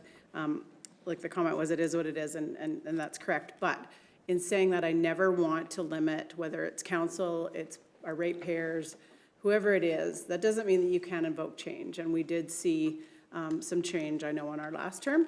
And I know Councillor Woodstock has seen lots of things, but change isn't easy, but that doesn't mean you can't advocate for it. And I think we did do that the last term, and that was across the province as well. So we did see some change with the AUC that we did. I think as municipalities, we feel like we have more of a seat at the table. So even though things seem to be set in stone by some of these provincial entities, don't ever let it limit what people can do. So I just wanted to put that out there.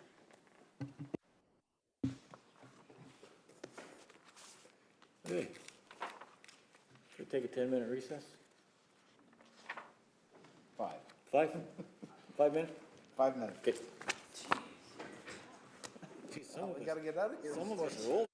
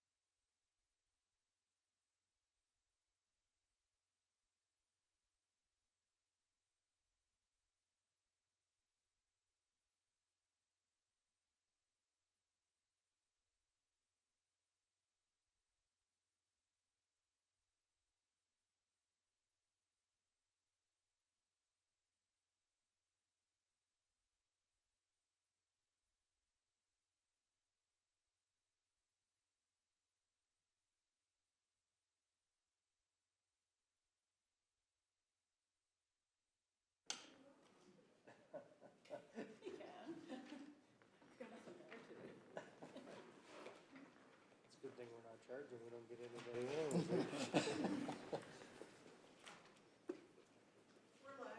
Okay. Well, we'll get back into session here. 5.4 on the agenda, Huxley Wastewater. Mr. Hawkins, you brought forth. Thank you, Mr. Reeve. I just have a couple of questions about the Huxley water line, wastewater, gray water. Can I get a brief, how it all started, where we're at today? I think, Mr. Zier, you've kind of, this is in your wheelhouse? Thank you. Good afternoon, Council. So just for bit of a background on the project out there.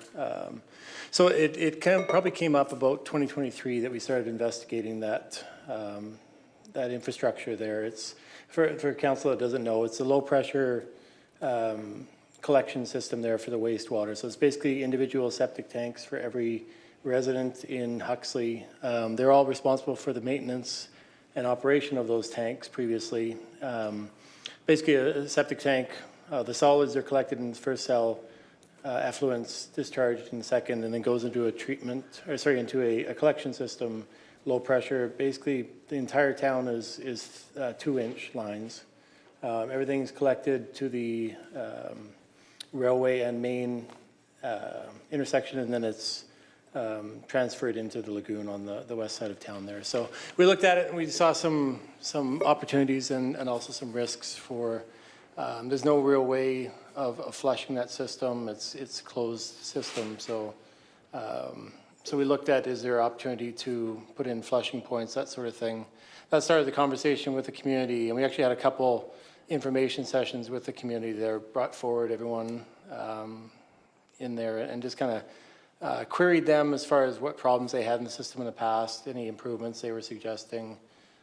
We also looked at the maintenance of that septic tanks. Even though they are individual private tanks, the actual maintenance wasn't on any sort of set program within the community. You see that sometimes in these systems, that the community takes advantage and actually goes and does their own cleaning on it as a community entity. That wasn't existing in Huxley, so we basically queried, would the community be in favor, or would like the county to take this over? It's basically a cost recovery basis, what we were proposing. So we do all the coordinating of the cleaning and that sort of thing, but the bills would all go back to the ratepayer there. The response was in favor, overwhelmingly in favor of going forward with that project. So we put together a bit of a program on it. It's actually in existence right now. We did our first cleaning this spring, and basically it's every second year your tank would get cleaned, and we've broken the community up into 2 sections on that. So that's the septic tank side of it. The other side is the wastewater. So as we were reviewing this system, we understood that there was a few limitations in there. As I mentioned, it's 2-inch pipe all the way through, and there was some restrictions in there that we thought we could improve with, both with the cleanouts and also with upsizing some of those pipes. So that was put forward last year for the project. Basically, we put it into tender this spring, and what you see right now is the contractor out there actually fulfilling that project. So we have a couple of spots of upsizing of that pipe. So it's a 3-inch going in along Main Street and Railway there. And the cleanouts, actually I just got an update on here. So it looks like we'll be installing the force main new pipes the end of this week, early next week. The cleanouts the end of next week, and we expect that the contractor's out of there by the end of the month. Okay, thank you, because that is one of my concerns, is the weather is getting colder, and I haven't seen a whole lot of activity in there. Right. So I'm not sure. I've been in loop through every second day for the last 3 weeks, and I have only seen them working maybe 3 days of my drive through. So I'm just wondering when the completion date, is there something in the contract that when that completion date is, and if he goes over, is there a penalty? Yeah, through the chair, I'll have to verify that. And usually we have a liquidated damages end date of depending on the project, sometimes in the middle of October, sometimes in the middle of November, we do have penalties towards the contractor after that point, so. This one, I'm not 100% sure if that's in place or not. Okay, thank you. Another question.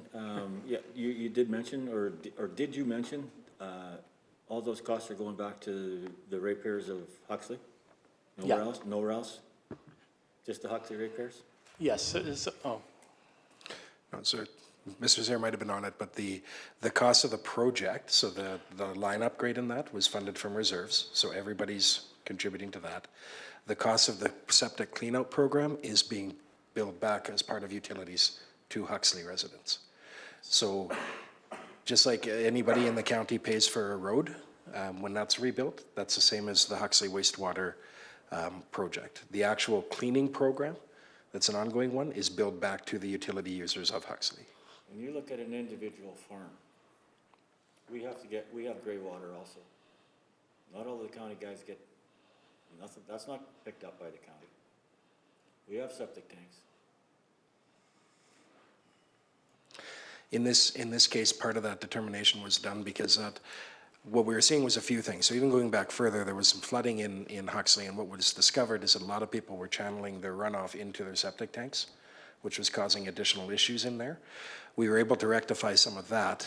What we looked at is in terms of going back and doing even more work within the system, that a possible solution to alleviate that without having to replace the whole system, or at least a good portion of it, would be going back to the biannual, I guess it's an annual, but everyone does it once every 2 years, going back to that maintenance program to help ease the burden on that infrastructure system that's in there.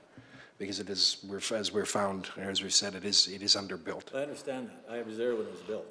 I probably know where the lines are. The concern that I have is I don't think that the remaining residents of Kneehill County should be paying for an upgrade on gray water pipe, et cetera, in a town of Huxley, or a hamlet, pardon me. When we, on the farm, pay for our own sewers, we pay for our own delivery or disposal of gray water. The county doesn't come in and help us. We pump our own septic tanks too. And yes, I understand where you're coming from. That town, there's lots of people in there who don't even know what a septic tank is. I understand that. But that's a concern. And as projects are approved in the future, council does have the opportunity to explore different funding options. So as an example, if a project like this was to come forward, council could determine that you wanted to put a local improvement tax on Huxley. Or you could fund it from reserves like the decision was made to do. Any other number of things that are available. So those philosophies or how those projects are funded are part of the approval that comes forward. So there's discussions there that council can have as to how you're going to do that. I understand that. What my question was, that now I know how it is, so that the prior council approved that. The prior council approved that project and that funding source to go with it, yes. So Okay. there's other projects like that because that is a municipal system that we're ultimately responsible for. Whereas on an independent farm, that's not a municipal system that Kneehill County is responsible for. So depending on what council wants to do as a philosophy, going forward, if you want to tie those two specific communities, you can. You've got another one out there that we're doing that's because of changes to regulation. We have a large-scale project going on in Wimborne, as an example, for the fluoride treatment in that water system. That project's not being borne just by the residents of Wimborne. But there is if council wanted to do that, then administration could explore what a local improvement tax on the hamlet residents of Wimborne looked like. Yeah. So those are discussions that council can have as the projects come up. Correct. That's what I hoped would have happened, but it didn't. I'm not going back any further on that. That's all of my comments are. Yeah, to be fair, I think it did. Council did look at the funding sources, and they could have opted to place the entire cost of that on Huxley. They opted not to. Okay.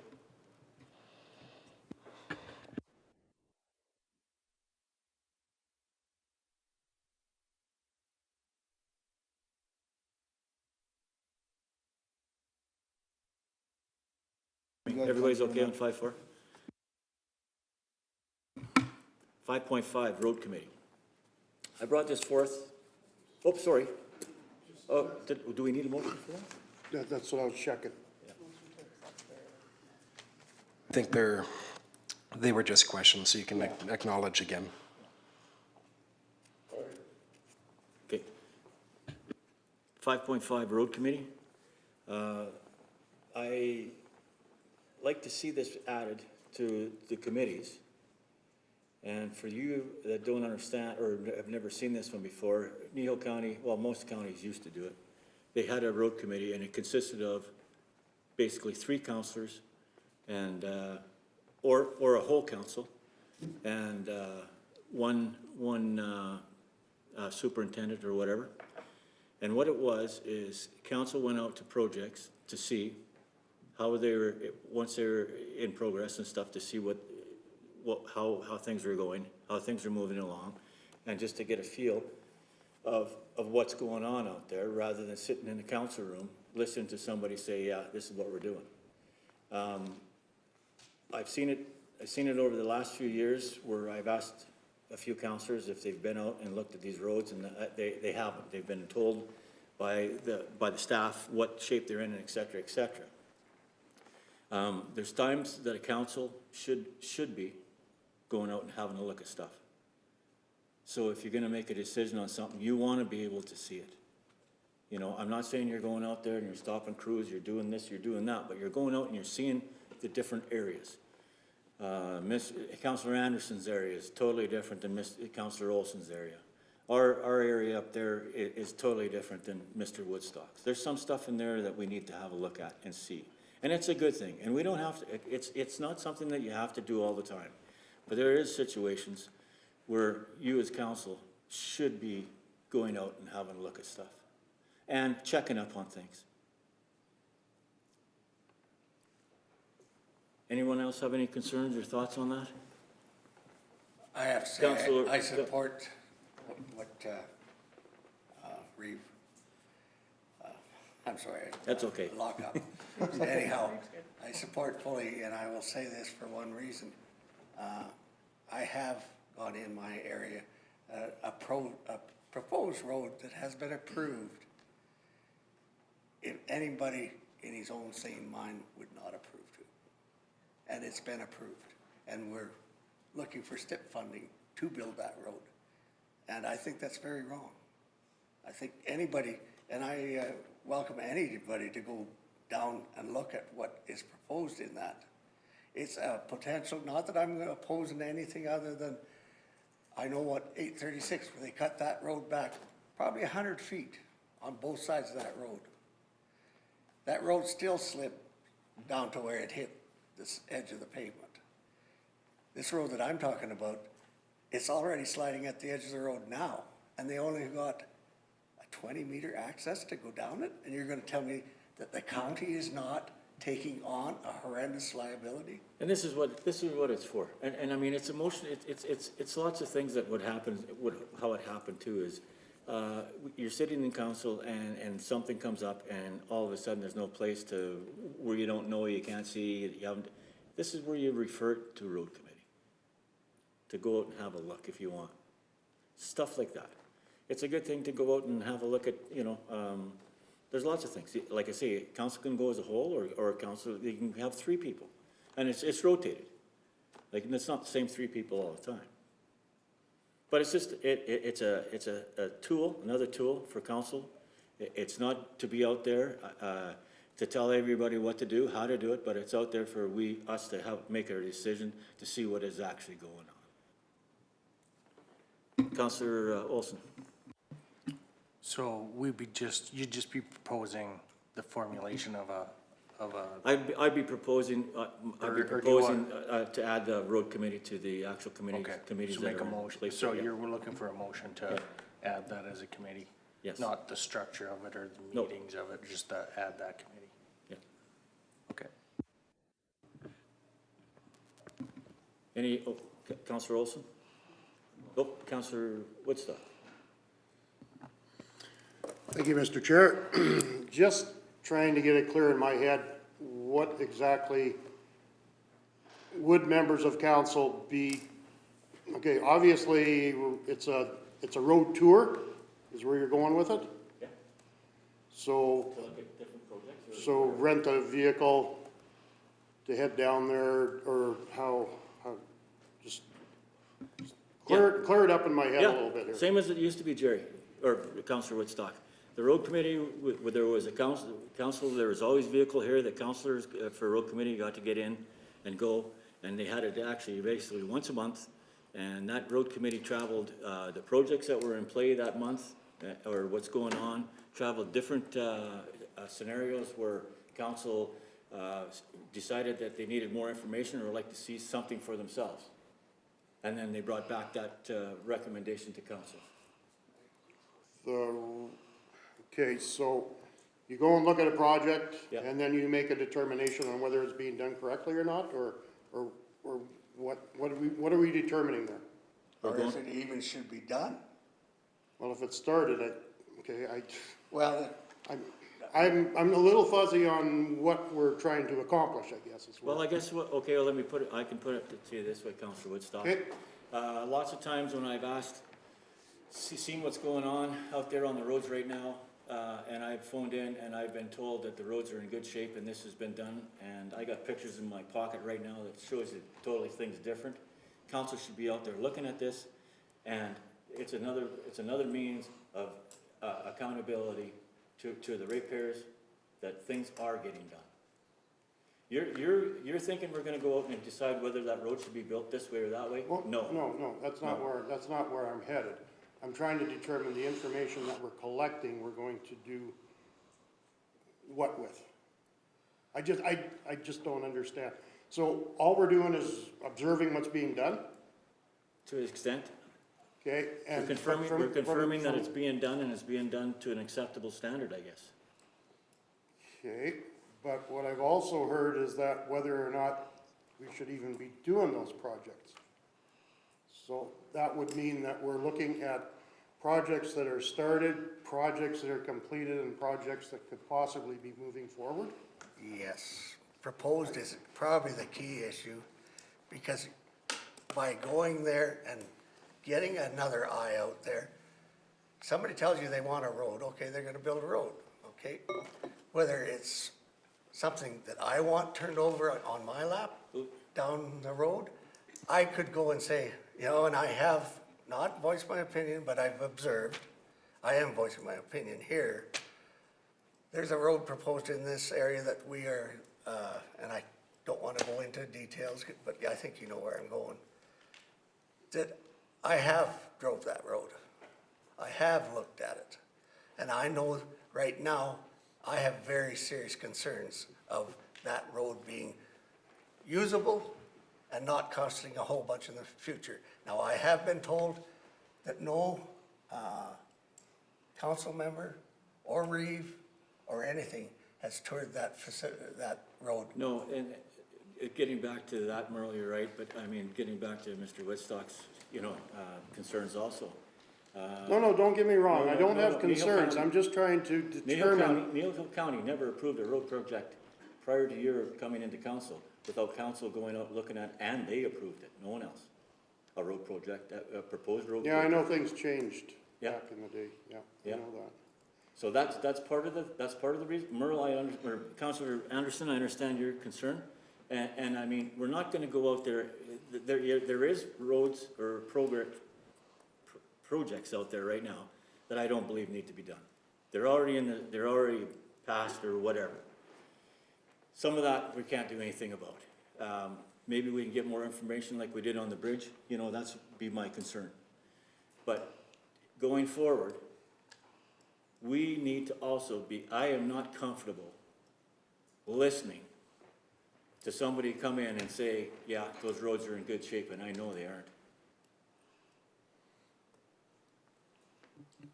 Okay, so what we're doing is traveling to trouble spots that are identified by, Any concerns that are identified by council? okay, so it's a whole day road trip that. It could be. They Zipper. used to be, yes. Yes. Okay, Yeah. I No, mean, they I used don't to wanna be. get into I'm just trying to process in my head what it is we're actually gonna determine once we see whatever it is that we're looking to see. So that's when we give administration direction to Correct, do something. correct. We'll bring it back and we'll discuss with, if we go as three or if we go as a group. Well, I'm not gonna get into the composition of the board by any means, because what I'm trying to figure out here is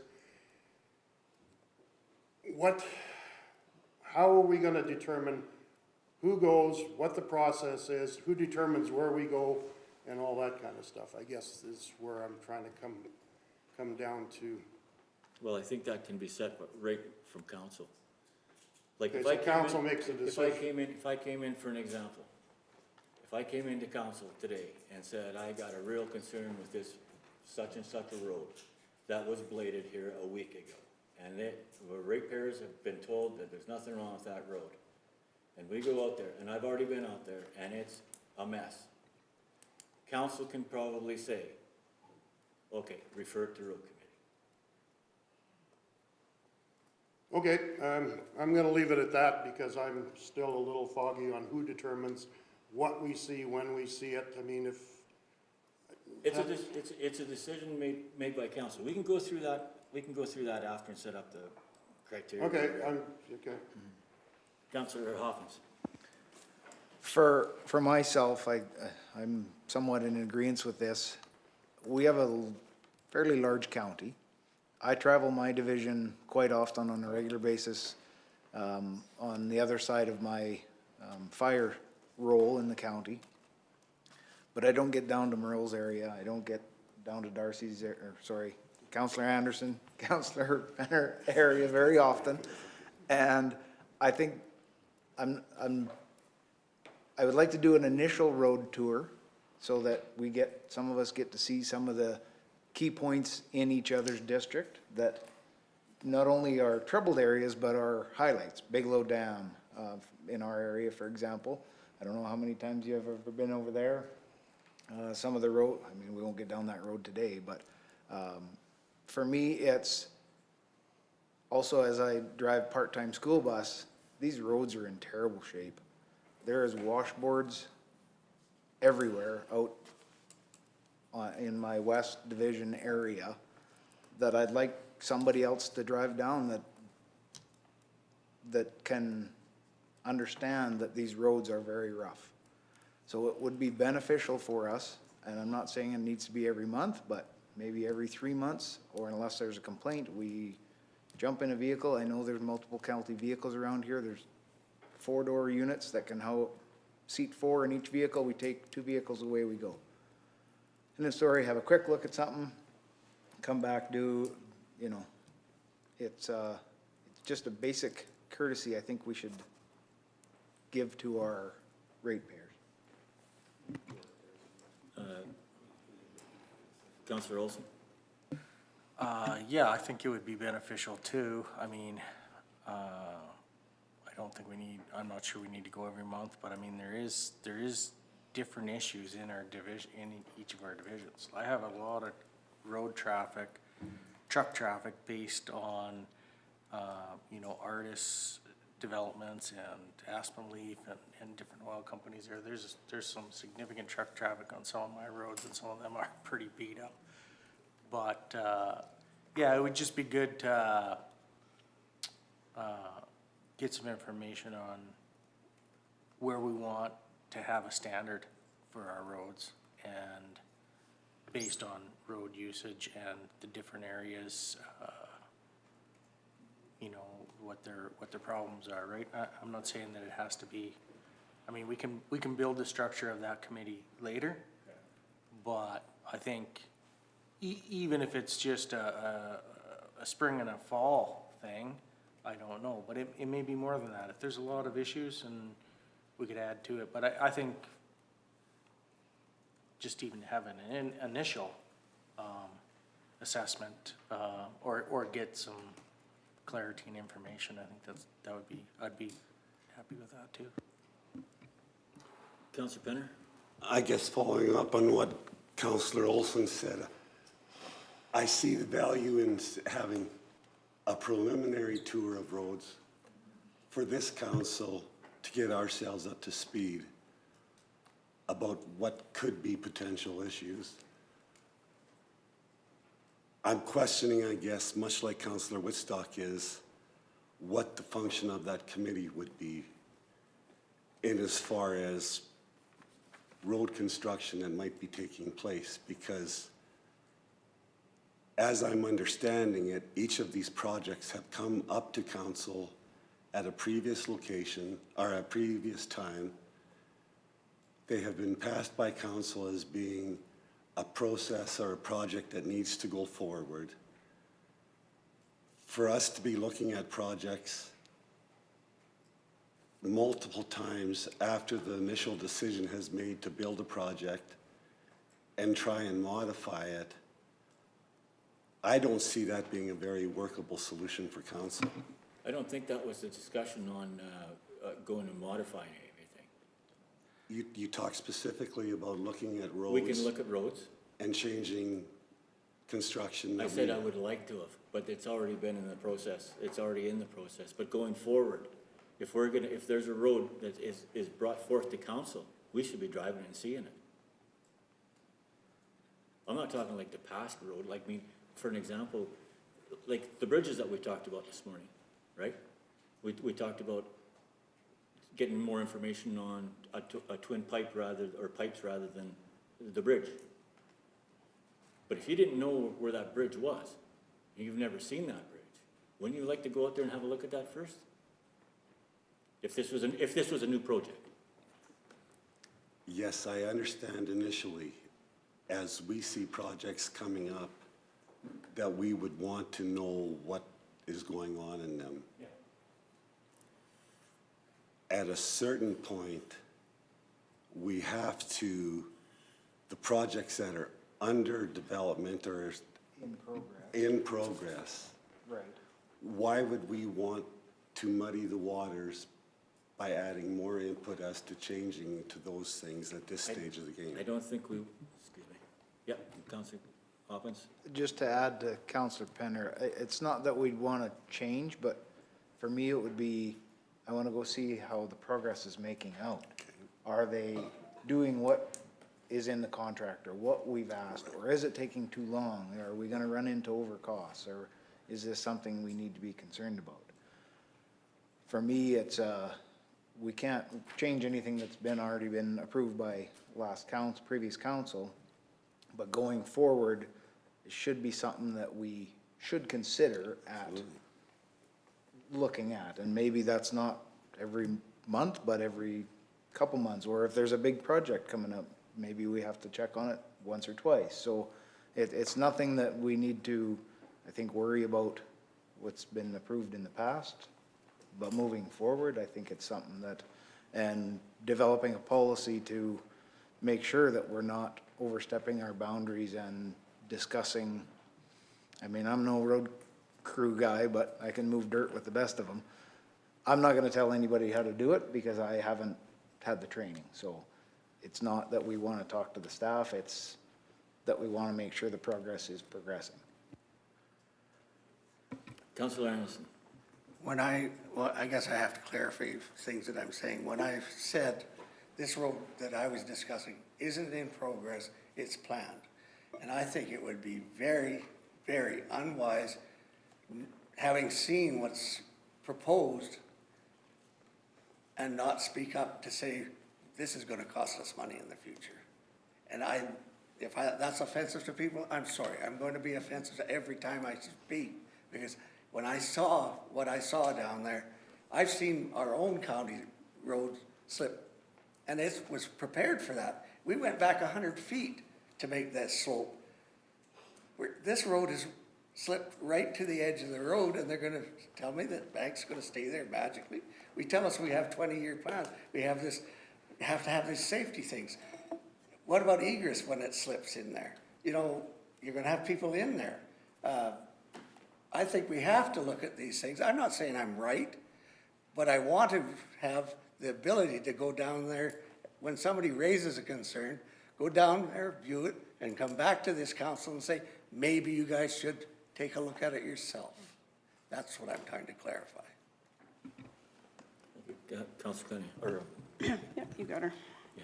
So probably one of my main roles as a counselor has been road tripping on a Sunday afternoon when I get calls and concerns. So luckily, the man that I live with loves to do that as well.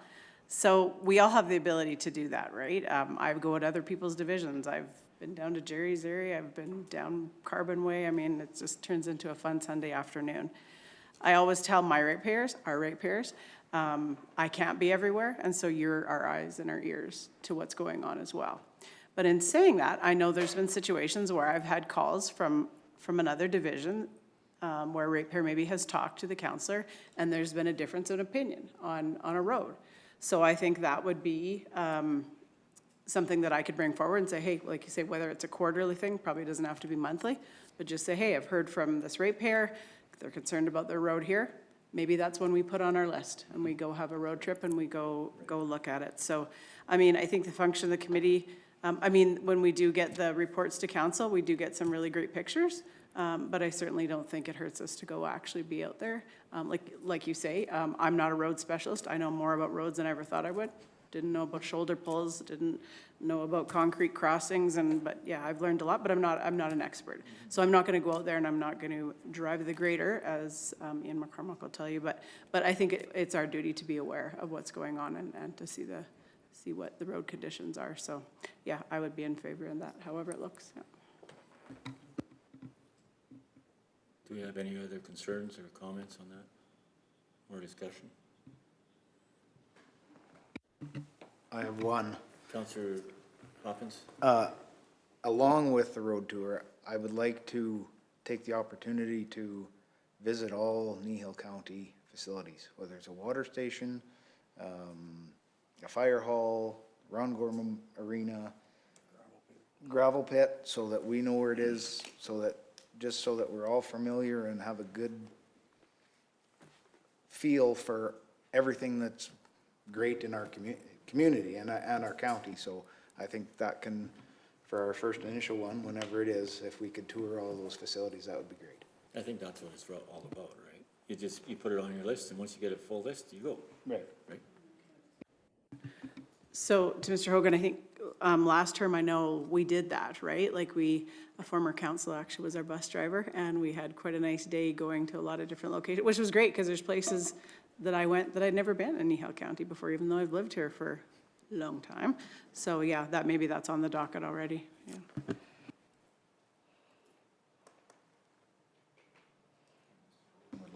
Mr. Hogan? So to that end, if council has a desire to go out to all those facilities, we did do a similar thing last term, but we didn't go to every county facility. So to put that on there, I think we've got close to 50 facilities out there that you're not going to do it in one trip, so it's going to have to be, right? It's going to have to be bite-sized pieces, but if that's a desire of council, that can be arranged.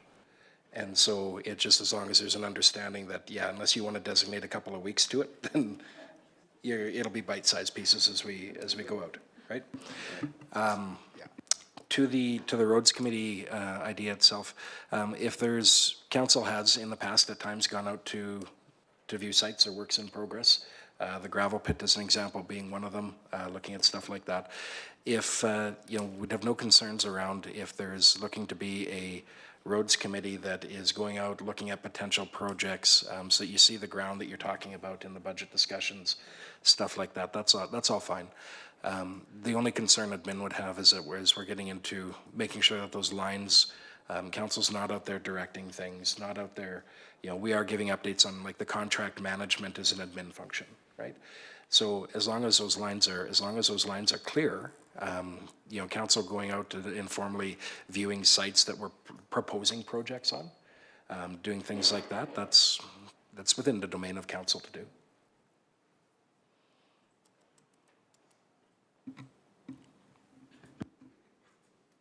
Any concerns? More concerns? We'll need a motion.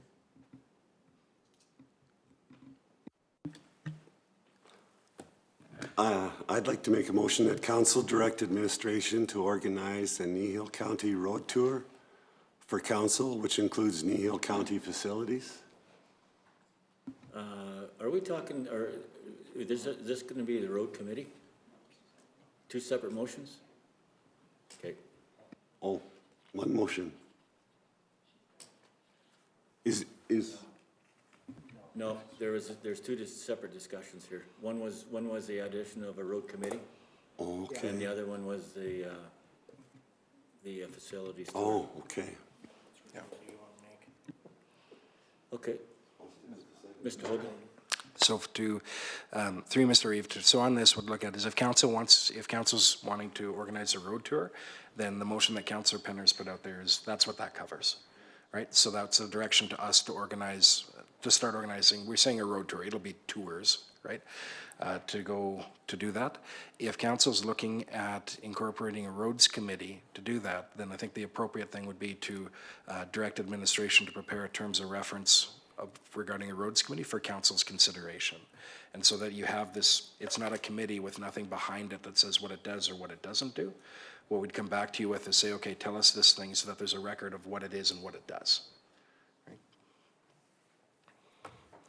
So we would prepare something based on what we've heard in the discussion today and bring that back to you as council to say, yes, this is what we were talking about, or no, we need to change this up, or whatever that looks like. I'm not sure that's appropriate. The road committee, we should be discussing that as council, on what direction we want to go there, as a council.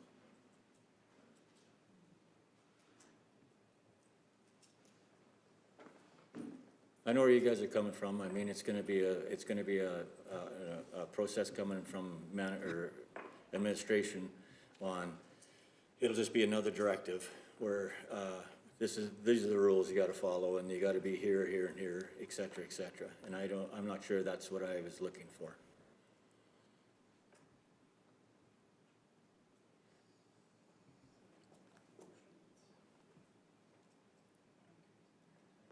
Yeah, we can vote on Darcy's motion. We can vote on that motion that was for Darcy, or Councillor, Councillor Fenn. Councillor. Sorry for interrupting you on that, Councillor. Is everybody clear on this motion? All in favor? Carried unanimously.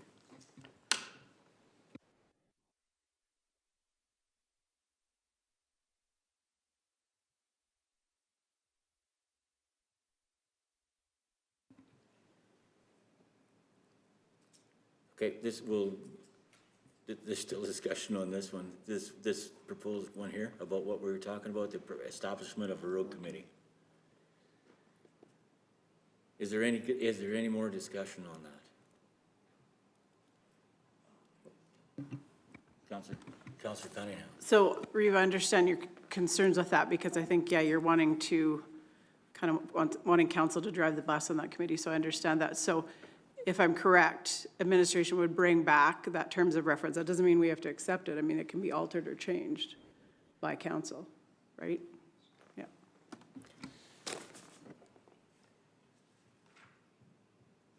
I've said my piece. I'm not comfortable with administration bringing back something that we're going to be doing. Either, if the motion, I think it's got to be set by council what we expect and what we want to do.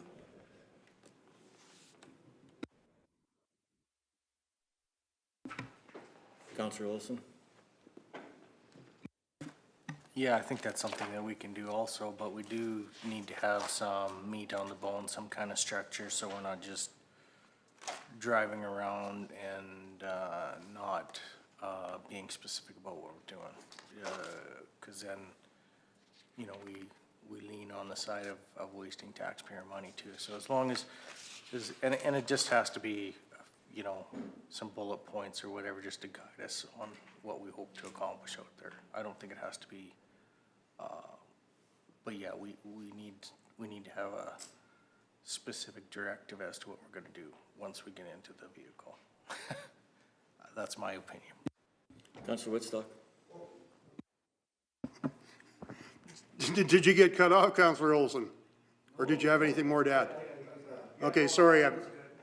Yeah, I agree with what Councillor Olson has said, because right now, we're gonna establish a road committee, but there's no terms of reference to what it is that we're going to do, going to look at, and all that kind of stuff. Or who determines what it is we look at, where we go, when we go. So I think if administration brings forward a policy to establish a roads committee, then as that comes before council, council can make the decisions on who's determining, where are we going, when are we doing it, why are we doing it, and what is our end goal. That I think is where you're headed also, Councillor Olson. I don't know.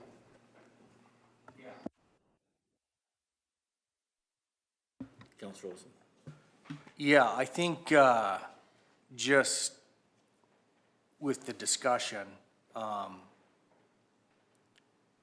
think Lonnie's proposal is more for our purposes rather than maybe what administration would come up with. That's all. I mean, we can mesh the two, but I'm thinking that, you know, how does administration know what we as council were hoping to achieve with this as well, right? So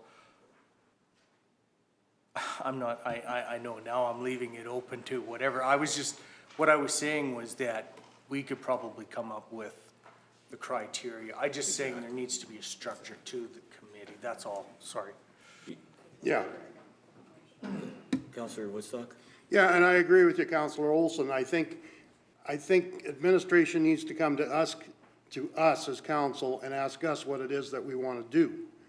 But they also have to know, like, there's going to be a number of different criteria in this policy as to determine who is asking, who is, you know, there's a whole bunch of stuff here. It is going to be a council decision, but we need a starting point. And I think it would be good to have something coming from administration saying, okay, what is it that you want to achieve?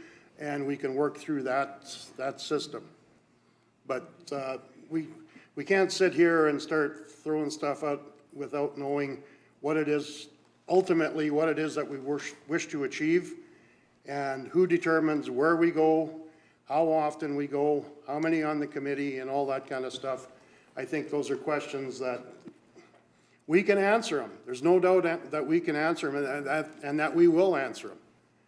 But we do need the checklist, I guess, is for lack of a better word, to make sure that when we do develop a policy that all the boxes are checked and that we can answer those questions.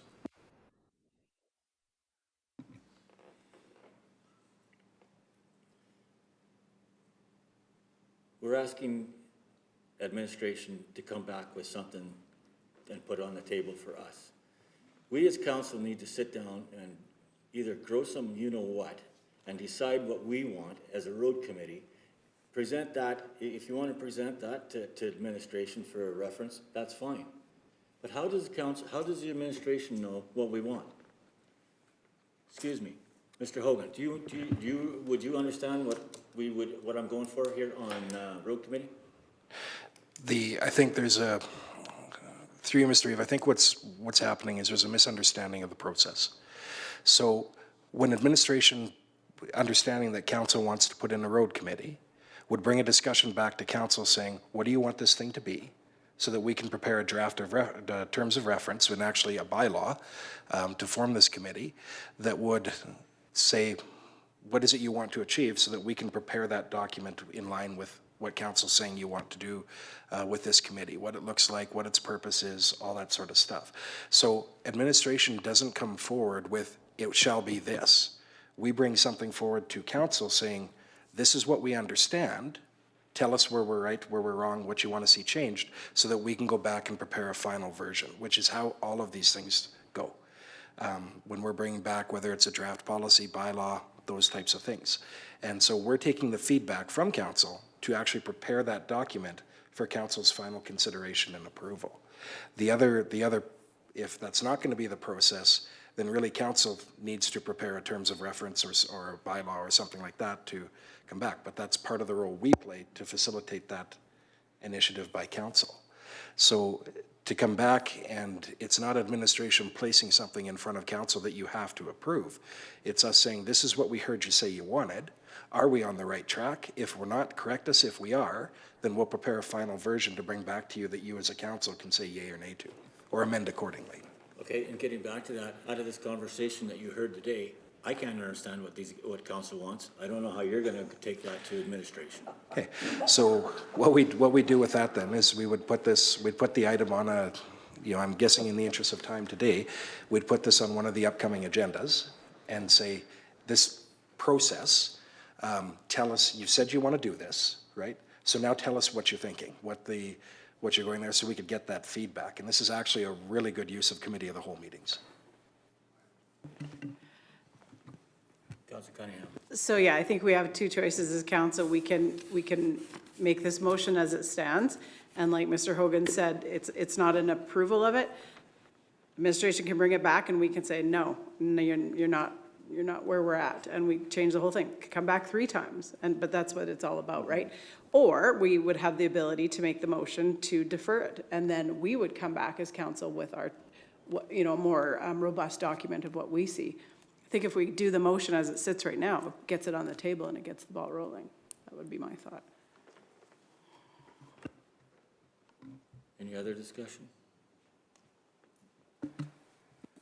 I would echo Councillor Cunningham's comments that we can get it on the table, and whether we want to bring it to Committee of the Whole for further discussion to hash out those terms of reference and make sure it's what we want, we can get that done. And then once, whether it takes 10 minutes or 4 hours, we can hash through those comments, concerns, and make sure it gets done the way we would like. Is that a motion? Motion to go for council of the whole or what? I make a motion to council approve the establishment of a road committee with the terms of reference brought back to councils for consideration at the next Committee of the Whole. Does that sound good? That work? Okay, at least we got a direction. Any other concern? All in favor? Carried unanimously.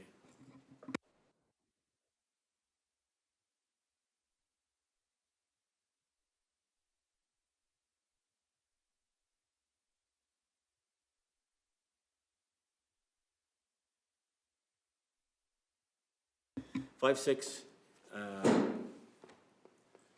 office tour, 5, 7, shop tour, basically the same thing. I'm bringing that forth too.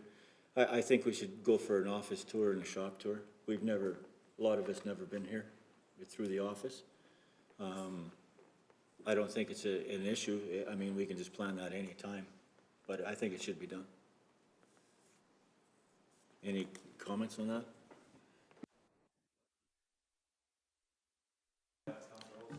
Yeah, I definitely wanted to see what kind of facilities we have at both places. Yeah, I'd be in agreement with that. Anyone else?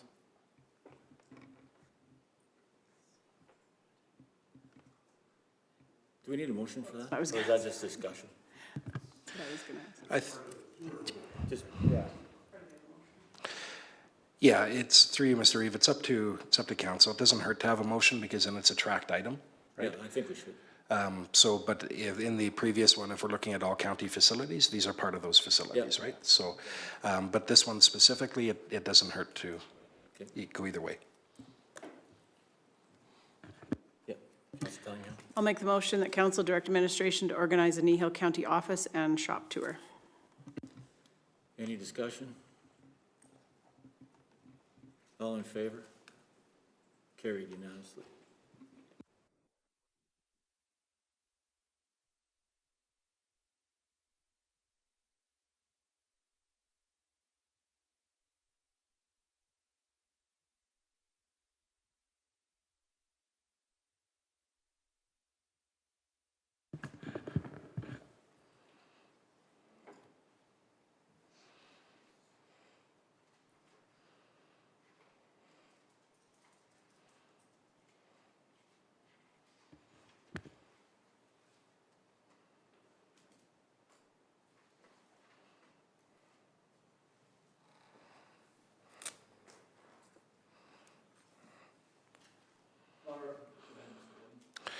Thank you, Mr. Reeve. Through you to council. The item before you is the FCSS proposed 2026 budget.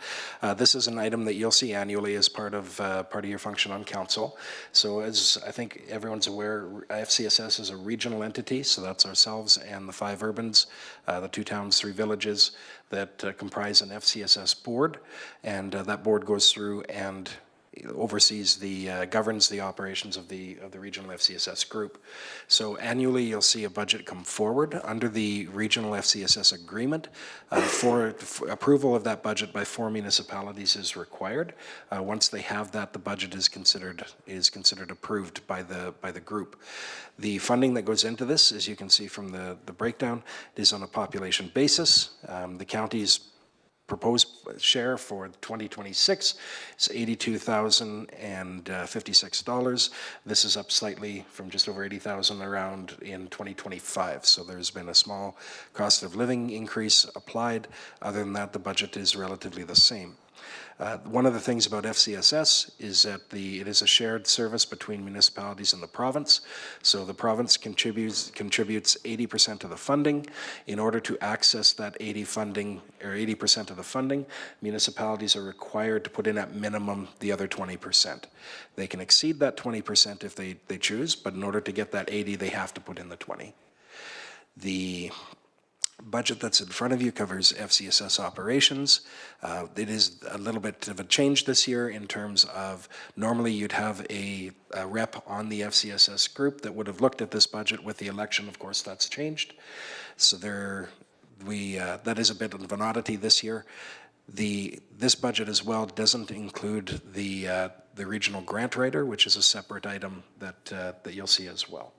So other than that, though, the FCSS operations, the grants they give out, the community wellness workers are all part of here. So in what's being proposed from FCSS is as I said, it's a small increase from what's been proposed the previous year. So really they've kept it basically the same.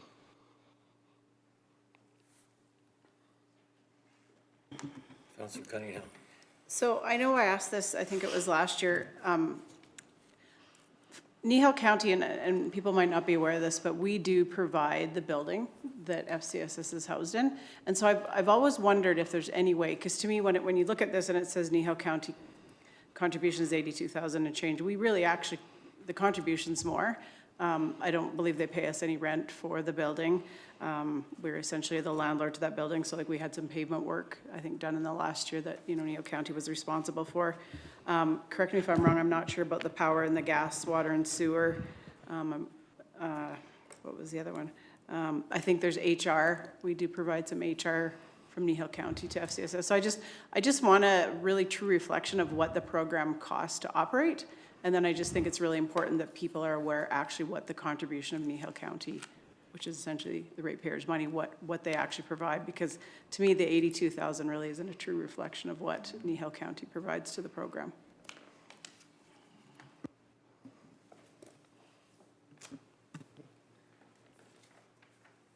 Councillor Hawkins. I have one question, and maybe this is because we didn't have previous staff on the committee, but do we get to see a full expense list as to what they spent last year?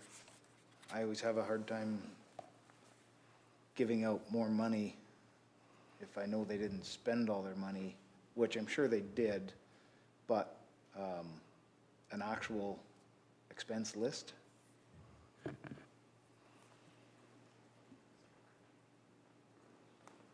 Mr. Hogan. Through you, Mr. Chair, that's a piece of information that we can ask for to provide. They likely did as part of their budget, their own budget generation, and so I believe they'd probably have that. The FCSS generally does spend all of their funding each year, but it is a piece of information we can inquire after. To Councillor Cunningham's questions earlier, we have done a report recently around some of the non-cash contributions the county makes, so we can dig that up and look at it as an update. It will be a bit of a range because it fluctuates, right? The county does provide some HR, but that's not a regular thing. So sometimes it's you go years without it being needed, and then you need a little bit, right? So there's not necessarily an exact per year cost, because it will fluctuate a bit based on some of those things. But it is a Kneehill County building. We do the facility maintenance on it, and there are some non-cash contributions that are put in. It was a discussion during the last update of the regional agreement around that. If we did charge rent to that building as an example, that would increase FCSS budget, the requisitions for everybody would go up, and we'd be, it would share that cost a bit more in the region, but the largest share of it would come right back to us.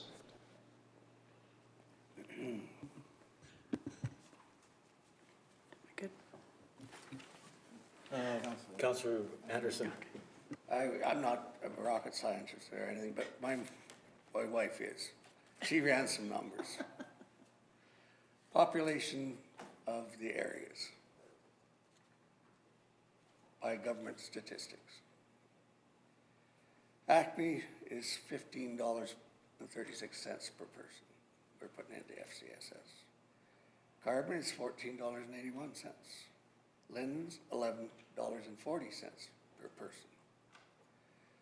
Tree Hill's $15.33. Troche's $12.76. Kneehill County, now I find that we're supplying the building as well, is at $15.60. We have had a prime minister telling us we're going to have to lower our expectation, and I don't believe he's wrong in that. I know 1.9 isn't a much, but we have to start somewhere. I don't know enough about FCS right now to say yay or nay. I would like more information. I plan to discuss it with Laura Lee at some point in time, so I do make it more informed. But I'm new to this council. I'm new to social programming like this. Yeah.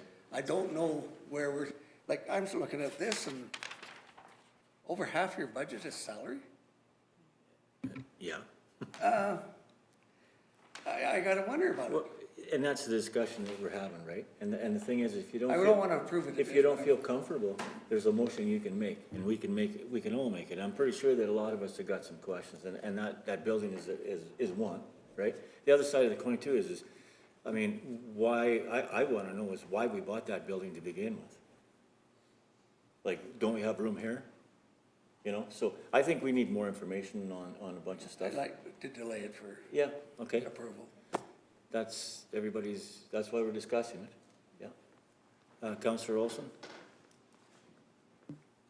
Yeah, I have some concerns as well, just because looking at the expenses, there's nothing, it looks like, and maybe somebody can clarify, but being put aside for like a condo fee or whatever to maintain, because that building isn't new.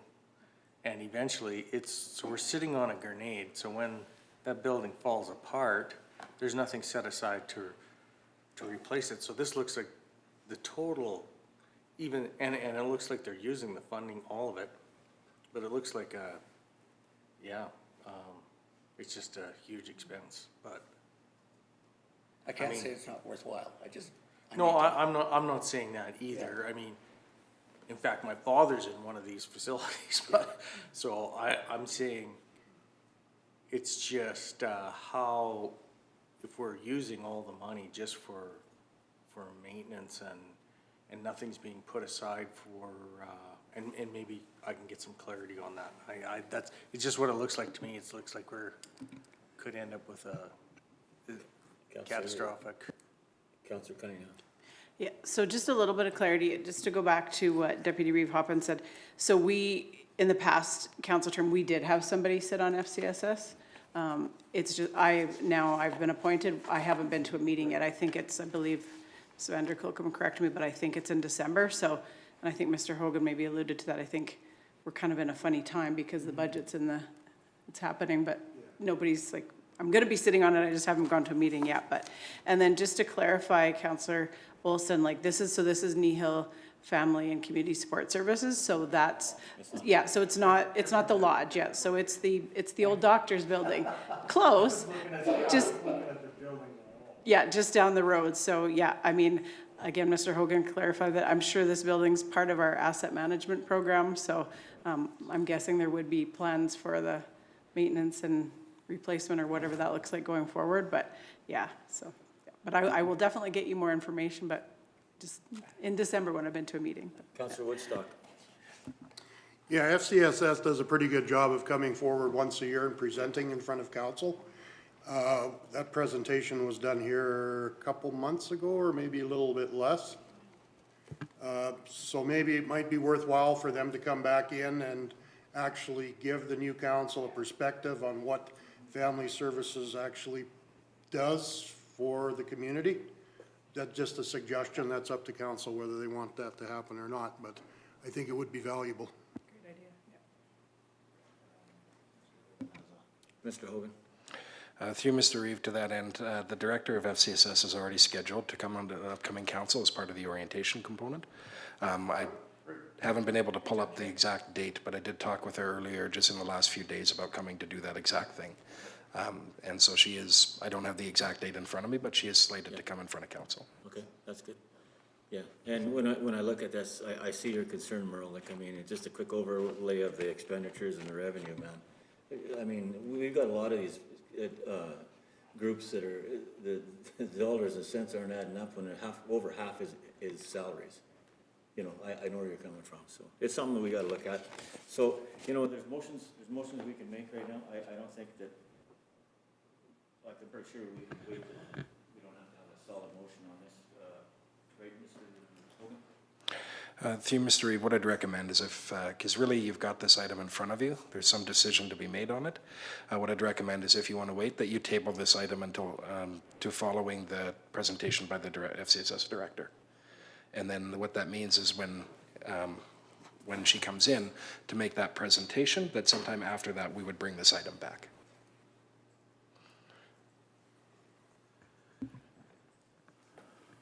Any concerns on that?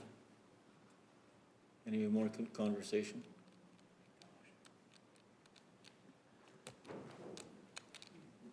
Motion?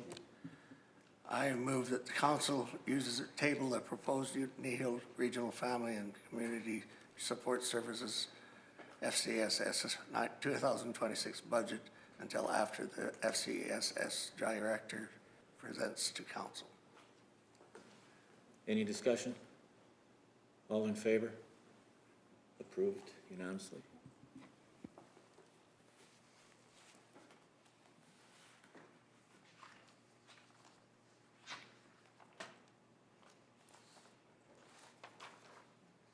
Seven point two, the draft 2026-29 policy review schedule.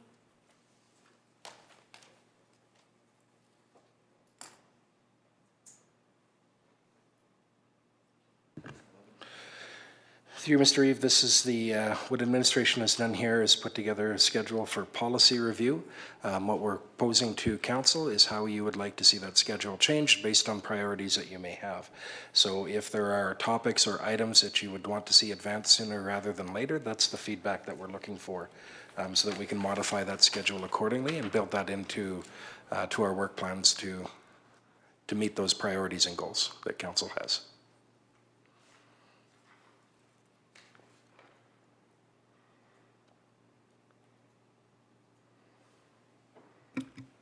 Any discussion on that? So there's a few things in there that probably we should look at sooner than later. So I think maybe that we probably need some time to go through that. Any other concerns?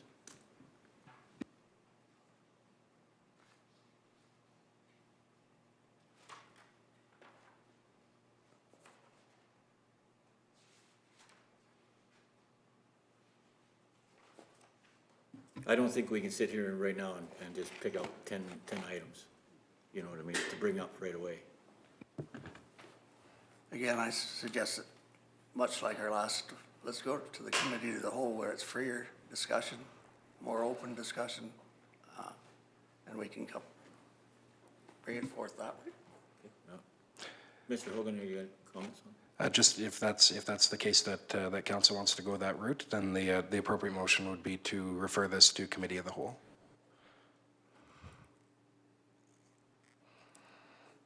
Councilor Cunningham? So, through the reeve to Mr. Hogan, so when you developed the timeline here, is that done like chronologically where they're, 'cause like I know sometimes you bring them up, they've expired or whatever, so is that how this has been done, like not by need, it's by when it's due? Is that how it was done? Through the chair, partially. There are some on here that are outstanding or older. The idea is that throughout council's term, you touch all of the policies at least once. That is to get through there. But really, we've just put them on here knowing that that council has some priorities and stuff like that. So we really just wanted to get them into a list to get in front of you as a basis to start the discussion.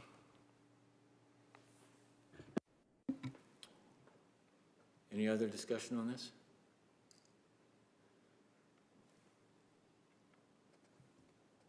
Motion, we had a motion? Merle? I move that council refer the 2026 and 2029 policy review scheduled to a committee of the whole meeting. Any discussion? All in favor? Carried unanimously.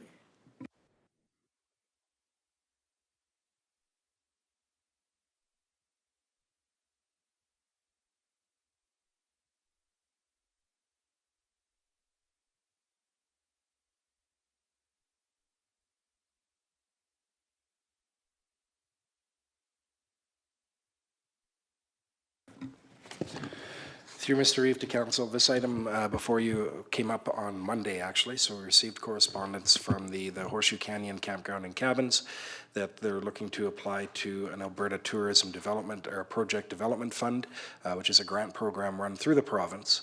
They asked if the council would consider giving them a letter of support. This is something that has been done in the past. They are looking to make that, well, they have a deadline of the application on November 17th, which of course is a bit of a time crunch because beyond today, we don't have another meeting until November 25th. That's not uncommon in some of these requests that we get from different community groups. In this case, it is a business, but that's not uncommon that we have some of those time crunches like that, and which is why we requested council consider it today. In what they're looking to do is to expand the number of, or expand the cabin offerings that they have on site, and they've made it through the first round of that intake.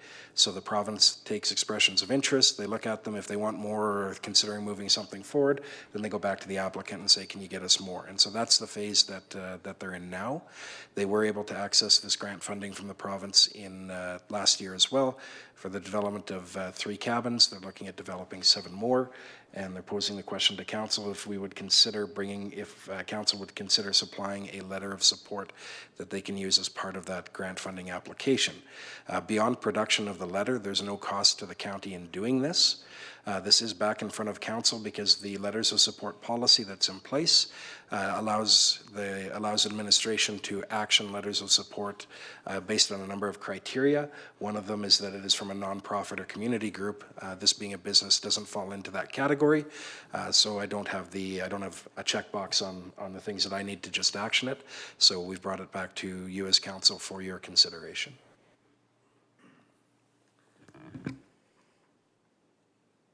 As a point of discussion on this one, I'm gathering that these cabins are basically built there because Horseshoe Canyon being there, correct? Through the chair, yes, the campsite this is the campsite directly, I shouldn't say directly at site, but basically directly at site. Have we promised these guys anything as a council? Through the chair, no. If God forbid that anything was to happen to Horseshoe Canyon as a county standpoint, how and what would the reflection be on these guys and their business?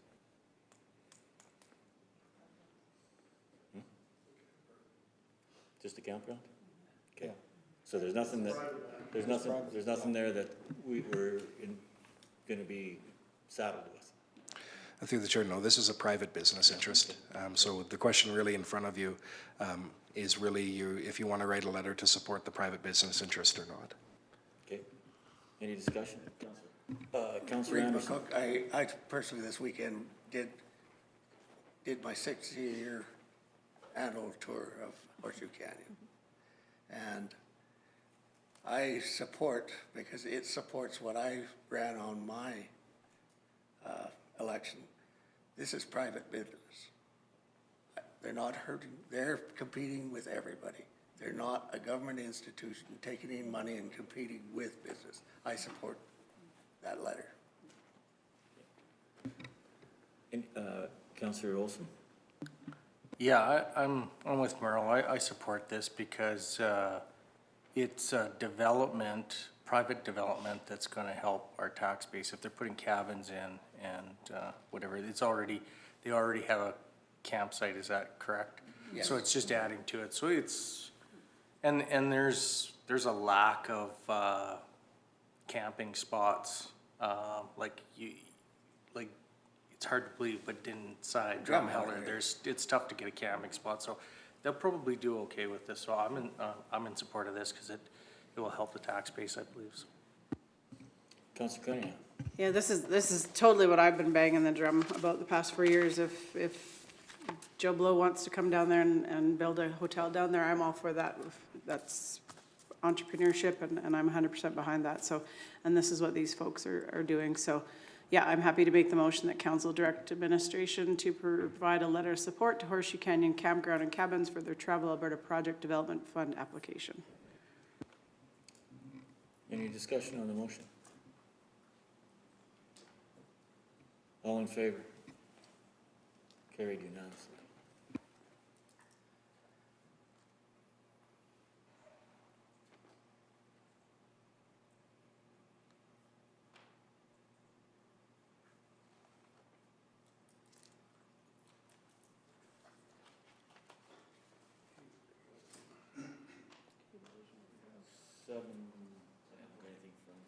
Seven point four?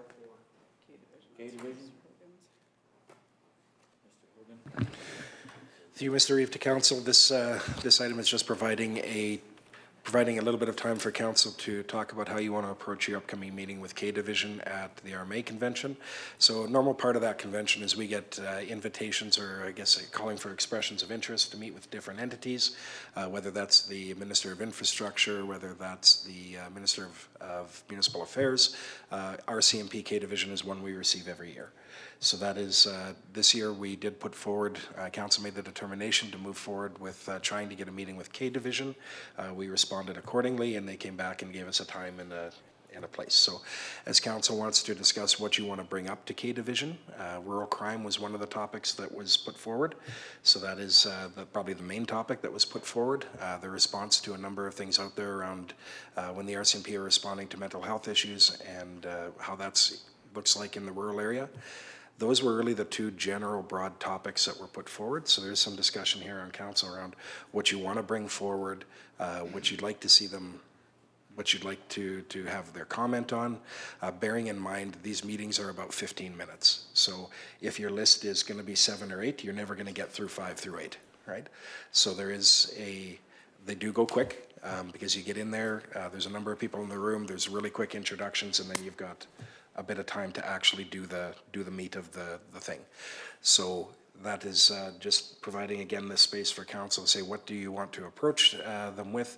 How do you, are you looking at any alteration from how you go forward? And what I mean by that is the Reeve as the spokesperson of council would be the appropriate one to put forward the county's list in here.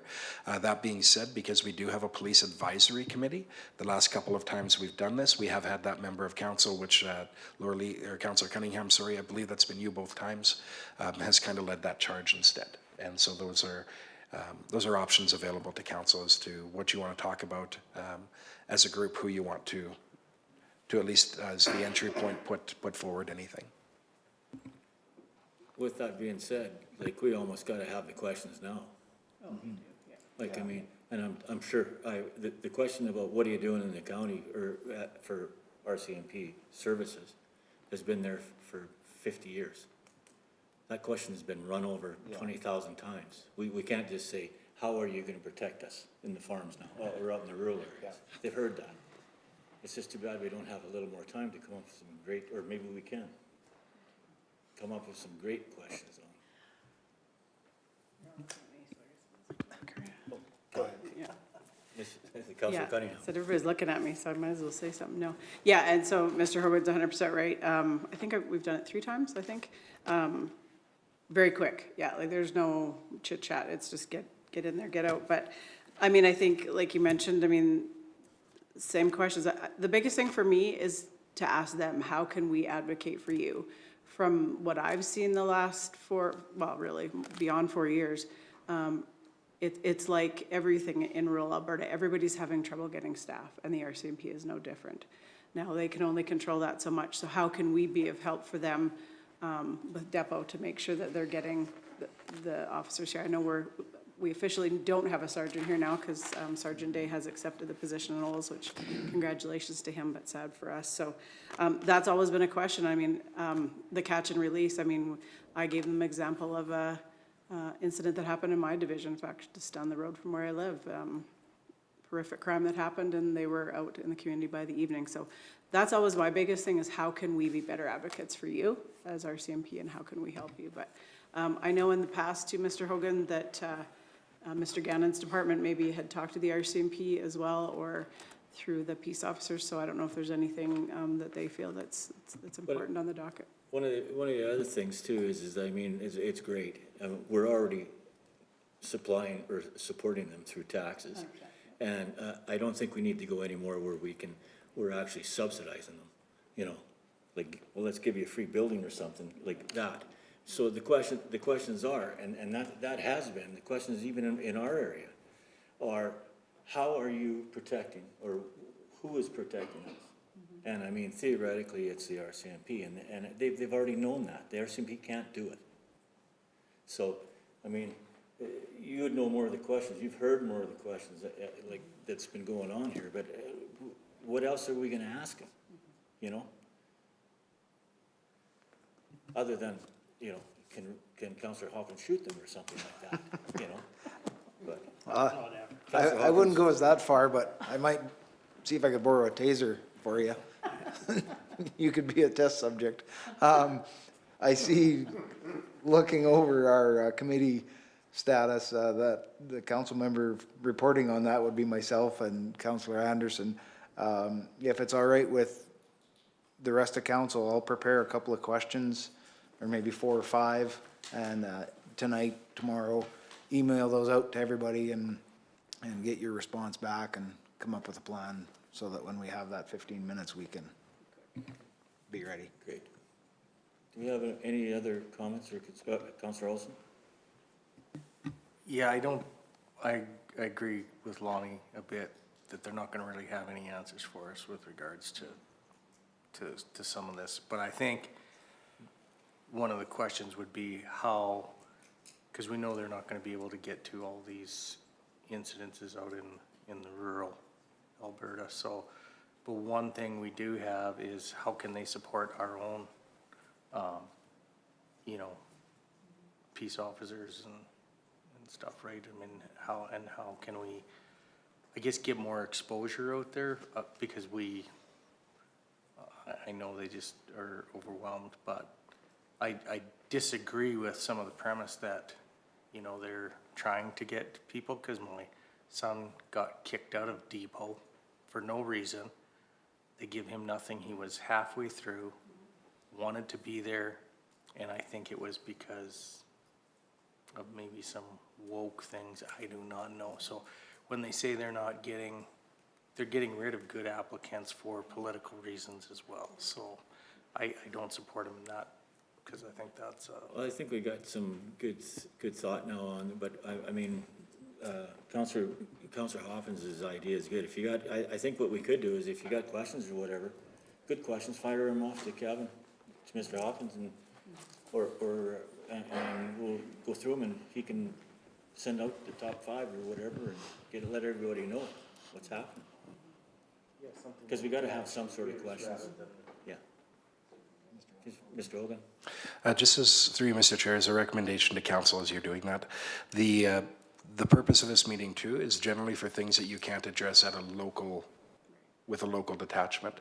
So if you're asking them a question about, say, the specific Three Hills detachment, they're definitely not going to have an answer, right? And so that's one thing they'd push back to go and talk to the local detachment about.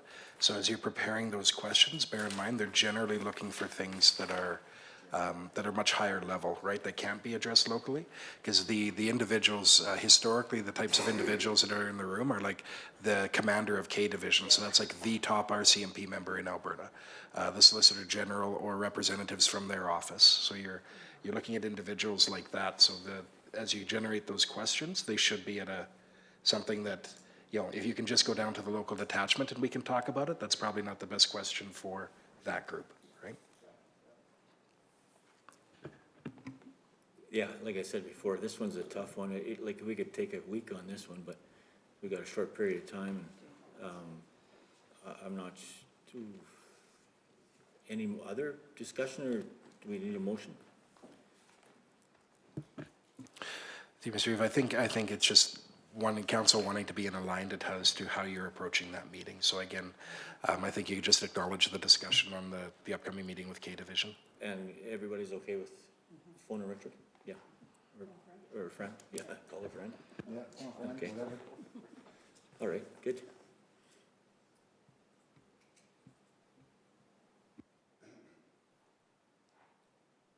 Disposition and delegation and public hearing, is that what we're talking about?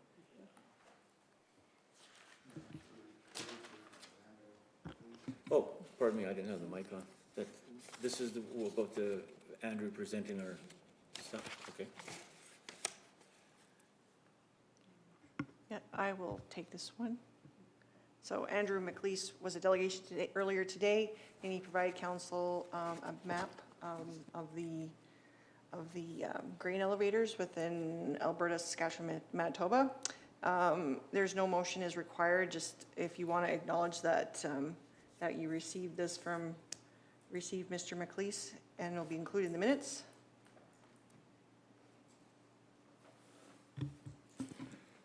Okay, I'm kind of not, so we had this guy in this morning, and he presented us with that, the map and everything. We thanked him. So why are we doing, what is this one about then? Just acknowledging it again? So through the chair, what the disposition and delegations are, because they won't always be like this one. This individual wanted to come in, present you with a gift and leave. So thanking him, it was, even though it happened during the meeting, is more of an informal one. Having the acknowledgement that you received his delegation is actually, he came in, he made a delegation, what did council do with it? And so it's, for the record in the minutes, is you acknowledged that you received the gift. Oftentimes what a delegation will come in with is they're actually asking something of you. So you to make a decision on something. And so when that happens, what you'll see under 8, because you don't make a decision necessarily when they're here as the delegation, or you want some time to think about it, which might be that same day, it might be a couple meetings later, right? When they're asking you for that decision, that disposition of delegations and public hearing business is your ability to actually start making decisions on that stuff. The delegation that was here today presented you with a map. There's not actually a decision required related to that. Okay.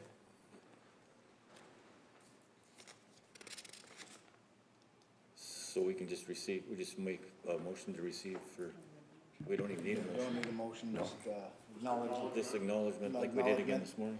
Yeah, acknowledgement that we received the gift, and thank you very much, and appreciate the gift from Mr. McAleese.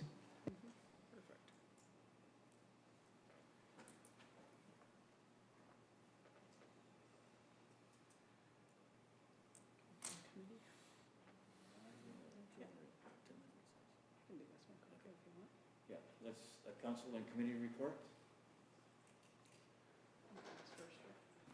Yeah, Councillor Cunningham? Okay, try to be quick. Just wanted to let you know I attended my first Community Futures meeting in Strathmore on November 6th, and so minutes will be forthcoming. We elected our new board, Dennis Hazelton, Mayor of the Town of Three Hills, as the chair, Chris Armstrong from the Town of Troche as the vice chair.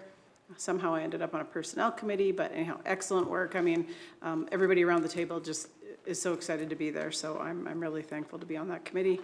Friday, November 7th, I was able to attend and lay a wreath on behalf of Kneehill County at the Three Hills School Remembrance Day ceremony.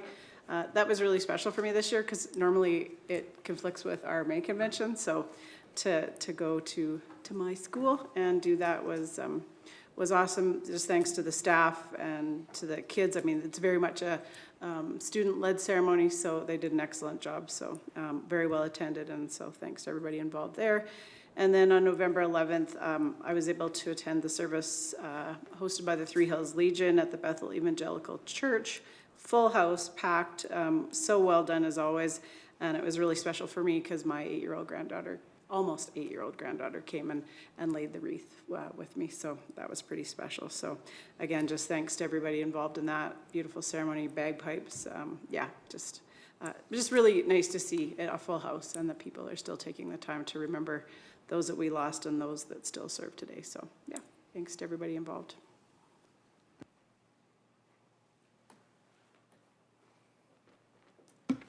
Okay, thanks, Lily. The Kneehill Housing Corporation? I attended a meeting on November the 5th. It was the organizational meeting. 4 new members sitting on that committee.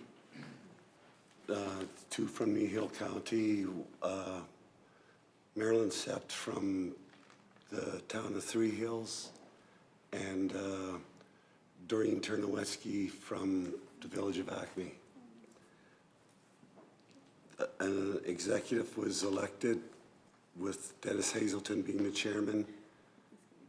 Sonia Ann's as the vice chairman from the village of Linden. And the third executive, and the third executive member being Travis Cormier from, third and fourth executive being Travis and Bill from the village of our town of Trochu and the village of Carbon. Dennis Hazelton and Marilyn Sept are both sitting on the finance committee along with myself. We went through the agenda review. Old business was the CO, the transitioning of the CAO. There's the present CAO, Amanda Gill, has resigned. And there was a process of interviewing, and they had 2 candidates to take over that position. I just received an email today that in fact Amanda Kinneberg has accepted the position of CAO. She was day-to-day manager of operations there up until now. And just to report that the Golden Hills Lodge is basically at about 95% capacity. They have 4 available rooms.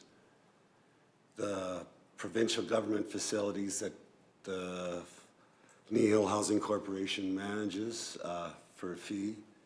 The facilities in Torrington, Village of Acme, Village of Linden, Village of Carbon. No, sorry, not Carbon. Trochu Valley Manor and Torrington Torvilla. There are vacancies in some of those facilities that are being renovated as we speak, but that is all Kneehill Housing Corporation just administers those facilities for the provincial government, and they receive a fee for doing that. It's at no cost to the county or to the individual municipalities. And I guess that pretty much covered the committee meeting. A little bit to learn. A little bit to learn. Yeah. Yeah, it's always, there's a lot of stuff to figure out who owns what and where it goes and stuff, so And these guys, there's minutes to these meetings also that are provided, they'll be providing to us here. Sorry, what was that? There's also minutes to these meetings that they will provide the council with, or county with, yeah. Thanks.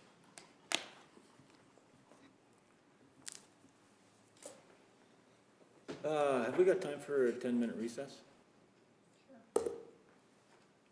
Let's take a 10-minute recess.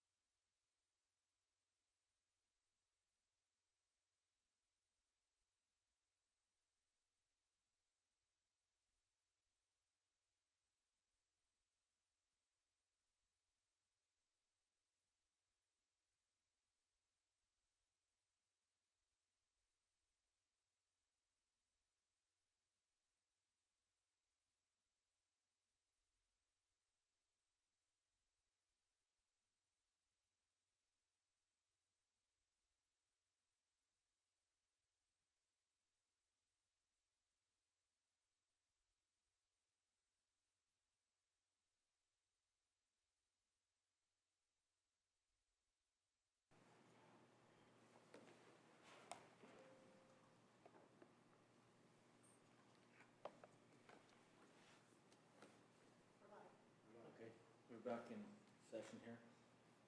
We'll just make a, Councilor Hopkins? I would just like to acknowledge the receipt of the following council and committee report from Division 5 and Kneehill Housing Corp. Thank you. Thank you. Council's follow-up actions? Or council follow-up action list? Mr. Hogan? Through you, Mr. Reeve, just one update on this. We, the very first one, the councilor Penner moved that council authorize the use of $10,000 from the 2023 operating budget, strategic initiatives, and so on. We were unable to, that partnership between us, the town and Prairie, we were unable to find a suitable candidate to bring into that fold to do that. We went back to the province and said, are we able to amend the grant to do something else with the money, stuff like that, still related to the airport and what the future of that would be. They came, we said, you know, we'd like to look at a long-term plan for the airport, maybe hire a consultant to put that together and do that research. They came back and said, we're not keen on a consultant, but if you could hire an employee to do that, and we said, well, that's sort of what we've been trying for the last 2 years. So the decision's been made by the partners that that'll come to a close, and that the town of Three Hills is the grant lead on that, so they're holding the grant funding for that. So they'll send that money back to the province. So I guess this is just alerting on an update on that project, and that we'll remove it from the list.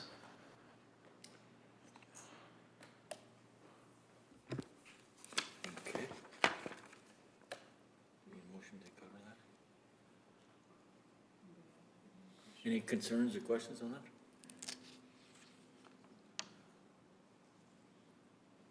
Just accept it. Need a motion? No motion. No motion is required. No motion required. Okay, accept that? Okay. Council demands the receipt of the council follow-up list, so great. What do we have now?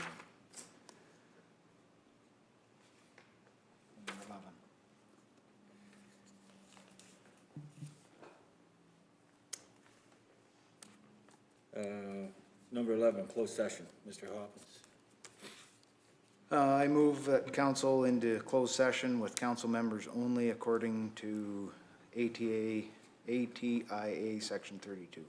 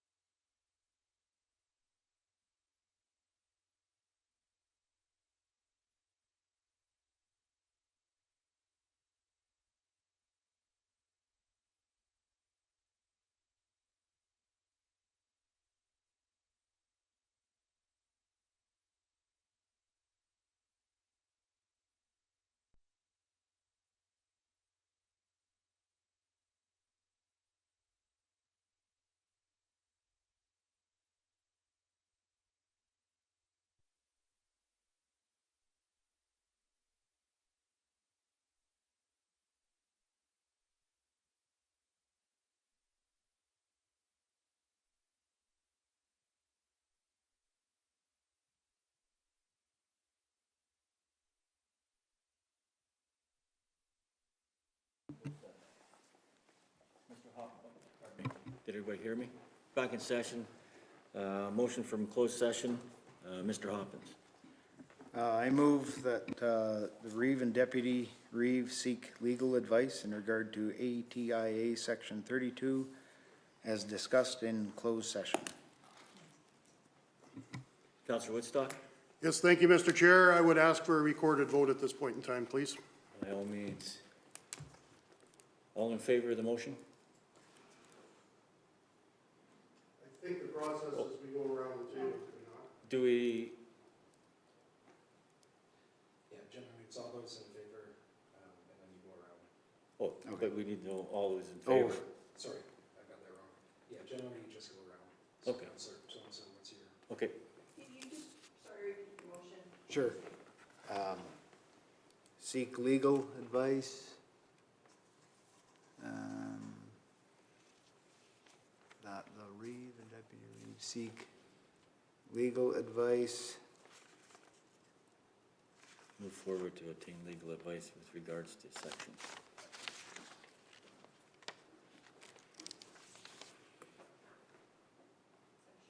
$32.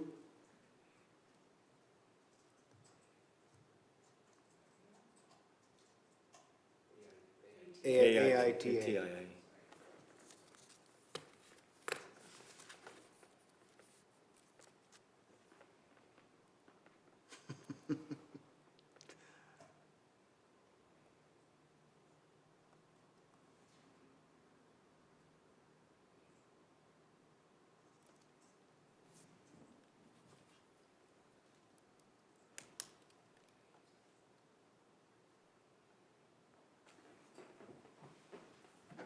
Do you need the, as discussed in closed session?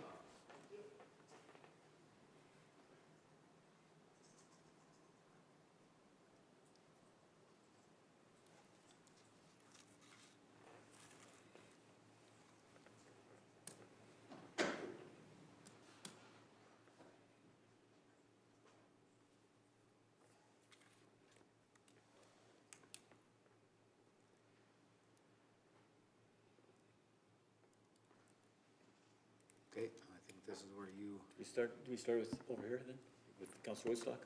Nay. Councillor Anderson?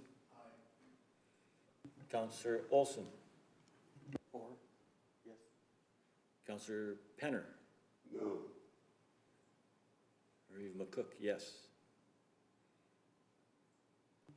Deputy Reeve Hoppins? Yes. Councillor Cunningham? Yes. Motion carried.